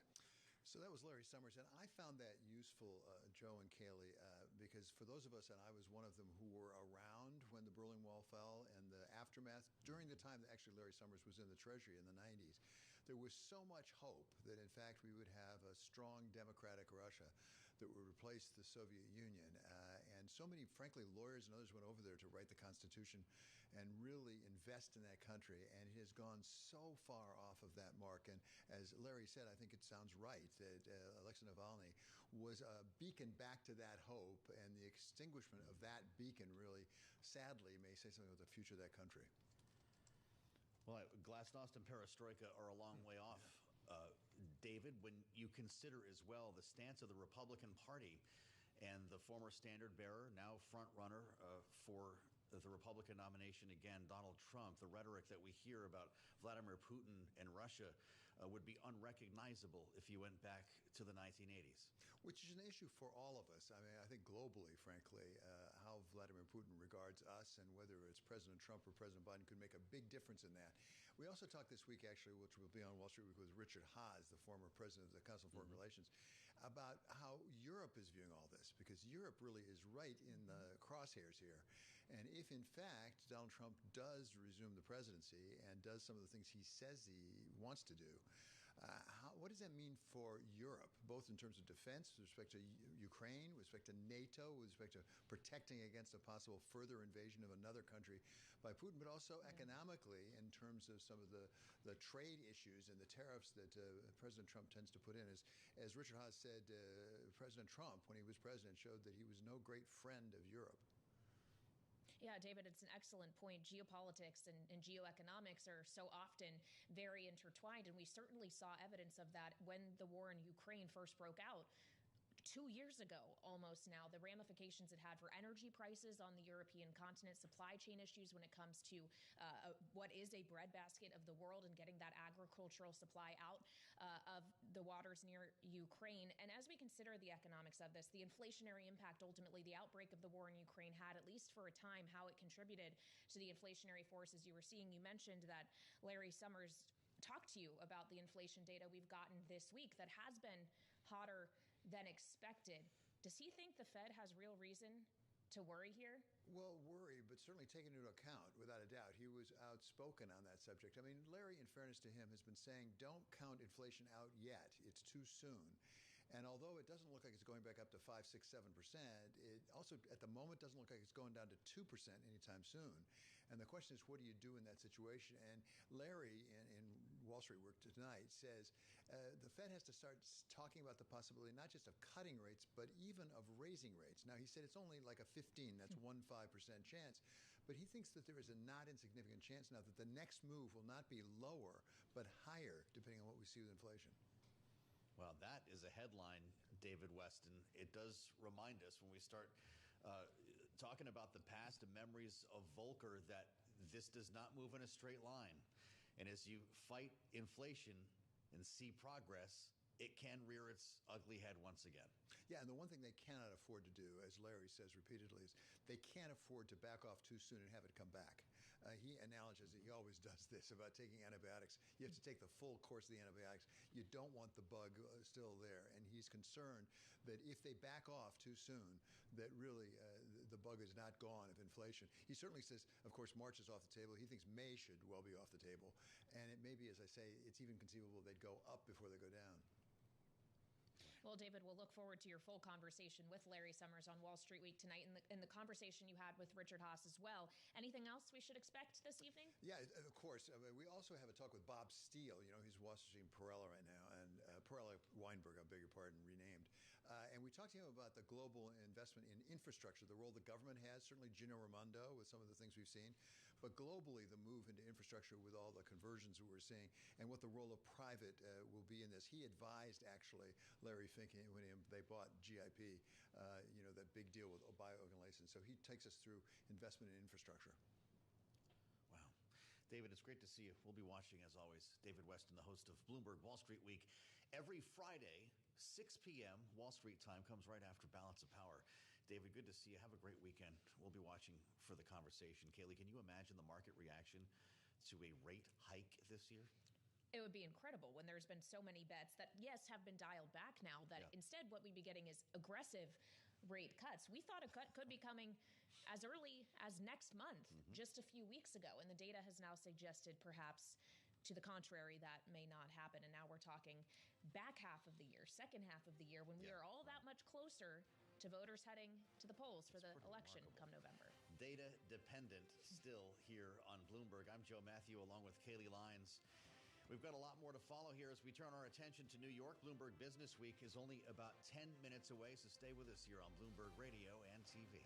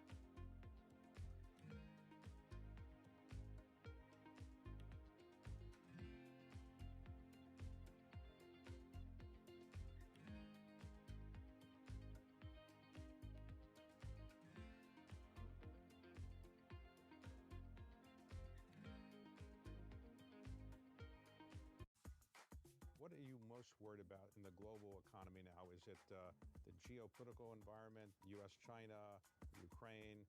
Is it inability to pass the debt limit extension? What are you most worried about? I think most of the time I would answer the same way, a financial crisis. As a human, I worry a lot about the Chinese invading Taiwan and World War III coming on. But in that case, I don't think whether you invest with David Rubenstein or Cliff Asness is the really big issue. So I think a financial crisis I worry about because they're very unpredictable. After the fact, everyone predicted them. But before the fact, they're not very predictable. I don't think anyone wants a financial crisis. You think you'll do well, and something happens that boomerangs, and you don't. Well, as we talk, we've seen Silicon Valley Bank basically go under and have to be bought. And there are other banks that have some challenges. Are you worried about a banking crisis or not so much? Worried enough to put it on my worry list. I have no special knowledge of banks, commercial real estate and banks that deal in that, maybe a more nerve-wracking place, how that shakes out in cities. So, yeah, those things worry me, but not especially more. I think even before SVB, I would have said financial crisis is a very low probability. When someone says their biggest worry, it doesn't mean they think it's likely. It means they think it's possible and would be terrible. Bloomberg Surveillance covers the latest in global markets and the political events that influence your world. Join Jonathan Farrell, Lisa Abramowitz, and Anne-Marie Hordern every weekday morning at 6 a.m. Eastern, only on Bloomberg.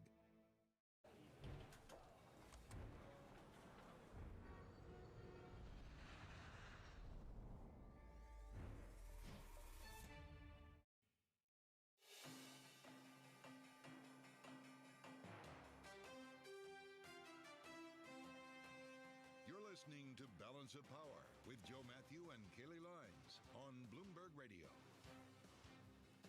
Welcome back to Balance of Power on Bloomberg Television and Radio, where it has been a pretty long week.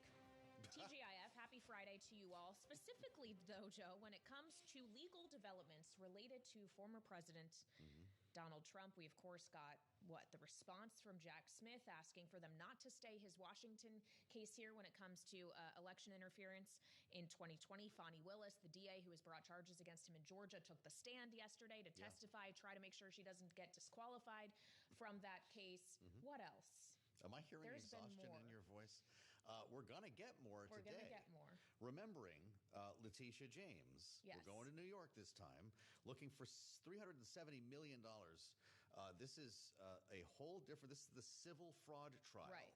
Not the criminal one that we also learned this week will take place on March 25th. Right. Yes. We're going to have like a big whiteboard at some point. We can connect all the dots for you here on Bloomberg TV. Wanted to talk to June Grasso about it, though, from Bloomberg Law, who was with us yesterday on another pivotal day for Donald Trump's legal status, and she's with us from World Headquarters in New York. What are we looking to hear today, June? And I just have to say, if you think you're tired, just imagine me reading all these opinions we got nothing and going analyzing on here in them. Washington. This is the second week that Trump has just dominated legal news. So what we're waiting for now is in the New York Attorney General civil fraud trial, where she's asking for close to over $300 million. We're waiting for the judge to issue a decision. The judge said that he would issue a decision at the end of January. Then he pushed it off 2 weeks. So now we're told that the decision is coming today. But, we'll have to wait and see, because there's always a chance it won't come. Well, wouldn't that just be fun? Keep us all on tenterhooks for a little while longer. Sure. Make sure none of us actually totally relax this weekend. But to your point about how really a lot of this is going to come down to his decision on monetary damages, what number the former president has to pay, there also could be potentially implications here, though, for the ability of him and his family members to do business in the state of New York, right, June? That's right. The judge could take away his right to do business in New York, and that would be the most, I think, the toughest part of any judgment that this judge can come out with, because the rest is money. And Trump has money. I'm sure he doesn't want to pay this much money, but still, what the Attorney General has said is it's a disgorgement. It's a word that lawyers love. It's a disgorgement of profits that he shouldn't have gotten in the first place, because he inflated the value of his assets over a 10-year period.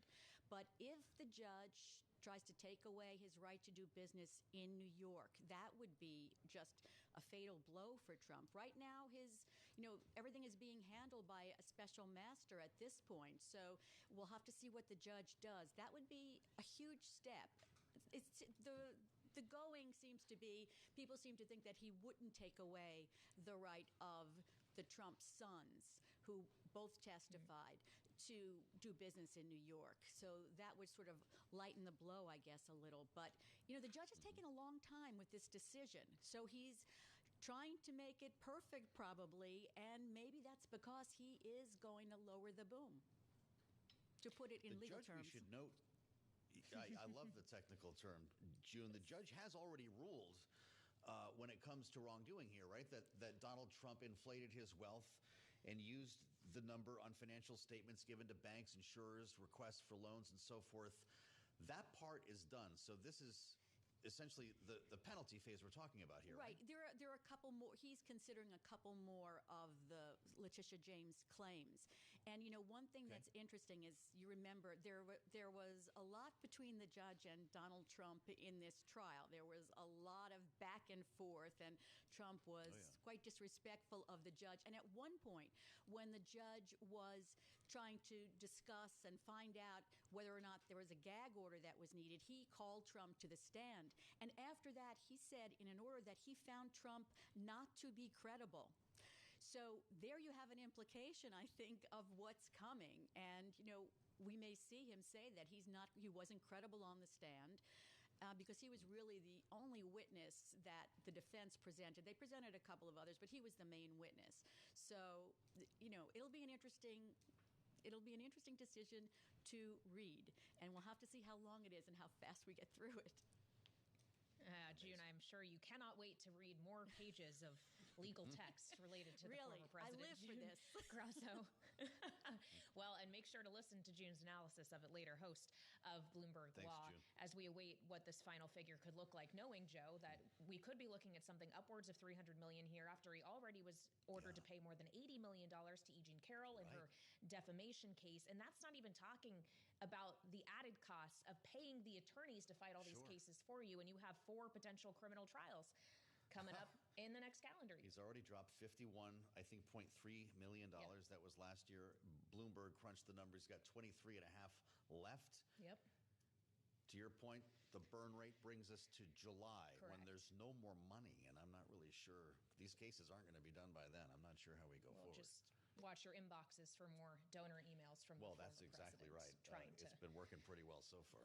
To this point, yes, it has. Of course, that's been a lot of our conversation here in Washington, but it's time to head to New York now, because Bloomberg Business Week is right around the corner, hosted today by Tim Stenovic and Emily Gross. Grafeo, Tim, what you got coming up? Hey, guys. Well, we Happy are Friday. on Trump verdict watch. Happy Friday. Nice long weekend coming up. We're also talking about the death of Alexei Navalny, of course, the most prominent Putin critic out there. We're going to be joined by Ariel Cohen of the Atlantic Council on that. So a big show coming up. Awesome. We look forward to it. Tim and Emily will be holding forth here on Bloomberg Radio and TV. Kaylee and I will be back at 5 o'clock. I'll meet you for the late edition, Balance of Power. Sounds good. In the meantime, Bloomberg Business Week starts right now.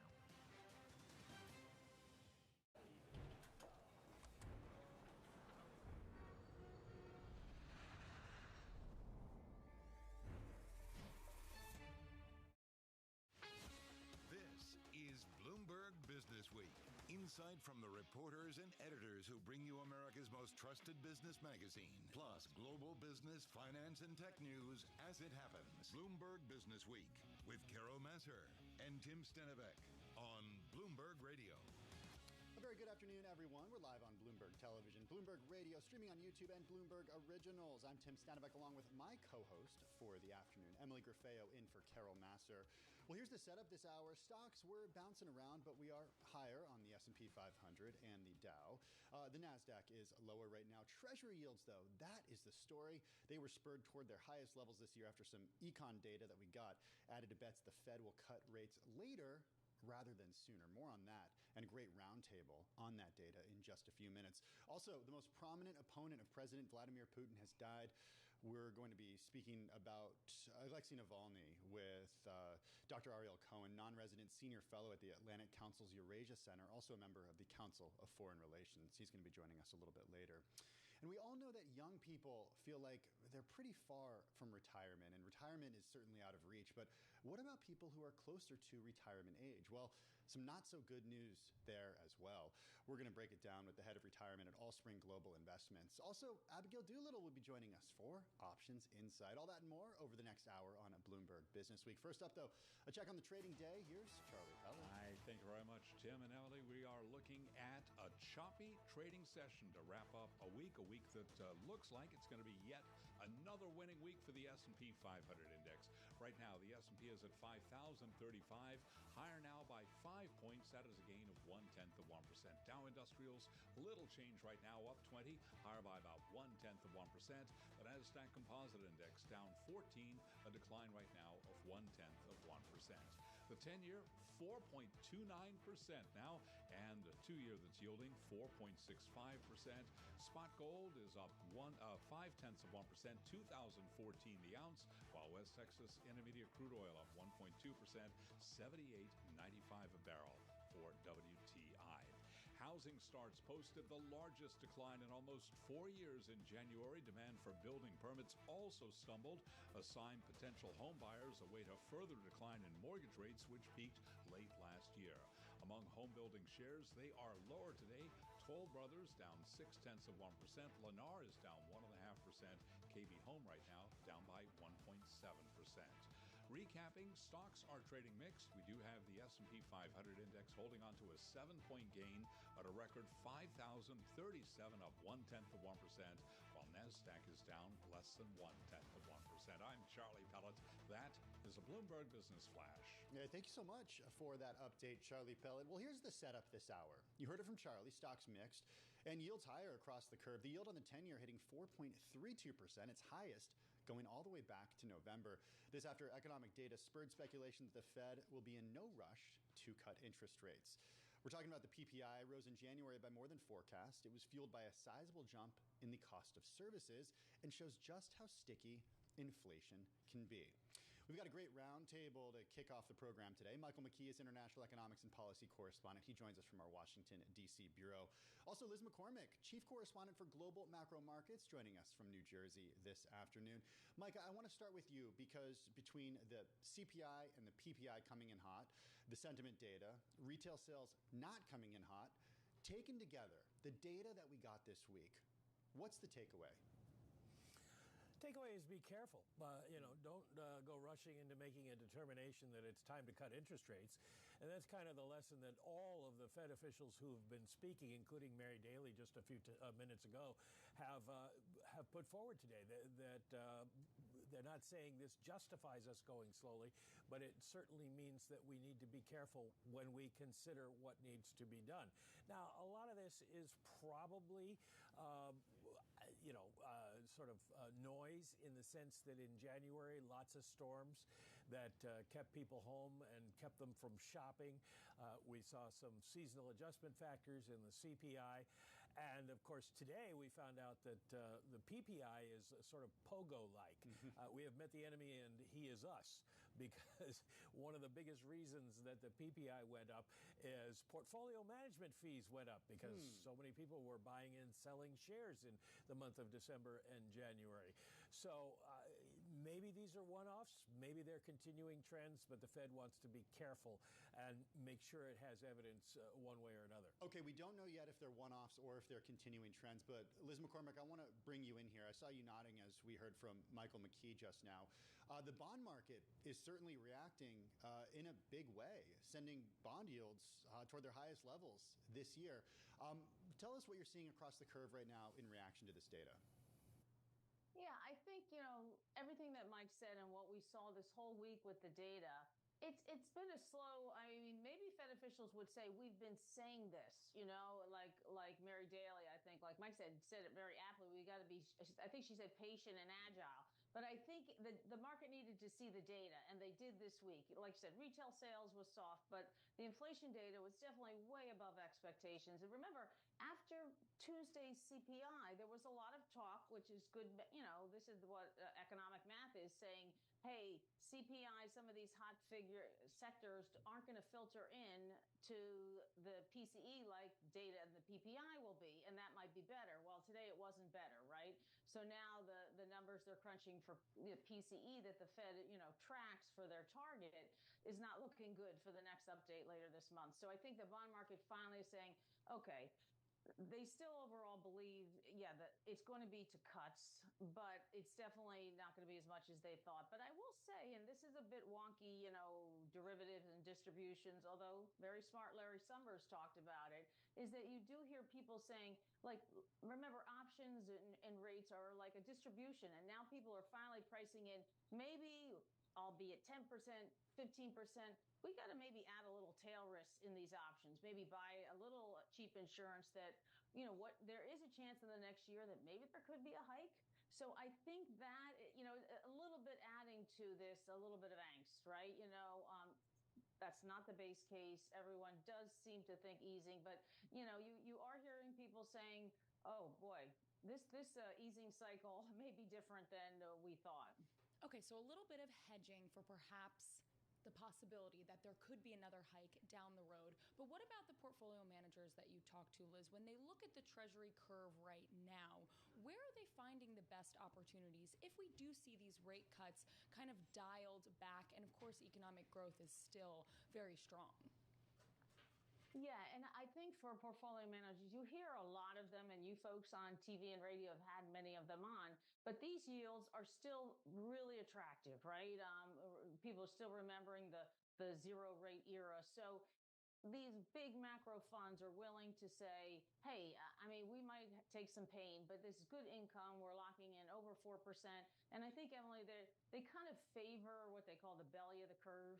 Maybe 3s, 5s, possibly out to 7s, but more like to 3 to 5, because that seems to encompass the whole likely cycle. The long end has a lot of other dynamics, whether people are worried about supply, term premium, other things. So I think fund managers are saying, hey, if I can lock in these rates, I know I'm going to be happy a year or two from now. Maybe I won't be happy in 3 months or so, but I think that's what, these big macro funds are saying. These are still attractive, what we call income. It's good to get this income twice a year. The U.S. government sends you an income payment, effectively. You used to get it in the mail or something, but now it's, just allotted to your account. So that income is not bad, right? I know we have $6 trillion in money market funds, and that's very safe short term, but there are people saying it's time to lock in. So I know those yields are going to be there for at least a couple of years.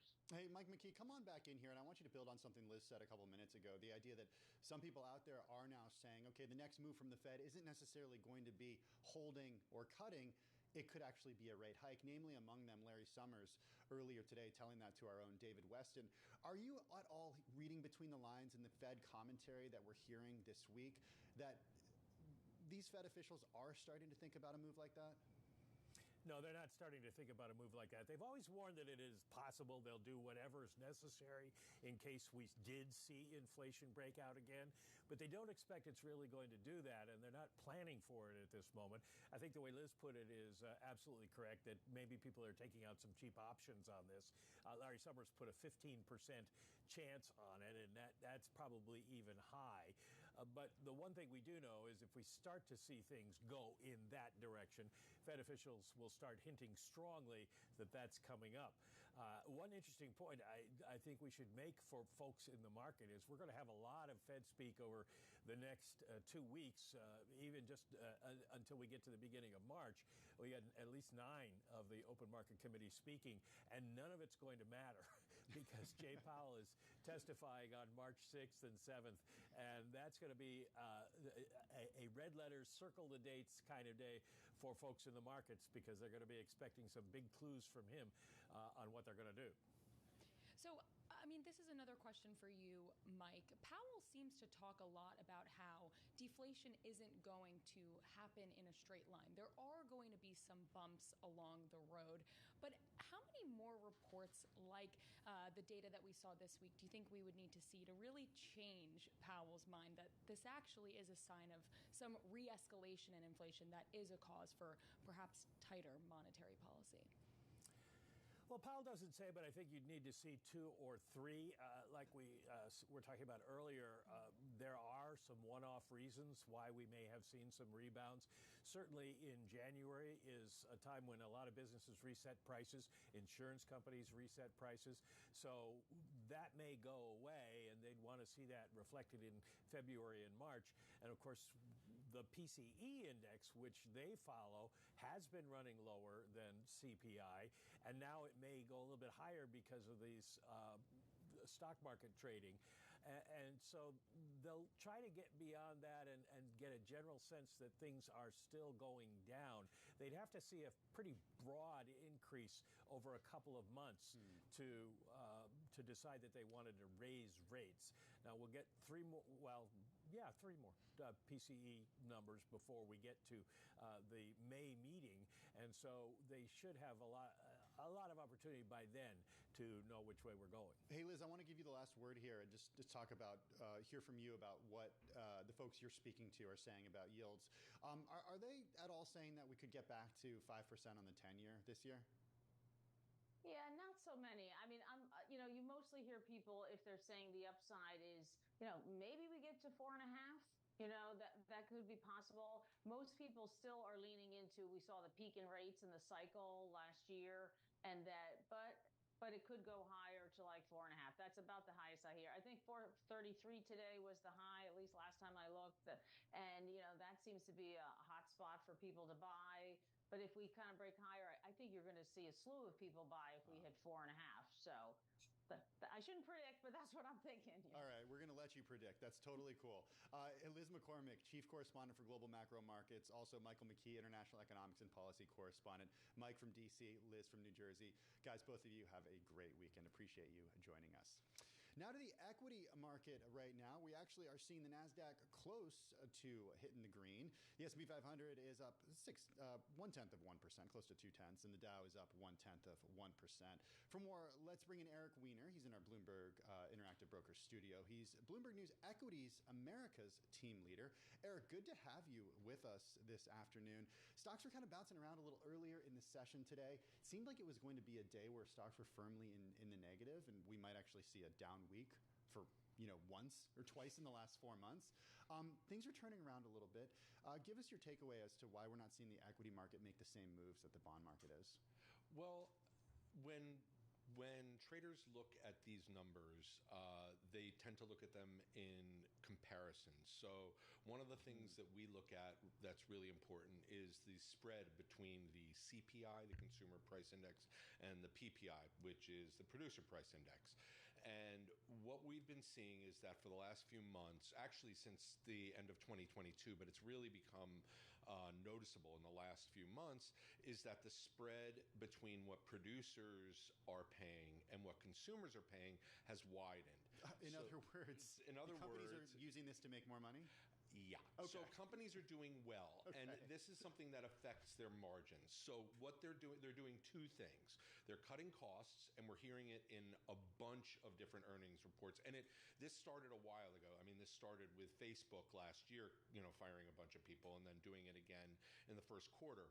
But we've heard this over and over and over again, where companies were cutting costs, and yet we're still able to pass along higher costs to consumers. So what you then have is the consumer price index going up because those prices are higher, but the producer price index comes down. And what that does is it improves margins. If you look at the way that the market has been trading over the last few weeks, it's really been earnings generated. I mean, the bets on the Fed have moved things a little bit, but there are a lot of people who were thinking already that 3 cuts was about right. So we were already thinking into the second half of the year. But when you look at what's happening with earnings, and you look at margins, and they're not getting compressed, and then you see consumer sentiment actually holding up, even though the prices are going up, the theory becomes, well, then earnings should be good going forward, and consumers aren't that upset about paying these higher costs. So, to put it simply, does this mean that inflation is actually good for stock prices? Oh, God, no. So in general, no. I mean, you have to have some level of inflation in order for things to go up. I mean, the whole idea of a stock price going up is inflation in general. But, I mean, the Fed has a point on the 2% target, which is that there is a level at which inflation should be controlled. That being said, in this environment, when you have consumers okay with where prices are, and that's really what it is. It's that sentiment. It's the willingness to pay? Right. Okay. And it was that sentiment. People had gotten really freaked out when gas prices went to the moon and everything. And now you're looking at it and, okay, your grocery bill is still higher, but the price at the pump is coming down. And really it's in services where you're starting to see it. So goods, you're not paying as much for the stuff that you were paying before. So consumers feel a little bit better. And then companies take advantage of that. But this is political, too. And you hear politicians push back on this. You hear this happening in the UK right now. You hear it happening among some lawmakers in the U.S. It's risky for companies to do this. Well, if this gets out. Right. Exactly. I mean, read the Taking Stock column today, everybody. Yeah. So we love Esha, who wrote the Taking Stock column. And this is something that actually Gina Martin Adams at BI follows as well, and Jess Metton on our team follows closely. I mean, the real point is that, there's sort of a sweet spot. So if you look at eggs, for example, eggs, there was price gouging, and it's amazing that Congress didn't go after that. But when you look at what Facebook is doing and what other service providers are doing, it's much more difficult to really nail down exactly what the cost increases are and to make a case that they're gouging the consumer. That's when Congress gets involved. Eric Weiner, Bloomberg News Equities, America's team leader here in the Bloomberg Interactive Brokers studio. Everybody check out the Taking Stock column. Esha Day wrote that story. Lots of great details in there. Hey, when we come back, we're going to be talking about the death of Russian activist Alexei Navalny. Ariel Cohen, non-resident senior fellow at the Atlantic Council's Eurasia Center, also a member of the Council of Foreign Relations, will be joining us. This is Bloomberg.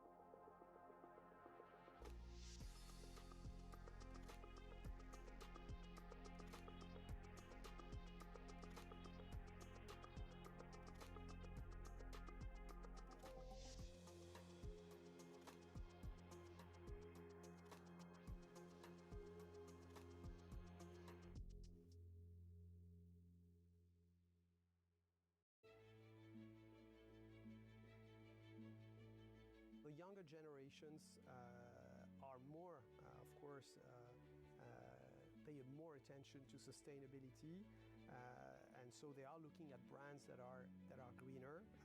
But you have to make sure you're authentic because they hate greenwashing. But what is very important to remember is that none of them, whether they're young or not, will ever sacrifice product quality and efficacy to sustainability, which is why part of the big transformation of our R&I, where there's this €1 billion we spend every year, most of it is spent on transforming our formulas from petrochemicals to biosourced ingredients and green sciences, but without losing the efficacy.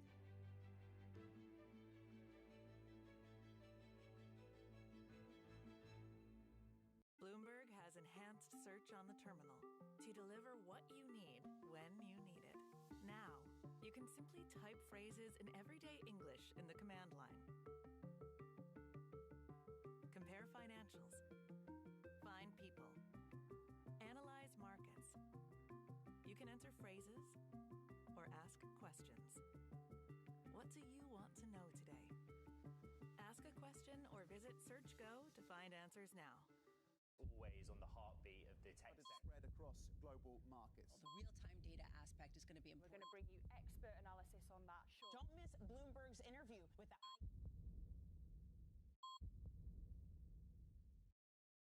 Welcome to the world of decentralized finance. You can see the massive gains for the OG crypto coin. The breakout we have all perhaps long awaited finally realized. We'll see if it sticks. Bloomberg's covering all things crypto, the people. There's no question this industry is composed of some bad actors and some good actors. The transactions. Volumes have surpassed $24 billion per day. And the technology. Stop talking about the technology. Start demonstrating the utility. Bloomberg Crypto, Tuesdays.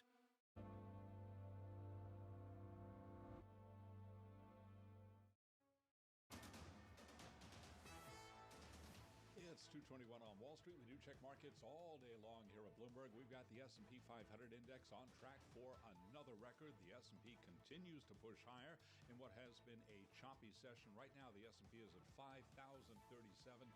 We're looking at a gain of 7 points, up by about 0.1%. Dow Industrials at 38,806, up 33 now, up 0.1%. But the NASDAQ Composite Index does remain lower, in the red, down by less than 0.1%. 10-year, 4.29% with a 2-year that's yielding 4.65%. The world's biggest bond market is extending this year's losses. Stocks struggling to gain traction on bets that the Fed will be in no rush to cut rates. Spot gold up 0.5%, 2014 the ounce. West Texas Intermediate crude oil today up 0.6%. WTI right now higher at 79.03 a barrel. Coinbase global shares surging 13%. Coinbase posted a profit for the first time in 2 years after a fourth quarter rebound in digital asset markets lifted trading revenue, sending shares of the largest American cryptocurrency exchange higher again. Right now, Coinbase Global up by 13.2%. Recapping, stocks are mixed. The Dow, the S&P, they're both lower. NASDAQ in the red, but a 7-point gain right now for the S&P 500 index, higher by 0.1%. I'm Charlie Pellet. That is a Bloomberg Business Flash. Thank you so much for that update, Charlie Pellet. Appreciate it. Well, U.S. and European leaders decried the death of Russian activist Alexei Navalny, with many placing responsibility squarely on the Kremlin for the passing of President Vladimir Putin's most prominent domestic political opponent. Navalny was 47 and was declared dead as official campaigning for the March 17th presidential election, in which Putin is likely to secure a fifth term, was set to start. President Biden earlier today from the White House condemned Navalny's death. Here's what he had to say. Putin is responsible for Navalny's death. Putin is responsible. We're looking at a whole number of options. That's all I'll say right now. Well, let's get to the interview. For more on the implications of the Putin critic's death and what it means inside and outside of Russia, we're joined right now by Ariel Cohen, non-resident senior fellow at the Atlantic Council's Eurasia Center, also a member of the Council of Foreign Relations. Dr. Cohen joins us from Washington, D.C. Dr. Cohen, your reaction when you woke up this morning and you saw that Alexei Navalny had died? I'm extremely saddened, but I cannot say I'm surprised. Putin decapitated its opposition 10 years ago, he murdered my friend Boris Nemtsov, the other opposition leader. And now Alexei, after they tried to poison Navalny, and then miraculously he was saved. He was flown to Germany, saved then, and then he made a brave decision to go back to Russia and to fight for freedom for his ideas. This is a huge blow to the Russian opposition. I compare it with the death of Martin Luther King Jr., the murder of MLK, and imagine for a moment that Nelson Mandela would have been killed in the South African jail. But we won't see mass outpourings of protest in Russia because under Putin, Russia became much more authoritarian, borderline totalitarian. In many respects, it reminds me of late Stalin period, not even the Soviet Union of my youth under Leonid Brezhnev. Dr. Cohen, what kind of clarity do we have right now on what actually happened with the death of Navalny? Navalny was put in an Arctic jail in the far, far north on the coast of the Arctic Ocean. He was in the most harsh conditions, but he was in a good mood just yesterday when he was interviewed for another case that the regime was piling against him. And the sudden death, of course, would require an investigation that is not going to happen in Putin's Russia. His wife is intending to fly to Russia. That's also an act of bravery. But most of the opposition, as I said, is either exiled or some of the leaders killed. We have Vladimir Kara-Murza, the columnist for the Washington Post, in the Russian jail, sentenced to 25 years after they also tried to poison him twice. And you have hundreds of people in Russia now, prisoners of conscience, fighters for the freedom of speech and liberty. You can go to many years in jail in Russia today for a Facebook post or a comment or anything they can interpret as defamation of the Russian military. Dr. Cohen, this comes at a time ahead of President Putin running for re-election yet again. Widely believed he will win by a large majority, as he has in many elections in the past, 24 years at this point. I'm wondering what power you think the Russian people have at this point to actually protest or rise up against the regime. The discussion in Moscow is always about the numbers. The late Boris Nemtsov said, if we bring 1 million people into the streets, which happened before the collapse of the Soviet Union, they had 1 million people in the streets, then the regime will be over because the police will be too intimidated and weak to try and kill 1 million people. On the other hand, if it's 1,000 people, they can be surrounded, beaten up, taken to jail, etc. So it's a matter of numbers. In my opinion, I started in this business about 40 years ago in audience research. In my opinion, about 60% of the Russian population, maybe more, support Putin and his war in Ukraine. This is, of course, when you have television totally dominated by Putin and the Kremlin. Imagine if in this country we had CNN, ABC, Fox, Bloomberg, etc., all dominated by one man. So under those conditions, not unlike Stalin's Soviet Union or Brezhnev's Soviet Union, or for that matter, Hitler's Germany, a majority, but not an absolute majority, supports the regime, and a pretty significant minority doesn't like it or hates it. And we saw 1 million people leaving Russia after the reinvasion of Ukraine in February 22. How does this further inflame tensions now between Russia and the U.S.? I think that this murder brings in high relief the nature of the regime,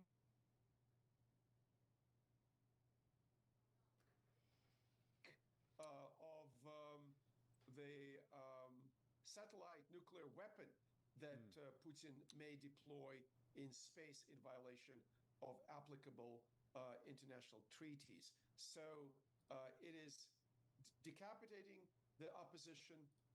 We learn about the plans to expand the war after Ukraine, possibly attacking the Baltic states, and also deploying the banned weapon in space. It's something we heard the president asked about a little earlier in the day when he did make those comments from the White House on the death of Alexei Navalny. We also heard him, Dr. Cohen, say Putin is responsible. We're looking at a whole number of options. That's all I'll say right now. Help me understand what options the United States and Europe actually has in retaliating against Putin for this, given that Russia is already under so many sanctions as a result of its invasion of Ukraine. Russia is under some sanctions, and initially they stung, but now we see the Russian economy is in pretty anemic growth, but growth nevertheless, maybe about 1% a year, maybe less. But it didn't collapse. So, for example, Russia is exporting LNG, liquefied natural gas. It's not under sanctions. The exports of LNG to France in 23 grew 43%. And at the same time, the Biden administration announced that they're going to block future approvals of LNG exporting infrastructure, which scares our European and Asian allies who are the buyers of LNG. Next, Russia is exporting nuclear reactors. Russia is exporting weapons. Russia is still using the international banking system. We actually buy uranium fuel for our nuclear reactors from Russia because successive administrations, Republicans and Democrats, abandoned American nuclear industry. So there's a lot we can do. We can reshore and friendshore a lot of industries like titanium that Boeing was buying from Russia. So there's a lot we can do. And there's $300 billion of Russian money parked in the West. And the big question is, at what point this money will go for the Ukrainian war effort, especially if Republicans are not allowing financing of the Ukrainian war through the U.S. assistance. Dr. Cohen, that's exactly where I want to go. We have 30 seconds left here, but we did hear President Biden in those comments from the White House tying funding to Ukraine to the death of Navalny earlier in his comments. 30 seconds. Is that strategy actually going to work? It depends. All we need now is for Mike Johnson, the Speaker, to allow the Ukrainian assistance legislation to go to the floor. Because on the floor of the House, there's a majority of Republicans and Democrats who will vote for assistance. It is President Biden, ex-President Biden, and Mike Johnson who are preventing this assistance to go for the vote. And as a result, thousands of Ukrainians, civilians and soldiers are dying. Dr. Ariel Cohen is a non-resident senior fellow at the Atlantic Council's Eurasia Center, also a member of the Council of Foreign Relations, joining us from Washington, D.C. this afternoon. Dr. Cohen, really appreciate you taking the time. The S&P 500 higher by 0.1%. The Dow flat. The NASDAQ composite down 0.1%. Let's stay in Washington, D.C. for a check on the latest world and national news with Nancy Lyons in the Bloomberg 99.1 newsroom. Hey, Nance. Thanks, Tim. It is the news of the day. President Biden says there is no doubt that Russian President Vladimir Putin was behind today's death of Alexei Navalny, one of Putin's harshest critics. What has happened to Navalny is yet more proof of Putin's brutality. No one should be fooled, not in Russia, not at home, not anywhere in the world. Putin does not only target his citizens of other countries, as we've seen what's going on in Ukraine right now, he also inflicts terrible crimes on his own people. Russian prison officials say the 47-year-old Navalny died today after taking a walk and collapsing. That has not yet been confirmed by outside sources. Former President Trump is expected to find out today how much he will be ordered to pay in his New York civil fraud trial. State Attorney General Letitia James is seeking a $370 million fine and a lifetime ban of Trump's company operating in New York State. Today, Fulton County DA Fani Willis was not called to testify again in the Georgia hearing to determine if she should be disqualified from overseeing the election racketeering case against Donald Trump and his co-defendants. Willis yesterday in her testimony defended her reputation and argued there's nothing improper or illegal about a romantic relationship she had with one of her lead prosecutors on the case. Global news 24 hours a day and whenever you want it with Bloomberg News Now. I'm Nancy Lyons. This is Bloomberg.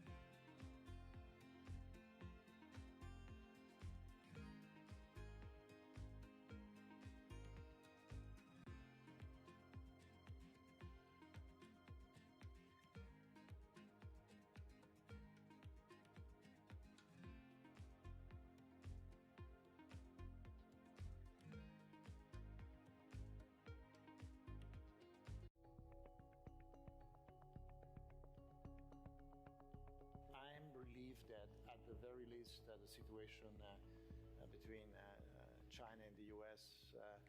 is calming down, and at this stage we just don't need something else coming for sure. Are you confident actually that the U.S.-China relationship will get better? No, I'm not confident because I'm not in control of that. But what I know is that the world cannot afford an escalation, and most likely both countries cannot really afford some things to escalate in terms of economic consequences. I mean, the situation in both countries is fragile, and I guess a geopolitical escalation is not going to be in the interest of both countries. U.S. jobs numbers are released. Bloomberg has the report under surveillance with crucial data and expert analysis at terminal speed. Nobody covers jobs day like Bloomberg.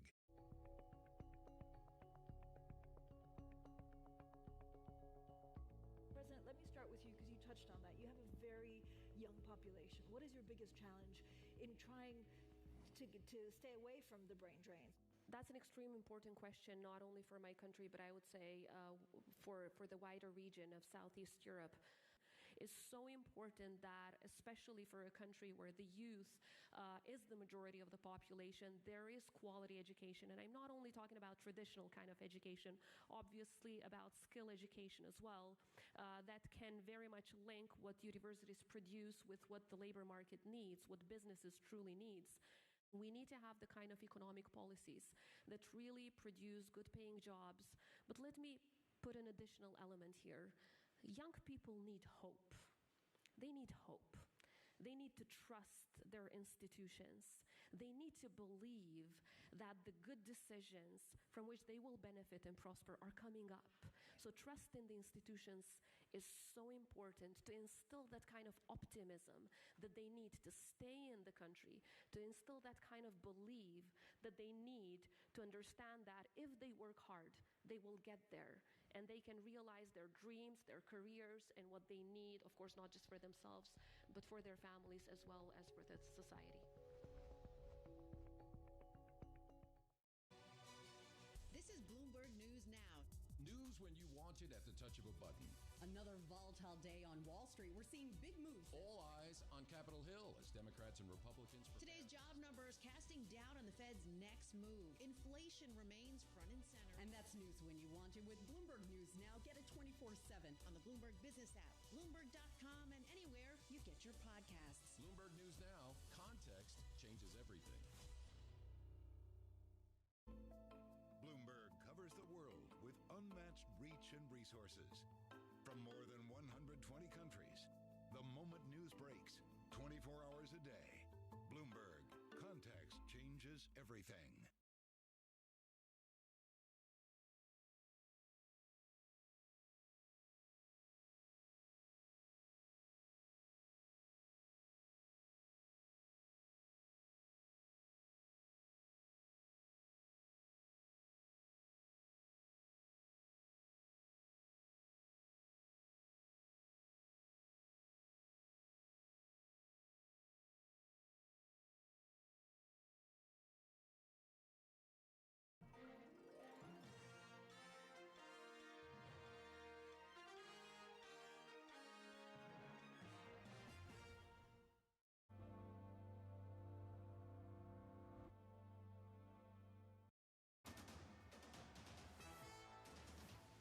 It's 2:40 on Wall Street. We do check markets all day long here at Bloomberg. A little change for the U.S. stock market right now. We have got the Dow lower by 7 points, down less than 0.1%.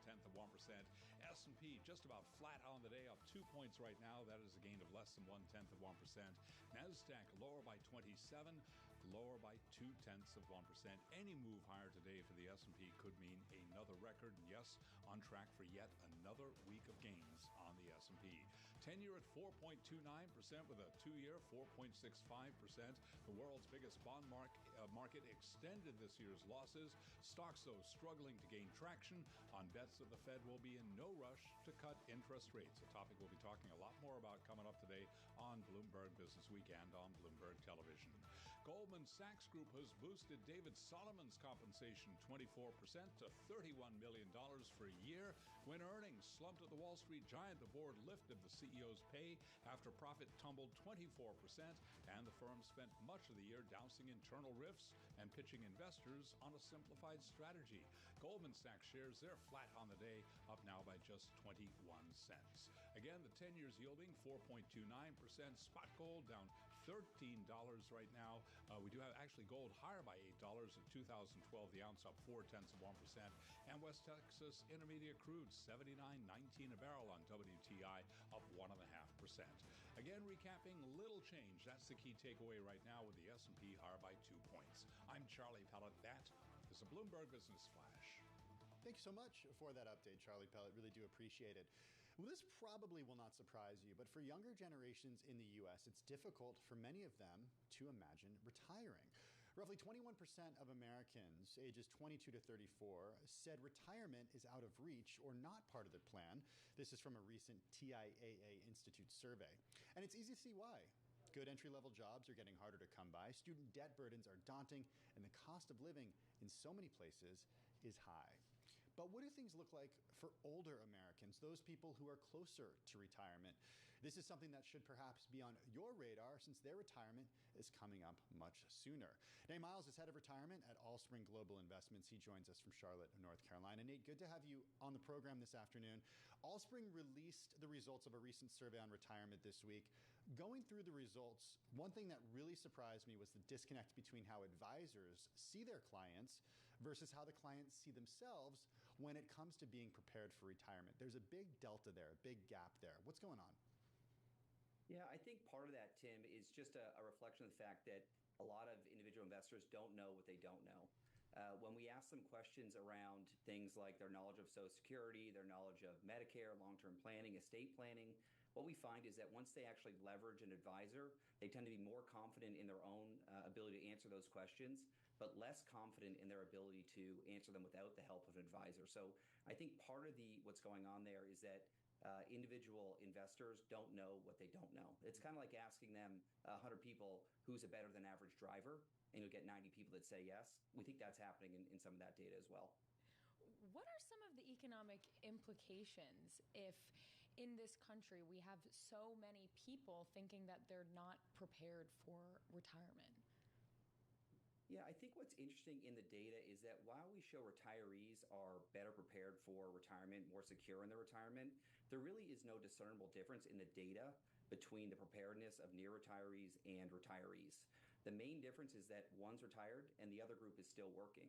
We think it's more a matter of the fear of the unknown, right? This idea that I've been thinking about retirement for 2, 5, 10, 15 years, it's right around the corner. How do I transition from being a worker that's getting a paycheck every 2 weeks, every month, to someone who has to create their own paycheck. And it's a reflection more, I believe, of the change in focus of near retirees versus retirees, a change in focus from one where when I'm working, I'm worried about the value of my portfolio, to when I retire, I'm more focused on the income that my portfolio will throw off to fund my family's lifestyle both today and in the future. So it is a big concern in terms of, from a country perspective, Emily, but I think our data doesn't show a huge difference between those near retirees and the retiree population. I think, Nate, one thing that I think about a lot is that things change during a career, not just about the job that you have, how much money you make, your family circumstances, who you need to support, but also what types of products are out there that are available to people to save for retirement.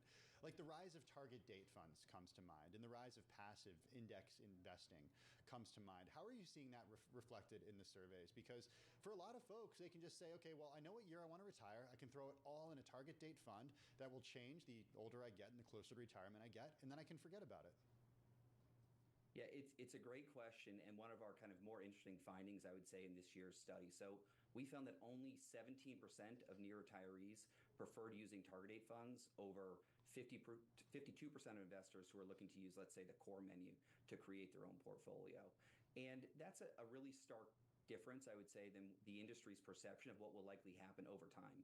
If you look at today's 25 and 35-year-olds, they tend to leverage target date funds 80, 85, 90% of the time, right? That's one of the reasons why it's a $3 trillion marketplace. But as you move towards that retirement age, it drops down substantially.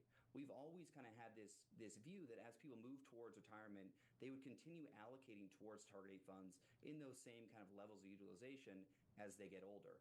This data tends to point to the fact that maybe that's not the case. Maybe people recognize that when they do become 55 or 60 years old, the differences between them and their colleagues start to matter a lot more.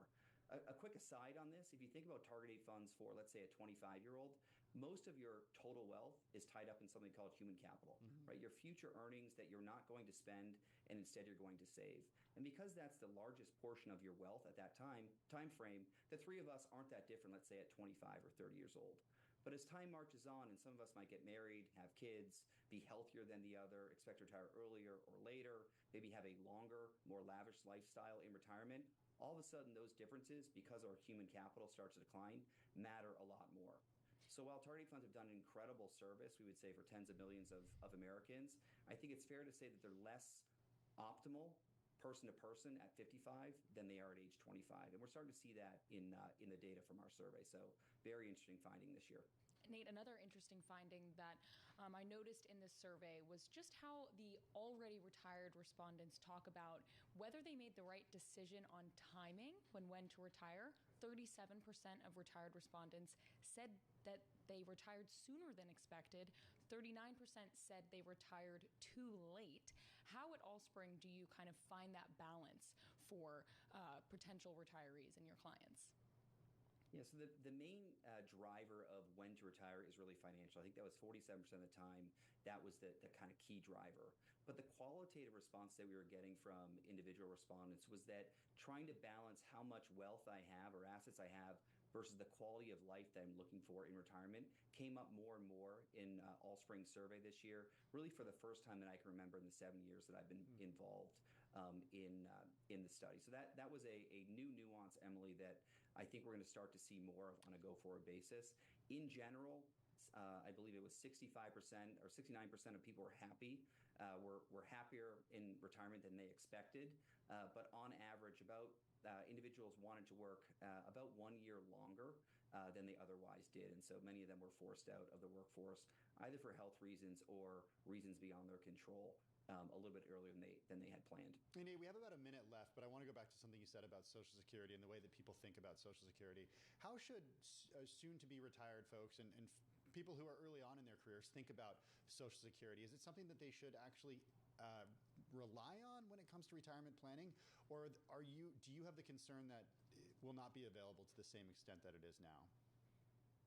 Yeah, I do think there'll probably be means testing, let's say in 25 or 30 years. I think that's a probable outcome.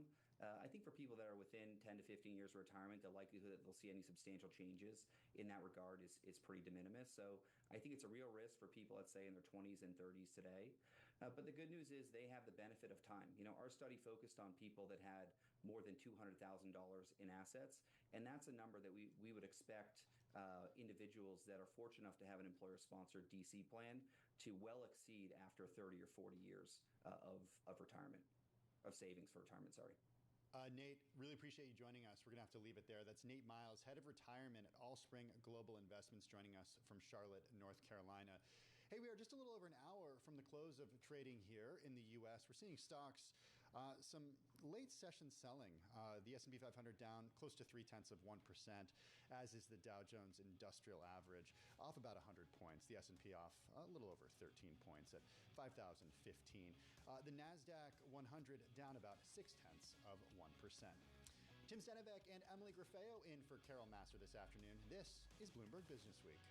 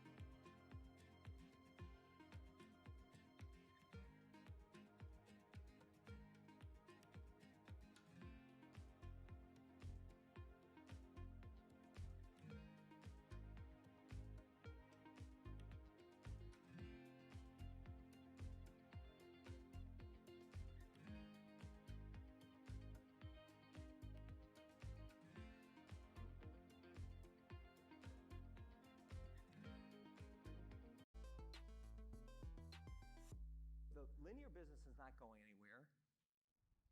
The sports business is moving and is going to figure itself out between digital and linear.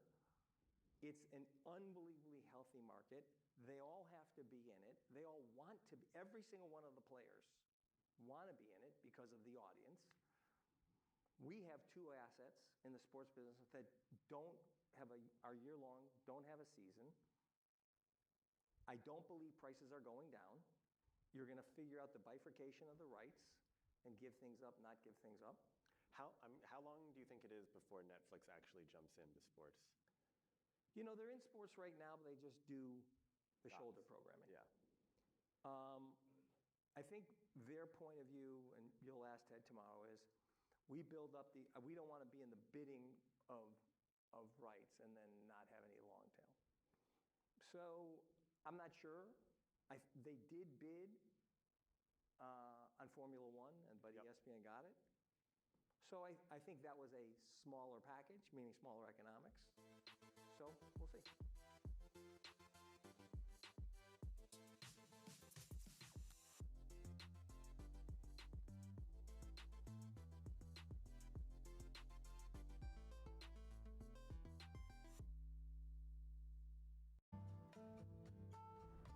DOJ or other authorities. Could face bigger challenges next. Was going to keep Green World Cup. This is a three. As the economic picture. Covering the intersections of Hollywood, Silicon Valley, and beyond.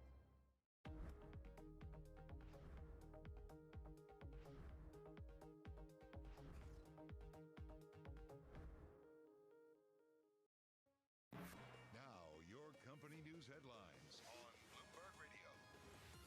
From Bloomberg World headquarters, I'm Charlie Pellet. Sarepta Therapeutics shares are soaring 8% after regulators granted a speedy review to an application to expand its gene therapy to older children with Duchenne muscular dystrophy. Right now, Sarepta shares, they're advancing by 8.3%.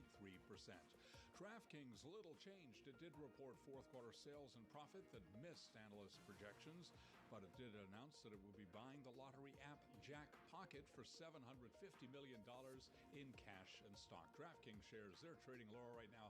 DraftKings down by less than 0.1%. DoorDash shares are down 10% right now. DoorDash did beat analyst estimates for delivery orders in the fourth quarter as an expansion into new categories is luring a record number of monthly users who order more frequently. But that was not enough to impress Wall Street. The shares have gained 28% this year. Again, DoorDash today lower by 9.4%. Nike is slashing its global workforce by about 2% as the sportswear giant pushes on with efforts to reduce costs to counter a weaker sales outlook and growing competition. The Oregon-based firm did not provide the number of workers that will be affected, though it currently has about 83,700 employees worldwide. Coinbase Global posted a profit for the first time in 2 years after a fourth quarter rebound in digital asset markets lifted trading revenue, sending shares of the largest American cryptocurrency exchange higher. Coinbase right now up by almost $19, up by 11.5%. And those are our top company stories at this hour. I'm Charlie Pellet, and this is Bloomberg.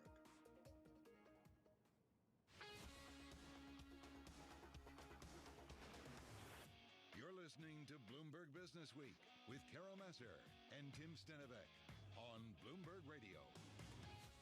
It is Bloomberg Business Week on this Friday afternoon, and it's time now for Options Insight with Bloomberg News Markets reporter Abigail Doolittle and Samantha LeDuc, CIO and founder at LeDuc Capital. Abigail, take it away. Thanks so much, Tim. And Samantha, great to have you with us on this Friday. And, I'd like to get right into it because we're seeing stocks turn back down as we go into this long weekend. And we were just talking about before coming onto air that it feels like maybe this is an inflection point as Wall Street comes to terms with the idea that the Fed is not going to be cutting anytime too soon. And in fact, Larry Summers, who really called inflation correctly a couple of years ago, he's saying there's a chance that they might actually hike. So I feel as though investors are coming to the terms with the idea that the Fed maybe is not going to be quite as dovish or supplying liquidity. What are you seeing out there? Do you think this is an inflection point for stocks to go back risk off, or do you think that this rally out of the October lows continues? I'm actually still bullish this rally. I actually, in mid-November, said it's starting to feel a little bit like 1999-esque, meaning there was a lot of talk of tech concentration risk, which has continued, but a lot of money is still coming in, and I see it in option flow. And what's really different is I'm actually seeing a very bullish bent to small caps, or I should say laggards, plays that are in the Russell 1000, specifically value over growth. Definitely seeing it IWM. Well, if that transpires, if it really does play out the way that the option market is looking, then we should have a nice little bump higher in oversold IPO plays and small caps, as well as biotech, retail. Short covering hasn't even started yet. So in the same way that we can have a gamma squeeze in some of these high flyers that are AI related, we can actually have the same happen with small caps. So let's talk about the RVX then and tie it into the VIX, because of course this is Options Insights. The RVX, as you know, the Russell 2000 VIX, right now it is at a 25 handle right about. The VIX, on the other hand, at a 14 handle. So basically an 11-point spread. Does that concern you that the Russell 2000 has gotten ahead of itself? And yet it's nowhere near its all-time high. Similar while the S&P 500 has recently touched those levels. And that's what I'm actually looking at. So we have rarely, actually never had a time where, SPY was making new all-time highs and small caps were still in a, bear market, 20% down. They have been chopping sideways for 2 years. And the only similarities that I could find actually were points in time where soon after small caps actually caught up. So we're actually kind of in a vol up, stock up, scenario when it comes to optionality, but we're also in a yield up, stocks up. So yields and dollar have been rising with stocks the past 2 months. Yeah, Samantha, it's interesting that you're saying that. The volatility. Excuse me for interrupting, and we have about 30 seconds, so super quick, but I was just noting that's an ideal situation. Do you think that that's going to continue? And I guess very, very quickly, how do you play all of this through options? What's your best idea? I like this everything rally idea. It doesn't mean tech's going to go down, but I think value, especially Russell 1000, will start to percolate higher. And there's been some really big flow. Just today, in fact, there was a gorgeous bullish risk reversal in April for IWM, where they were selling the 195 puts and buying the 220 calls. Okay. There's about $3 million worth. That is doubly bullish and a lot of option flow for March 15th. So I'm looking at that as a play. Well, we'll certainly look forward to speaking to you about this in the future. Samantha LaDuke of LaDuke Trading, thanks so much for joining us for Options Insight. Emily and Tim, back to you. And a big thank you, of course, to Abigail Doolittle, Bloomberg News markets reporter. As Abigail mentioned, the Dow down about 0.3%, the S&P 500 down about 0.3% as well.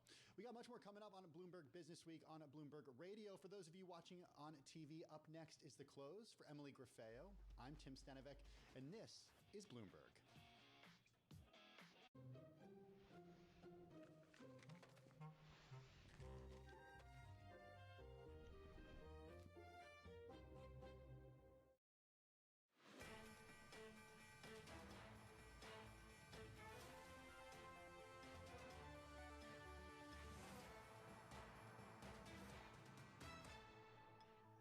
PPI feeling hot, hot, hot.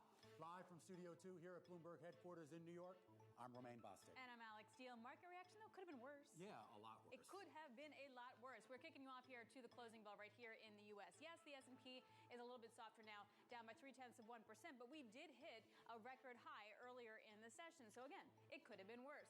Taking a look at the VIX, similar story, could have been worse. We also have about $1.3 trillion worth of options expiring today, so interesting to see how the VIX will settle out. And the Bloomberg Dollar Index flat right now. However, we are looking at 7 straight weeks up for the Bloomberg Dollar Index. We haven't seen that kind of streak since September, and the 10-year yield up by about 6 basis points. The front end of the curve up a little bit more, but again, could have been worse, Romaine.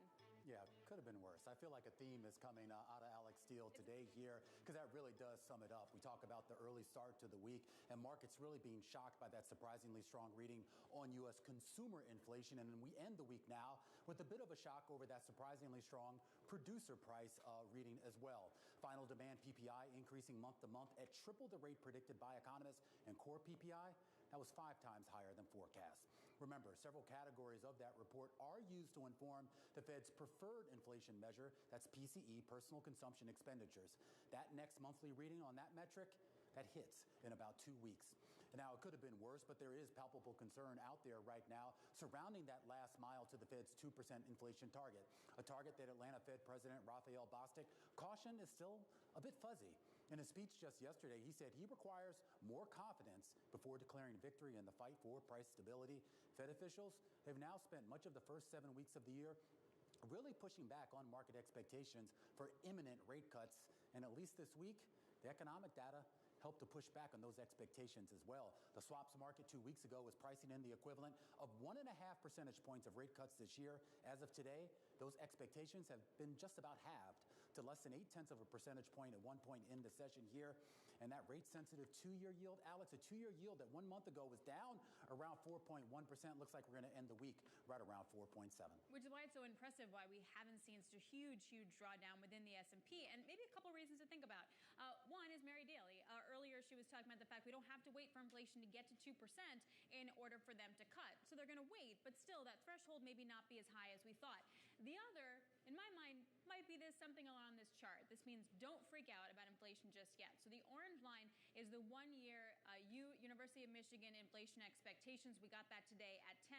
And then the white line is the 5-year inflation forward break even. Can't get the words out. It is Friday. If you can zoom in here, Matt, you can just really see there's nothing to get excited about. Both of these measures are actually holding or trending lower. And you have to wonder, the turbulence in the bond market maybe not yet reflected in the overall inflation expectations. Now, I was on radio. We were talking with Joanne Shu, Romaine, from UMich, who said that, look, that reading did encompass the CPI that we saw and we were surprised about for this week. It did encompass the PPI, and still, things are relatively calm. Yeah, relatively so. 0.3% lower on the S&P 500. Given the big shock that we've had, you would have assumed the market reaction would have been worse. Let's get some insights out of Laura Raim, Chief U.S. Economist over at FS Investments, helping us kick off to the close here on this Friday afternoon. And I guess the question isn't so much were you shocked by the data, Laura, but were you shocked that we didn't see a more severe market reaction, at least today? You know, I think I have been. And the piece to me that's missing is higher long-term interest rates. I think walking back these Fed rate cut expectations makes all the sense in the world. My forecast for this year has always been for only 2 to 3 surgical rate cuts.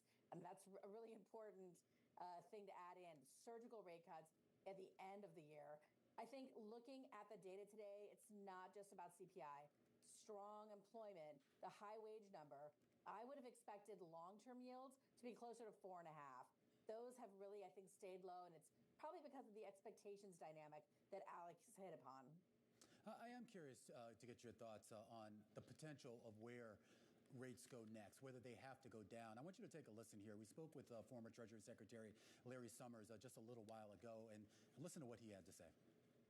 I think that May is odds off at this point and probably should be odds off. And gosh, I think we've got to recognize what no one's talking about. There's a meaningful chance, maybe it's 15%, that the next move is going to be upwards in rates, not downwards in rates. Former Treasury Secretary Larry Summers, who is speaking with David Weston, and to paraphrase and cut through the noise here, basically saying there's a possibility that the Fed might find reason to hike rates this year rather than lower them first. Do you anticipate that? I don't anticipate a rate hike, but I think it's important to recognize that what would be the Fed's nightmare scenario is if they cut too much too fast and then have to raise rates at the beginning of next year or backtrack in any way. I think for that reason, they are going to be very careful when they cut rates. And look back at 2014, 2015, when the Fed wanted to raise rates. Back then, rates were zero. The Fed signaled the desire for liftoff, and yet it took them almost 2 years to actually get there. I'm not saying that's going to happen, but we need to recognize that the data don't always align and the markets don't always open the opportunity for what the Fed says they would like to do. They have a bias to cut. It's clearly something that they want to take the first step on. But as long as we're sitting at fresh highs in traditional equity markets, and as long as the inflation data are not cooperating, they could stay on the sidelines for longer than even they anticipate or they want to. So to that point, even if there isn't an actual hike, if they stay on the sidelines, we have to price out even more of those 3.5 rate cuts that are priced in. Are we de facto tightening economic conditions and actually inadvertently hiking here? Yeah, I mean, I think you bring up a really important point, which is this real yield move. And I think this is where inflation really matters. If inflation stays at 3%, the Fed funds rate stays at 5%, that's real yields around 2%. I think the Fed's initial idea was that inflation was going to come down to 2%, maybe even overshoot. And so by leaving rates where they were, it was sort of a de facto tightening. But today, I think if inflation stays sticky to the upside, really, real yields aren't rising as much as we initially feared. Right. And all of that in the background leads to, financial conditions being very easy, something that we all see. Okay, so is it possible that actually everything is fine? Like markets are going to bump around out here.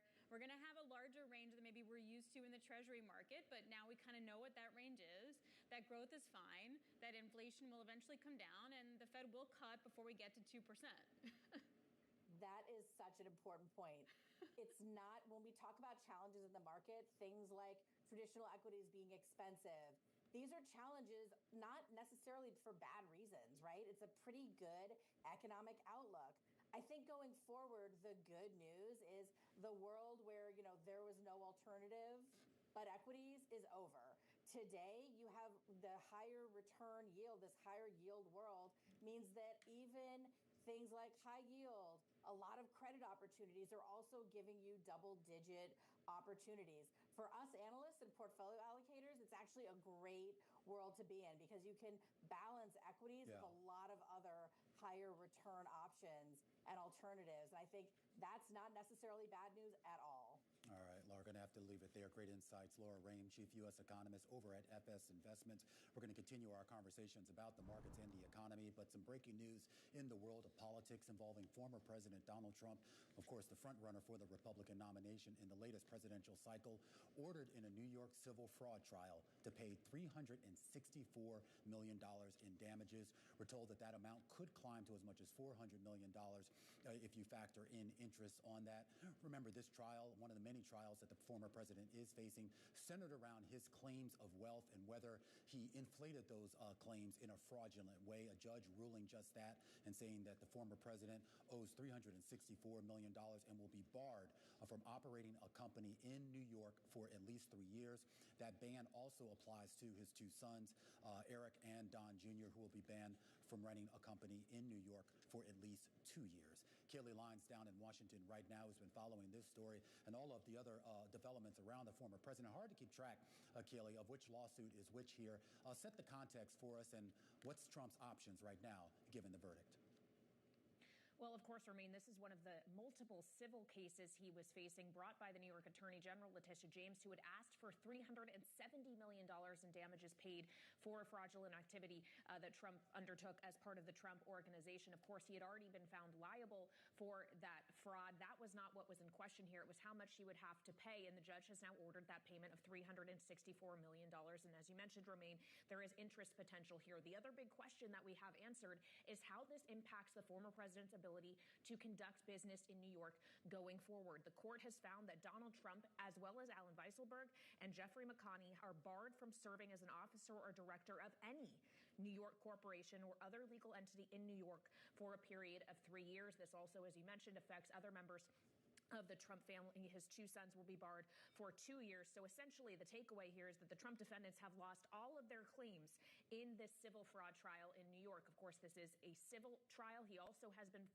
in a separate civil trial related to defamation of E. Jean Carroll, ordered to pay her more than $80 million in damages. And then there's the multitude of criminal cases he is facing. We found out this week that he will be in court in trial in New York beginning on March 25th in the criminal case brought against him by Alvin Bragg related to hush money payments paid to porn star Stormy Daniels. So all of this just adds up to a very expensive multi-front legal battle that the president is facing, ordered now today to pay more than $360 million as a result of this case in particular. 30 days, of course, to post that bond. The question is, does he have it? And of course, the bigger question is, will this, if at all, affect his chances of becoming president once again? A developing story. We're going to continue to dig into details, and we'll check in again with our team down in Washington as soon as we get them. But we turn our attention back to the market and all eyes on NVIDIA, the high-flying maker of chips for AI, set to report earnings next week. We're going to give you a full breakdown of the key numbers to watch. Plus, our stock of the hour is Nike, the sportswear giant saying it will slash its global workforce to reduce costs. And more concern for the commercial real estate sector. Interesting report here. The Fed's chief bank watchdog weighing in on the situation. You definitely want to hear what they had to say. Now, all that and more coming up in just a bit. This is The Close on Bloomberg.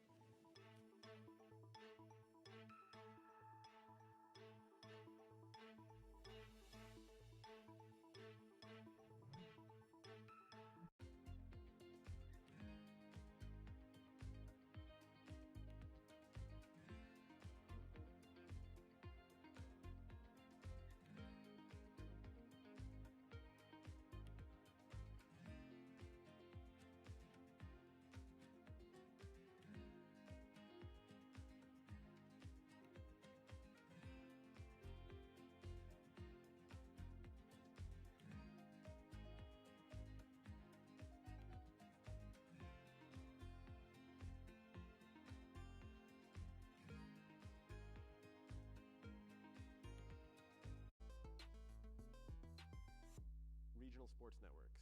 There's a lot of, it's a business that seems to be collapsing. Leagues have sort of toyed around with, should we do something ourselves? Some teams are doing like local TV and streaming. How do you see that shaking out? So I don't think I'm right on this, but this is, my instincts keep telling me this is what's going to happen. Because if you remember the WWE, they launched their own network that had their own content and had their own pay-per-views. And it was kind of a smart, bold, ahead of its time move. And then they pivoted at the perfect time and they sold their content to, what was it? Peacock. Yeah. And that was really smart too, because they were able to leverage that number as high as possible. So they always zagged where the money was and when the opportunity was. I think the opportunity for the NBA with the local teams would be to own all that themselves.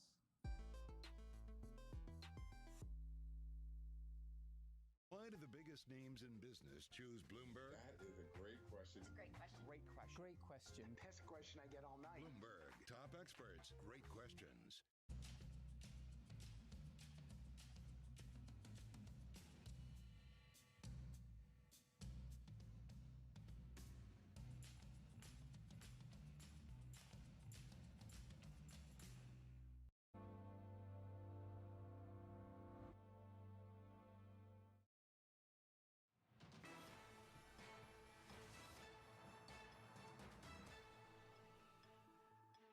All right, so we have tech stocks could be in a bubble. That was the fun note that came from the team over at Bank of America and Michael Harnett. He said also it could be in a position of popping. They look at a handful of indicators like bond yields, valuations, price action, all pointing to that bubble territory. But if they look at past indicators, they also point out you could have even more of a rally before that pop happens, which creates a problem when you're trying to put together a portfolio. Here with her perspective is Susan Schmidt, head of public equity at the State of Wisconsin Investment Board. I feel like that's a perfect way to set this up because it's like you can't live with them, can't live without them when it comes to say big tech. It's the perfect conundrum for an investor right now. And so it is really hard because we've seen such a run in these stocks already. They've been the strongest part of the S&P for earnings thus far, fourth quarter earnings. The majority of the earnings gains that you've seen have come in those tech stocks. If you pull that out, the whole S&P is really, earnings have been about, flat, up 1%, down 1%. So you're seeing that strength in tech continue. The market's certainly rewarding those stocks and the companies for it. And you've seen those prices keep appreciating. Can't live with them, can't live without them. I do think there's still backdoor ways to move into that space, and that's the hard. So AI, we're stock pickers, and so we run a concentrated fund. We're really trying to find unique opportunities, idiosyncratic. The AI play on the surface, those stocks have run a ton. But I do think there's still ways to backdoor in. Data centers, obviously, everybody knows it. Everyone's heard of NVIDIA. Interestingly, we didn't really hit the NVIDIA craze. Remember, they reported earnings it hasn't even been a year since we've been on the AI thing. Yeah. So beyond that, there's a ton of componentry. There are a lot of suppliers into those data centers. You need cooling, you need power, you need water. There's lots of different ways to play it. We're trying to find those backdoor approaches into it where the valuations aren't quite so extreme yet. When do you think you'll have the confidence to do that? Because we've seen a lot of names crop up now, because I think everybody's searching for what else beyond NVIDIA, AMD, Microsoft, or whoever. And you're seeing, obviously, Supermicro has been a beneficiary of that. We had the 13F filings out of NVIDIA this week, which showed investments in like a pharmaceutical company and NanoX, and they're like, they're broadening out. But it was like, there's real applications for this stuff now. This isn't just hype. Right, and I think you're going to see that, hopefully you see that in 2024. 2023 was such a narrow market. We saw just a few stocks really lead the way. If you weren't in the right stocks, you just weren't keeping up with performance. And so I think we're going to see that broaden out in 2024. I hope that NVIDIA announcements were kind of a cue that there is more application here. It can broaden out just beyond the tech plays. And hopefully we see that. I do think the general mindset for investors is we're in for a soft landing, and we can start to appreciate what other companies can deliver. Well, just real quickly, before we move away from AI and NVIDIA, because there's been a lot of discussions about creating new chips suppliers. Obviously, Sam Altman and his $7 trillion request to sort of build something. Masayoshi Son has also said he's willing to commit $100 billion. Do you think that there is a viable alternative, or could be a viable alternative to something like NVIDIA that is pretty much created from scratch rather than just an existing company that scales up to it? Right. I think we've learned in tech, never say never. Right. Development's always possible. The question is the time frame. And what's your time frame on that development? And so certainly there's nothing now that's just waiting where we already have the blueprint. And even if you want to develop it now, think about the time frame of building out a fab and getting to that. So it's still a long ways off. And I think that's why the market is focused on the players that we have now. They're certainly going to be in the lead for the near term.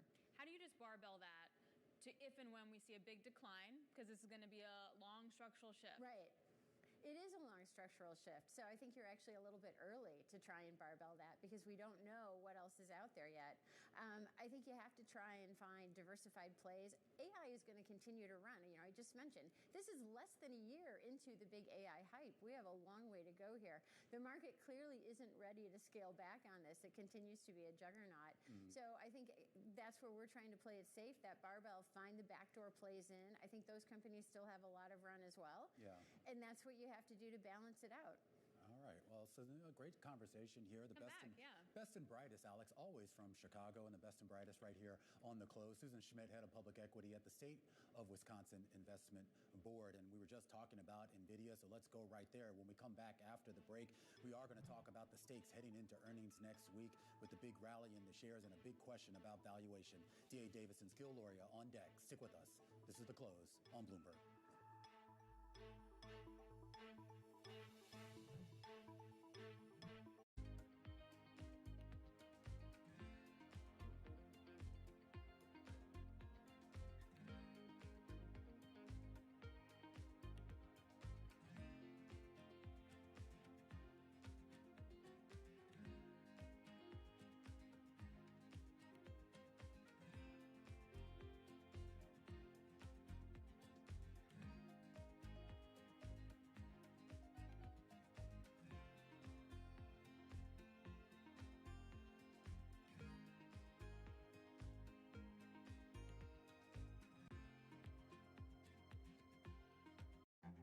This will probably go down in history as one of, if not the largest financial crime ever. I cannot imagine a scenario where $8 billion just disappears. Bankman-Fried has pled not guilty to multiple fraud charges. Sam was just too important in the crypto community. When someone says, I'm going to give $1 billion in the next 2 years, like that catches everybody's attention. As time went on, their ideas got weirder and weirder. I don't think he even had almost a conception at some points that it was wrong or right. I think he just had the mentality that he has to win. This committee will not stop until we uncover the full truth behind the collapse of FTX. Sue, Mark. Are you in? I'm in. I'm in. We're in. Will this be the last of its kind? No. This is the nature of capitalism. Get over it.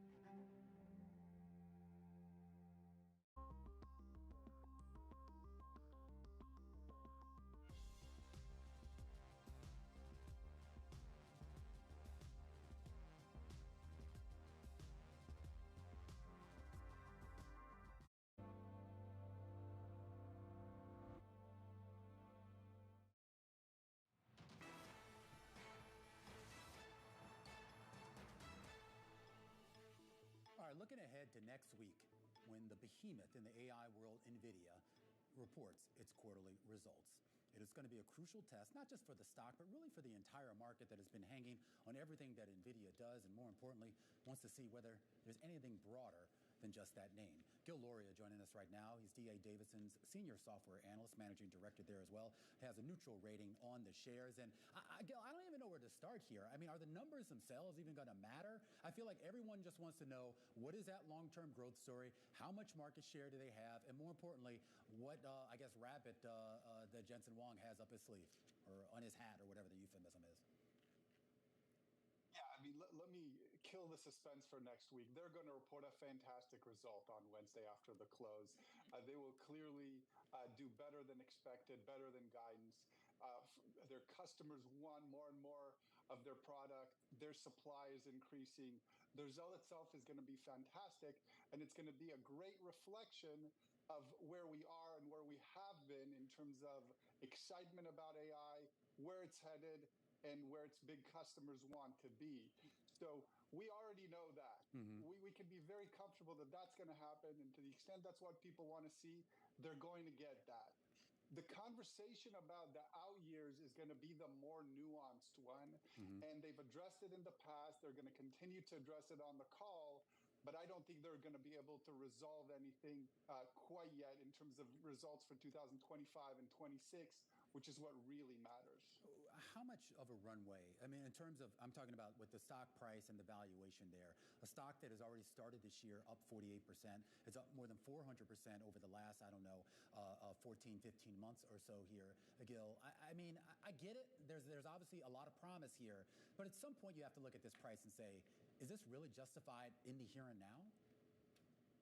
Well, this is the great week to have that conversation, because let me position two options for you. If you could own the whole company, the entire enterprise, and in one side, I'm going to give you a company that has $100 billion hyperscaler, $50 billion advertiser growing at a very fast rate, and a retailer that has such advanced logistics, nobody's even bothering to compete with them. Or if you want a $100 billion hardware company at the very, very peak of demand.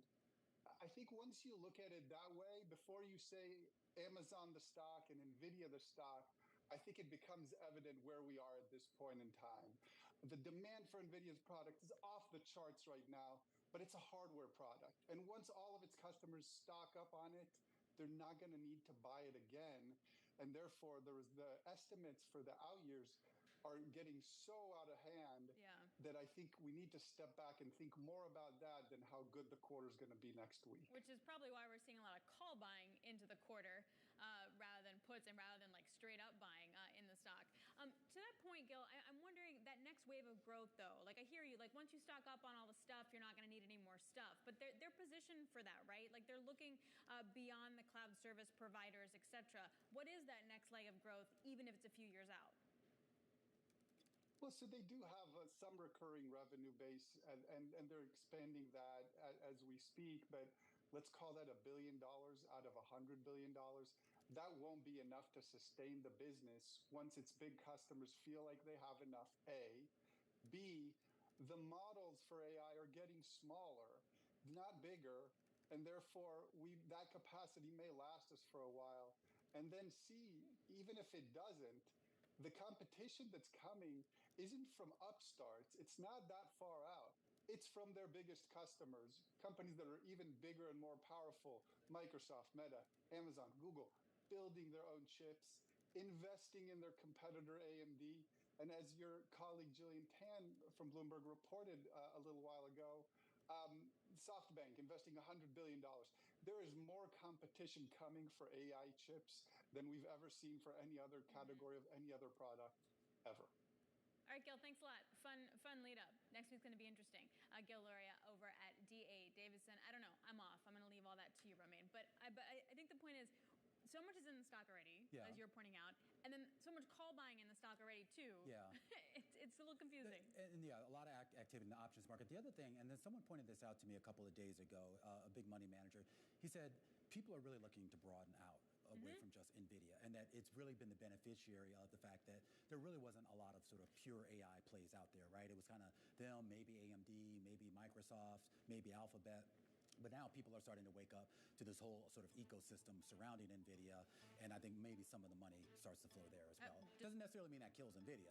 It just means that people as you're mentioning, Supermicro, for example. The FT had a really interesting piece on out, though, about the concerns around that stock as well. Anyway, it was interesting. All right, coming up, we're going to talk with Laurel Durkee. She's head of global listed real estate assets at Morgan Stanley. This is Bloomberg.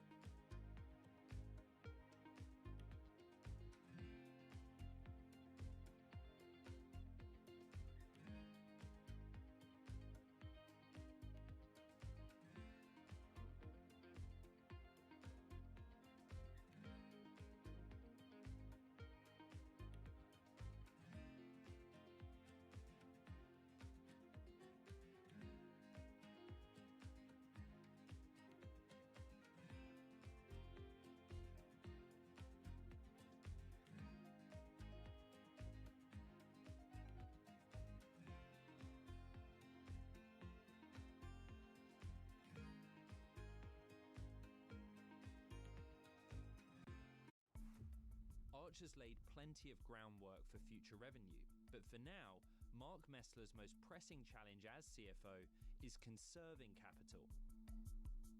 You have to have the short-term discipline to sort of circle the wagons around cash. I mean, cash is oxygen. I know where every ounce of cash is going, and but we also have to be nimble around that as well because things change by the day. Archer went public in 2021 in a reverse merger with a SPAC, Ken Moelis's Atlas Crest Investments. Through August 2023, the company raised over $1 billion from investors including Stellantis, Boeing, United Airlines, and Cathie Wood's ARK Investment Management. Does that ARK investment open doors for you to bring in different kinds of institutional money going forward? It does. I mean, I think there's a lot of credibility that comes in with an investor like ARK. As I think about, my top targeted list of investors over the next 2 to 3 years, an investment like that gives us some credibility and gives us a little bit of staying power as I go in and talk to other investors. With the SPAC pipe now closed, Arch is facing a new phase of raising capital. I know the folks who aren't willing to invest right now may have large pockets of investment in the future. So I want to be in front of them. I'm wanting to show them progress. I want to create credibility with them that we are marching towards our goals of commercialization. Nobody brings you top names like Bloomberg. The point is that the economy is doing very well in the Netherlands, but the election was very much focusing on migration.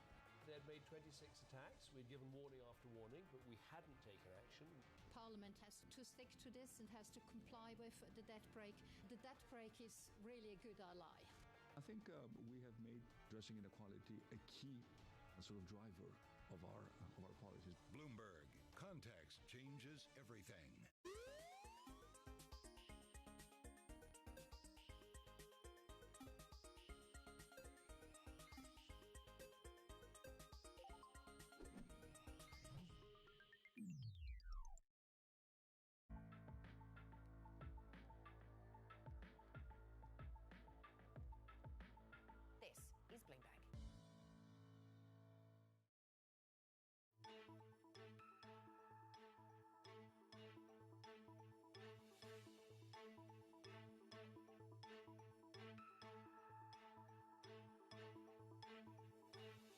Just about 3:30 p.m. here in New York. This is the countdown to the close.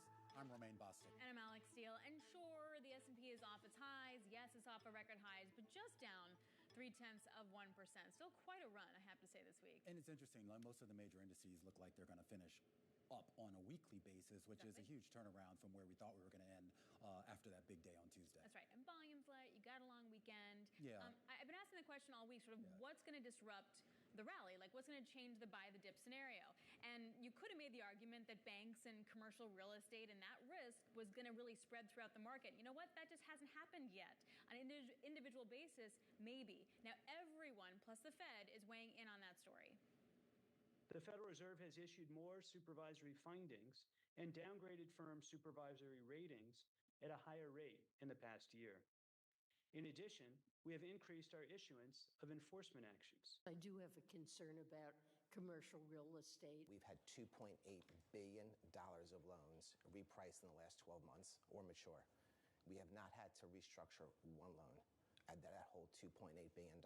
You can feel the stress in the commercial real estate area. We don't see it as a sector where yet we see real opportunity. I'm actually optimistic. I think that the markets are proving to be resilient. There's enough liquidity to resolve these. I believe it's manageable, although there may be some institutions that are quite stressed by this problem. I would continue to believe that these isolated instances like New York Community Bank are going to be resolved. But it's a problem that'll have to be digested by the markets over a number of years.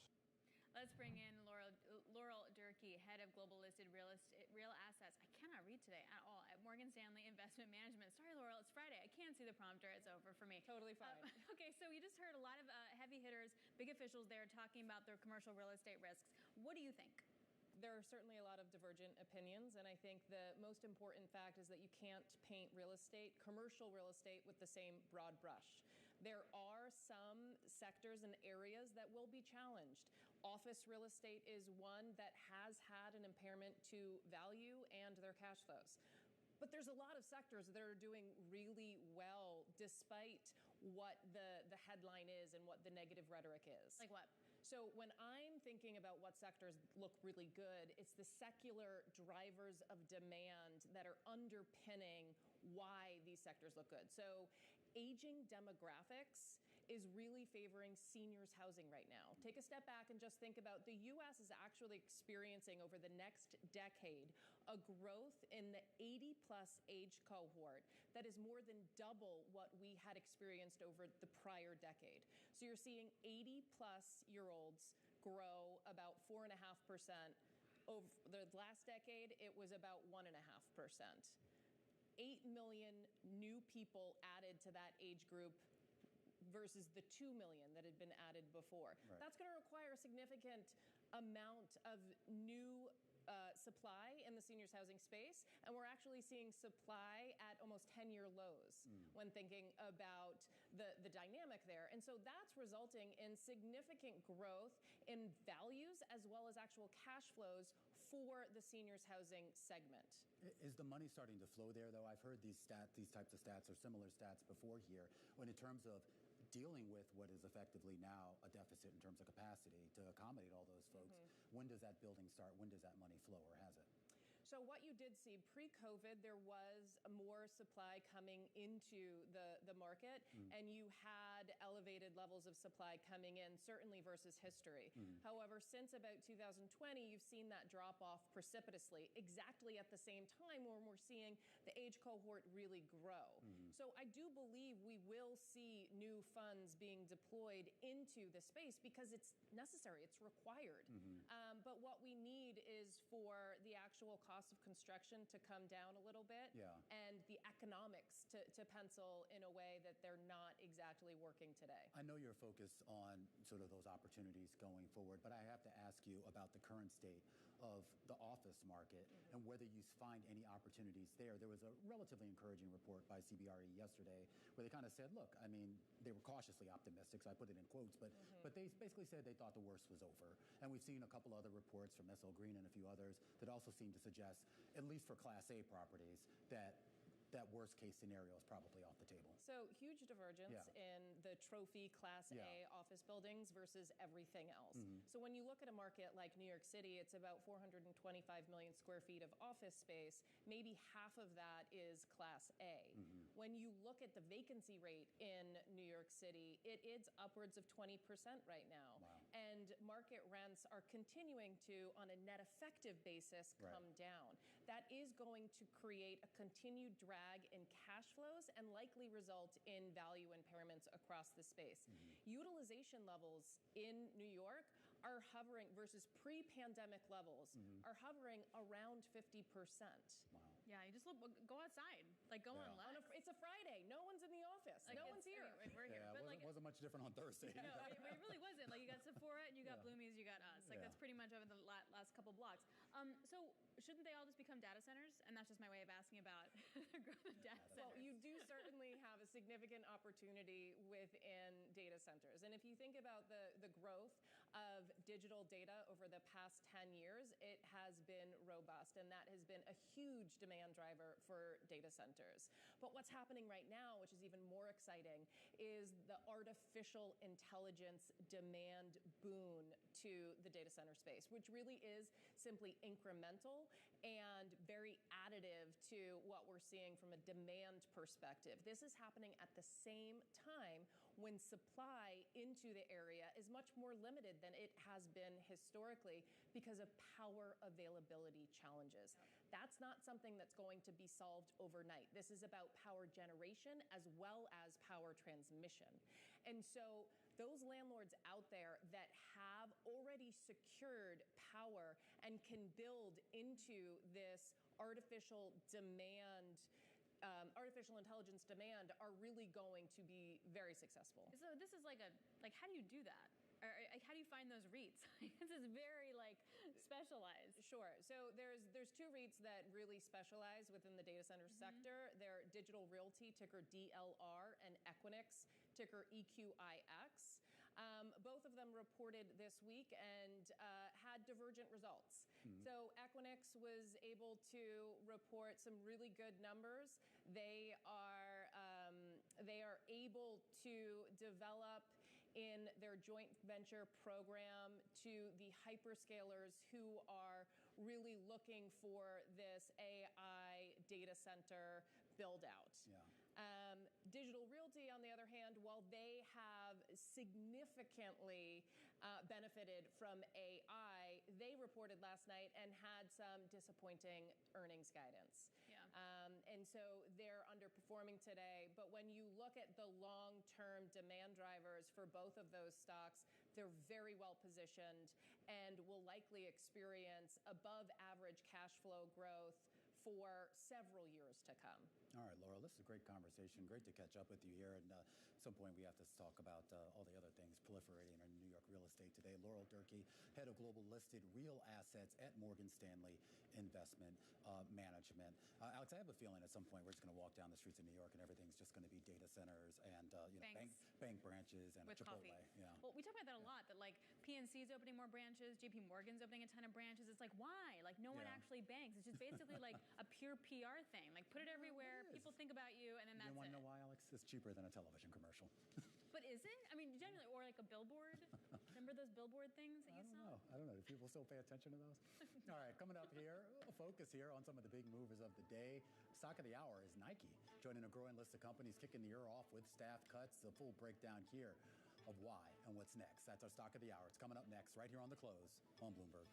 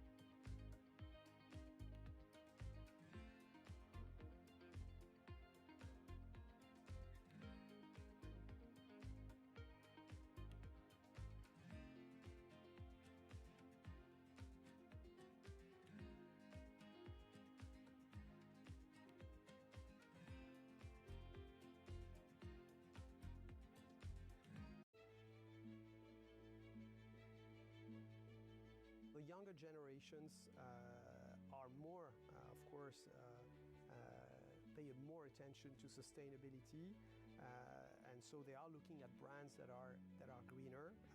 But you have to make sure you're authentic because they hate greenwashing. But what is very important to remember is that none of them, whether they're young or not, will ever sacrifice product quality and efficacy to sustainability, which is why part of the big transformation of our R&I, where there's this €1 billion we spend every year, most of it is spent on transforming our formulas from petrochemicals to biosourced ingredients and green sciences, but without losing the efficacy.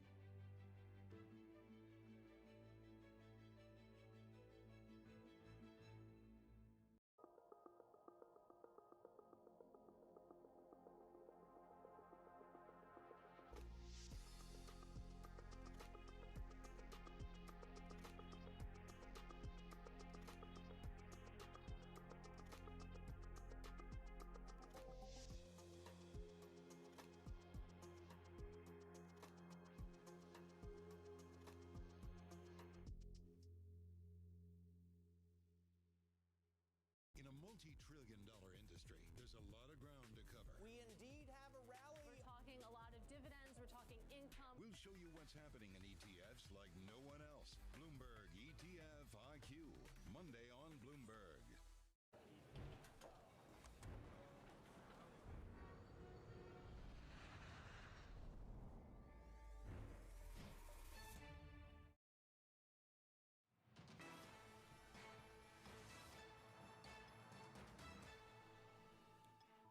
Welcome back. It's time now for our stock of the hour and taking a look at shares of Nike. Shares moving lower here after the company said it's going to cut its global workforce by about 2%, putting Nike in what it says is going to be the right size to address weaker sales and growing competition.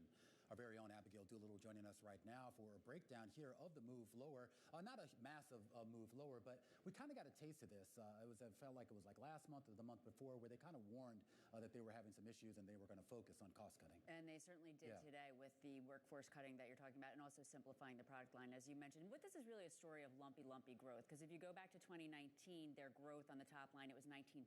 The last year, it was 9%. This year, it's expected to be about 1.2%.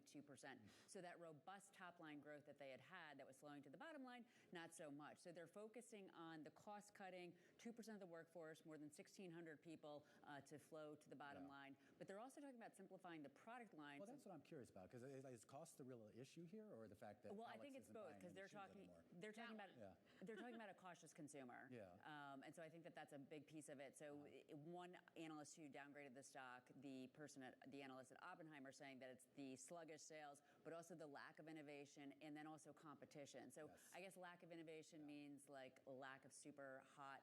Yeah, they don't have anything hot. And then, it's like $200. And then you mentioned the competition. $500. It was like, well, you got Hoka and the other you have everything. I don't know, man. On Cloud. You were really hip on stuff. shoes. Like, I don't know if you guys know this, but like every day we got a new pair of shoes. I don't disagree with you. And I think if someone knows footwear, it's going to be Romaine. So what sneakers do you wear, Romaine? Yeah, do you wear sneakers? Yeah, I've been a Nike guy pretty much my whole life. Oh, so you're supporting? Yeah, I support them, but I don't buy like the really high-end, fancy ones. Sure. You know that probably get. So I have a pair of the Air Jordans, Children. They're patent leather, black, gold, and white. And anywhere I go, people compliment me on them. It's like my #1 clothing item ever. You wear but Air they're Jordans? not. I do, and they're kids. I don't think I've ever.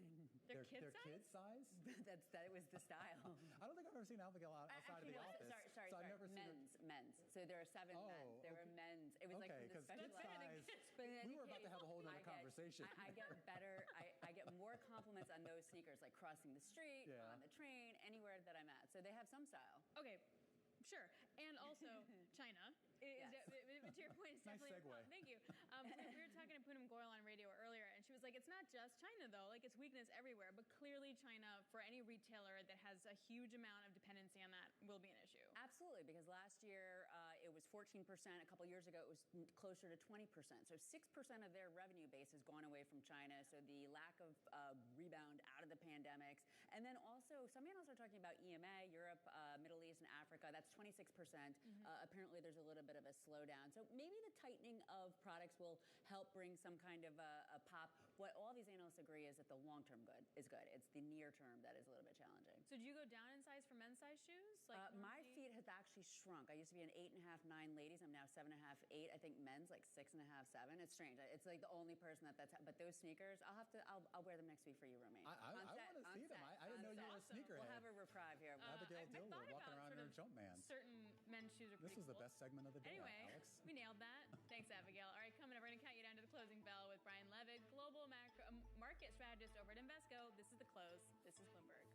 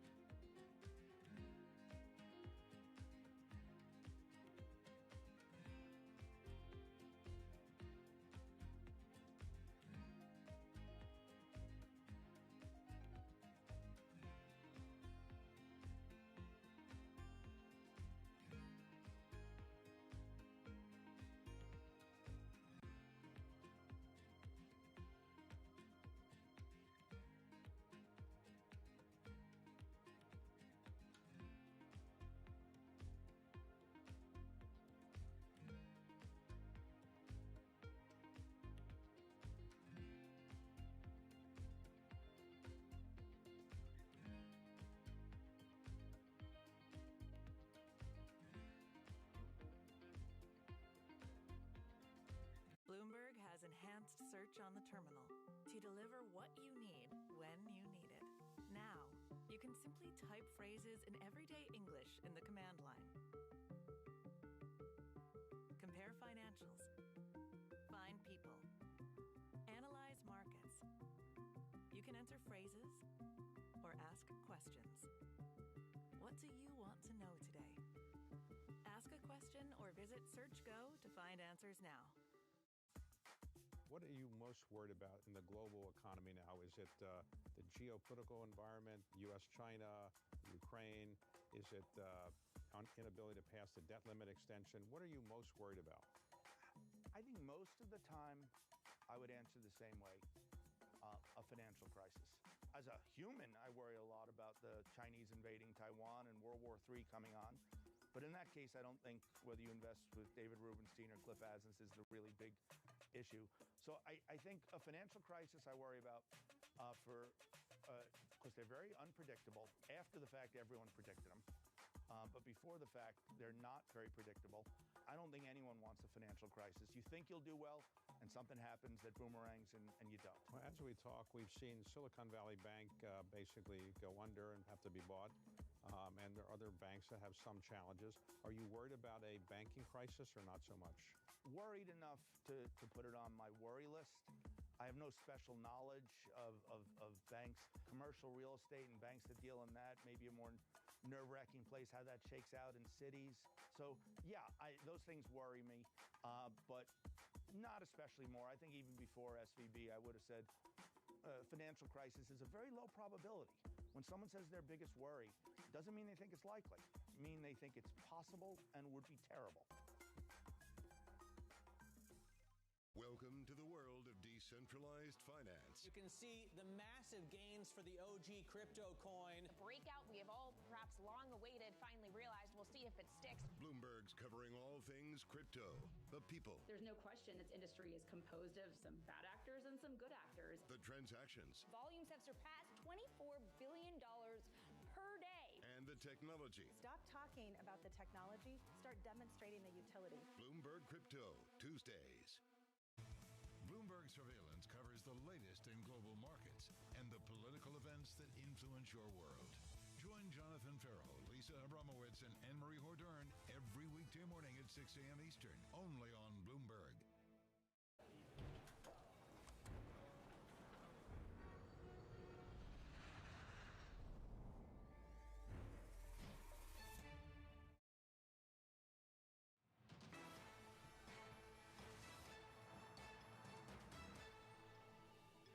This is the countdown to the close. Romaine Bostick alongside Alex Steele. 6 straight weeks of gains for the S&P 500.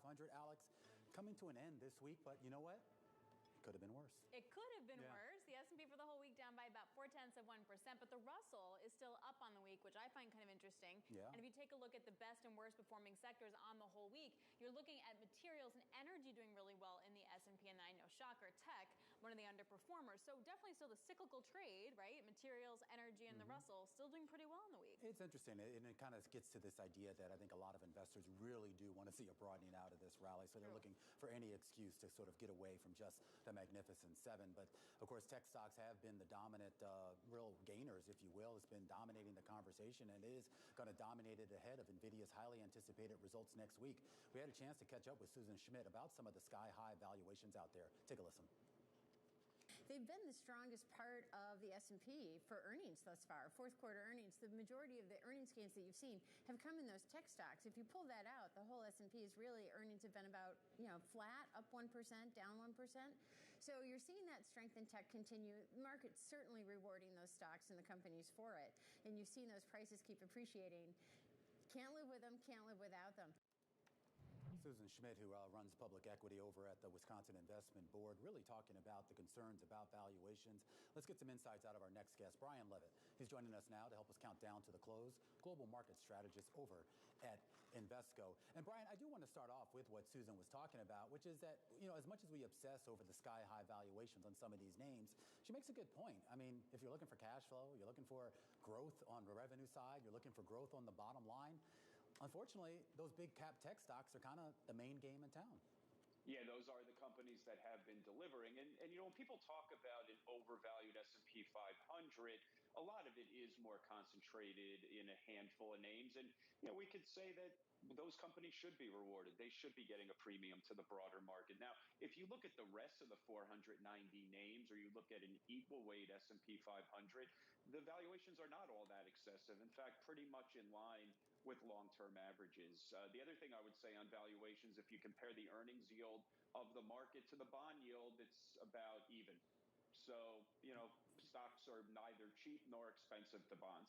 Do you worry at all, given sort of the, I guess, surprise reports, if you will, that we got this week on inflation, CPI, and PPI, that relationship right now, when it talks about that differential between what you have in the Treasury market and the yield that you get in equities, could we see a material jump in benchmark Treasury yields to the point that maybe it makes that differential a little bit harder to stomach? I don't think so. Yeah, we did get slightly hotter than expected consumer price index, producer price index, although 3.1% year over year on headline inflation after we were at 9.6 doesn't seem all that bad. I know we expected a little bit better than that. The other thing is, if you strip out shelter, now people say, why would you strip out shelter? You strip out shelter because it lags the way the Bureau of Labor Statistics calculates it. If you strip out shelter and you look at a core CPI year over year, it's 2%. So very much where the Fed wants it to be. And shelter is likely to come down, given what's happened in the real world. You know, we saw the Case-Shiller home index go negative year over year. That was last year that happened. So I guess, Brian, the question becomes for me then, how do you hedge it? How do you hedge all of this? Like, you still have to be in the stuff that you may not want to be in, but how do you do that? And then where do you find the safety trade? Yeah, I mean, like if you are concerned, I guess it depends what you're concerned of. My bigger concern would be a weakness in this economy, not a reacceleration of inflation and not a big spike in interest rates. So if you're worried that we're going to have a slowdown in economic activity, then you do want to be higher quality, and those more concentrated names will continue to reward you. But if you're thinking beyond the next couple of quarters, to a soft landing and beyond, a normalization of the yield curve, well, then markets should broaden out. You should think of equal weight or more value oriented or smaller capitalization strategies. Hey, Brian, what do you think happens next week with NVIDIA? How does that wind up affecting the market? Well, and is that a bigger deal than like the CPI? It's going to be front and center. I mean, anytime you have these names that are making up 5% of the broad market, it's going to be front and center. And it is a stock that's priced with a lot of optimism. So on the off chance that they underperform, then there'll be some impact to it. But it would be short-lived. Again, I think investors need to keep their eye on the ball here, which is we have seen peak inflation. We've likely seen peak tightening. We've seen peak interest rates. That's a good backdrop for stocks over the subsequent years. Do you think, though, we maybe are ignoring the potential for, I guess, something to get in the way, whether it's not the Fed itself here? Of course, we have a big election year here in the U.S. and quite a few other consequential countries this year. Anything on there that, I guess, maybe that you have your eye on? One thing I tell people about elections is that they don't matter for markets nearly as much as people suspect that they do. And one of the examples I'm using right now is if you look at the first 820 days since Joe Biden was elected, the market's up about 50%. If you look at the first 820 days since Trump was elected, the market was up about 50%. So very much neck and neck. I think it's a market that wants clarity. It's not likely to swing too far one way or the other based on outcomes of elections. It wants monetary policy clarity, and maybe you get a little bit volatile ahead of the election, but ultimately, so long as the market knows the rules of the game, understands what policy is going to look like, we should be in a good backdrop for equities. Do you feel comfortable in that, though, the idea of knowing what policy is going to look like no matter who ends up winning in November? I do. Think about from monetary policy perspective, which is likely to matter most. We have better monetary policy clarity than we've had in a while, which is a good sign. Now, on the with regards to the executive branch of government, I think people go too far in thinking that when you elect a president, they get everything done that they want. First of all, you have to control Congress as well. The same party has to control Congress, which is still up in the air. And even if you get single-party rule, as Obama did briefly, as Trump did briefly, as Biden did briefly, you end up getting a couple of things done, and then that party seems to get kicked out of Congress in the midterms anyway. Yeah. All right, Brian, one last question for you. Is Michigan going to repeat this year? Oh, you know the answer to that, Roman. Absolutely. Brian, Go blue, my friend. Brian, great to talk to you as always. Brian Levitt, global market strategist over at Invesco, helping us count down to the close with about 2.5 minutes to go. We're actually near session lows, Alex Steele, but you know what? could have been worse. It could have been worse. Also, let's be honest, no one's going to want to take risk headed into a long weekend. You don't know what's going to go, and especially going into NVIDIA as well. Yeah. So there's two kind of events there. But again, for the week, we're down 0.4%, but could have been worse. Yeah, NVIDIA certainly potentially going to be one of the big catalysts next week. We're going to break down all the market moves of today, of the week, and looking ahead to next. Stick with us. We're about to take you to the bell and beyond. Beyond the Bell, Bloomberg's comprehensive cross-platform coverage of the U.S. market close starts right now. And right now, we are 2 minutes away from the end of the trading day. Romaine Bostick here with Alex Steele. We're counting you down to the closing bell, and here to help take us beyond the bell. It's a global simulcast with the entire family. Scarlett Fu here in our television studio. Tim Stanovic in the radio booth, and, well, Carol Massar apparently didn't get the memo. So we welcome Emily Grafeo filling her seat here on a pretty consequential week, Tim, here. That 5-week win streak for the S&P and the NASDAQ coming to an end. Yeah, seeing some selling late into the session here. But you know what? You're probably not surprised to hear this because you guys know Sylvia Jablonski well over at Defiance ETFs. Scarlett, she's still bullish. She says use opportunities like what we saw on Tuesday, use opportunities like what we saw, like what we're seeing today late in the session as opportunities to buy. That said, she still sees some risks to the market out there, including inflation going the wrong way and surprising us. She would not consider the data that we saw this week as doing that. And then geopolitics, what's happening in the Middle East. Yeah, geopolitics certainly a concern, but then you look at how it's affecting oil prices, and the answer is not very much. So while it does weigh on sentiment, the net effect when it comes down to it is that it's something to keep an eye on, but it hasn't really stopped anyone. And it really is the question of like, what do you do when there are all these concerns, but they're not being reflected in the market? Do you kind of go with the flow and risk like a blow up top at some point? Do you actually have to sell or short into rallies, which have been very, very short lived when you see the buy the dip scenario, or you just buy a bunch of options and just sit there and just wait for that to be realized? Yeah, it raises a lot of questions, though. I mean, is the market that lopsided? I mean, on the surface, it looks that way, but how many people have we had on our air here who kind of say that when you really dig deeper under the hood, it's a little bit more balanced than maybe what it seems like on the surface? All right, guys. This was a pretty fantastical week, one way or the other, no matter what you want to get out of it. I mean, yeah, you go back to Tuesday and that massive sell-off and then the big 2-day rebound on Wednesday and Thursday. We're down here on the day, and it looks like we're going to be down on the week across the board with the Dow Jones Industrial Average lower by about 0.4% here on the day. That's down by about 145 points, and that's going to be lower on the week by 0.1%. The S&P 500 lower by 0.5 percentage point on the day and on the week. The NASDAQ down 0.8% on the day and about 1% on the week. While the Russell 2000, that was your laggard on the day, but your outperformer on the week, down 1.4%. A good reminder every once in a while that stocks don't only go up. Sometimes they do have down weeks, at least in the last 3 months, Scarlett. If you do peel back the layers of the S&P 500, 169 stocks in the S&P 500 moved higher, while 330 moved lower. All right, let's take a look at the sectors and really show you how that played out. On the downside, the leaders, when you look at decliners, are communications services, and that's your Paramounts, your Warner Brothers Discovery, real estate investment trusts, and tech overall. The ones that bucked the decline, materials, Vulcan Materials, Albemarle leading the way there, healthcare and consumer staples. Okay, well, let's take a look at some of the decliners. No shortage of those on a day like today. Even though we saw Applied Materials finish off of the highs that it reached earlier in the session, it did still finish the day higher by more than 6% on the day, hitting an all-time high today. Shares closing at $199 per share.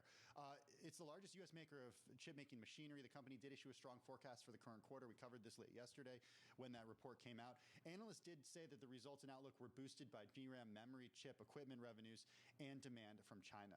And then check out shares of what happened with Eli Lilly today, up another 3.2% to trade at more than $782 a share. Morgan Stanley came out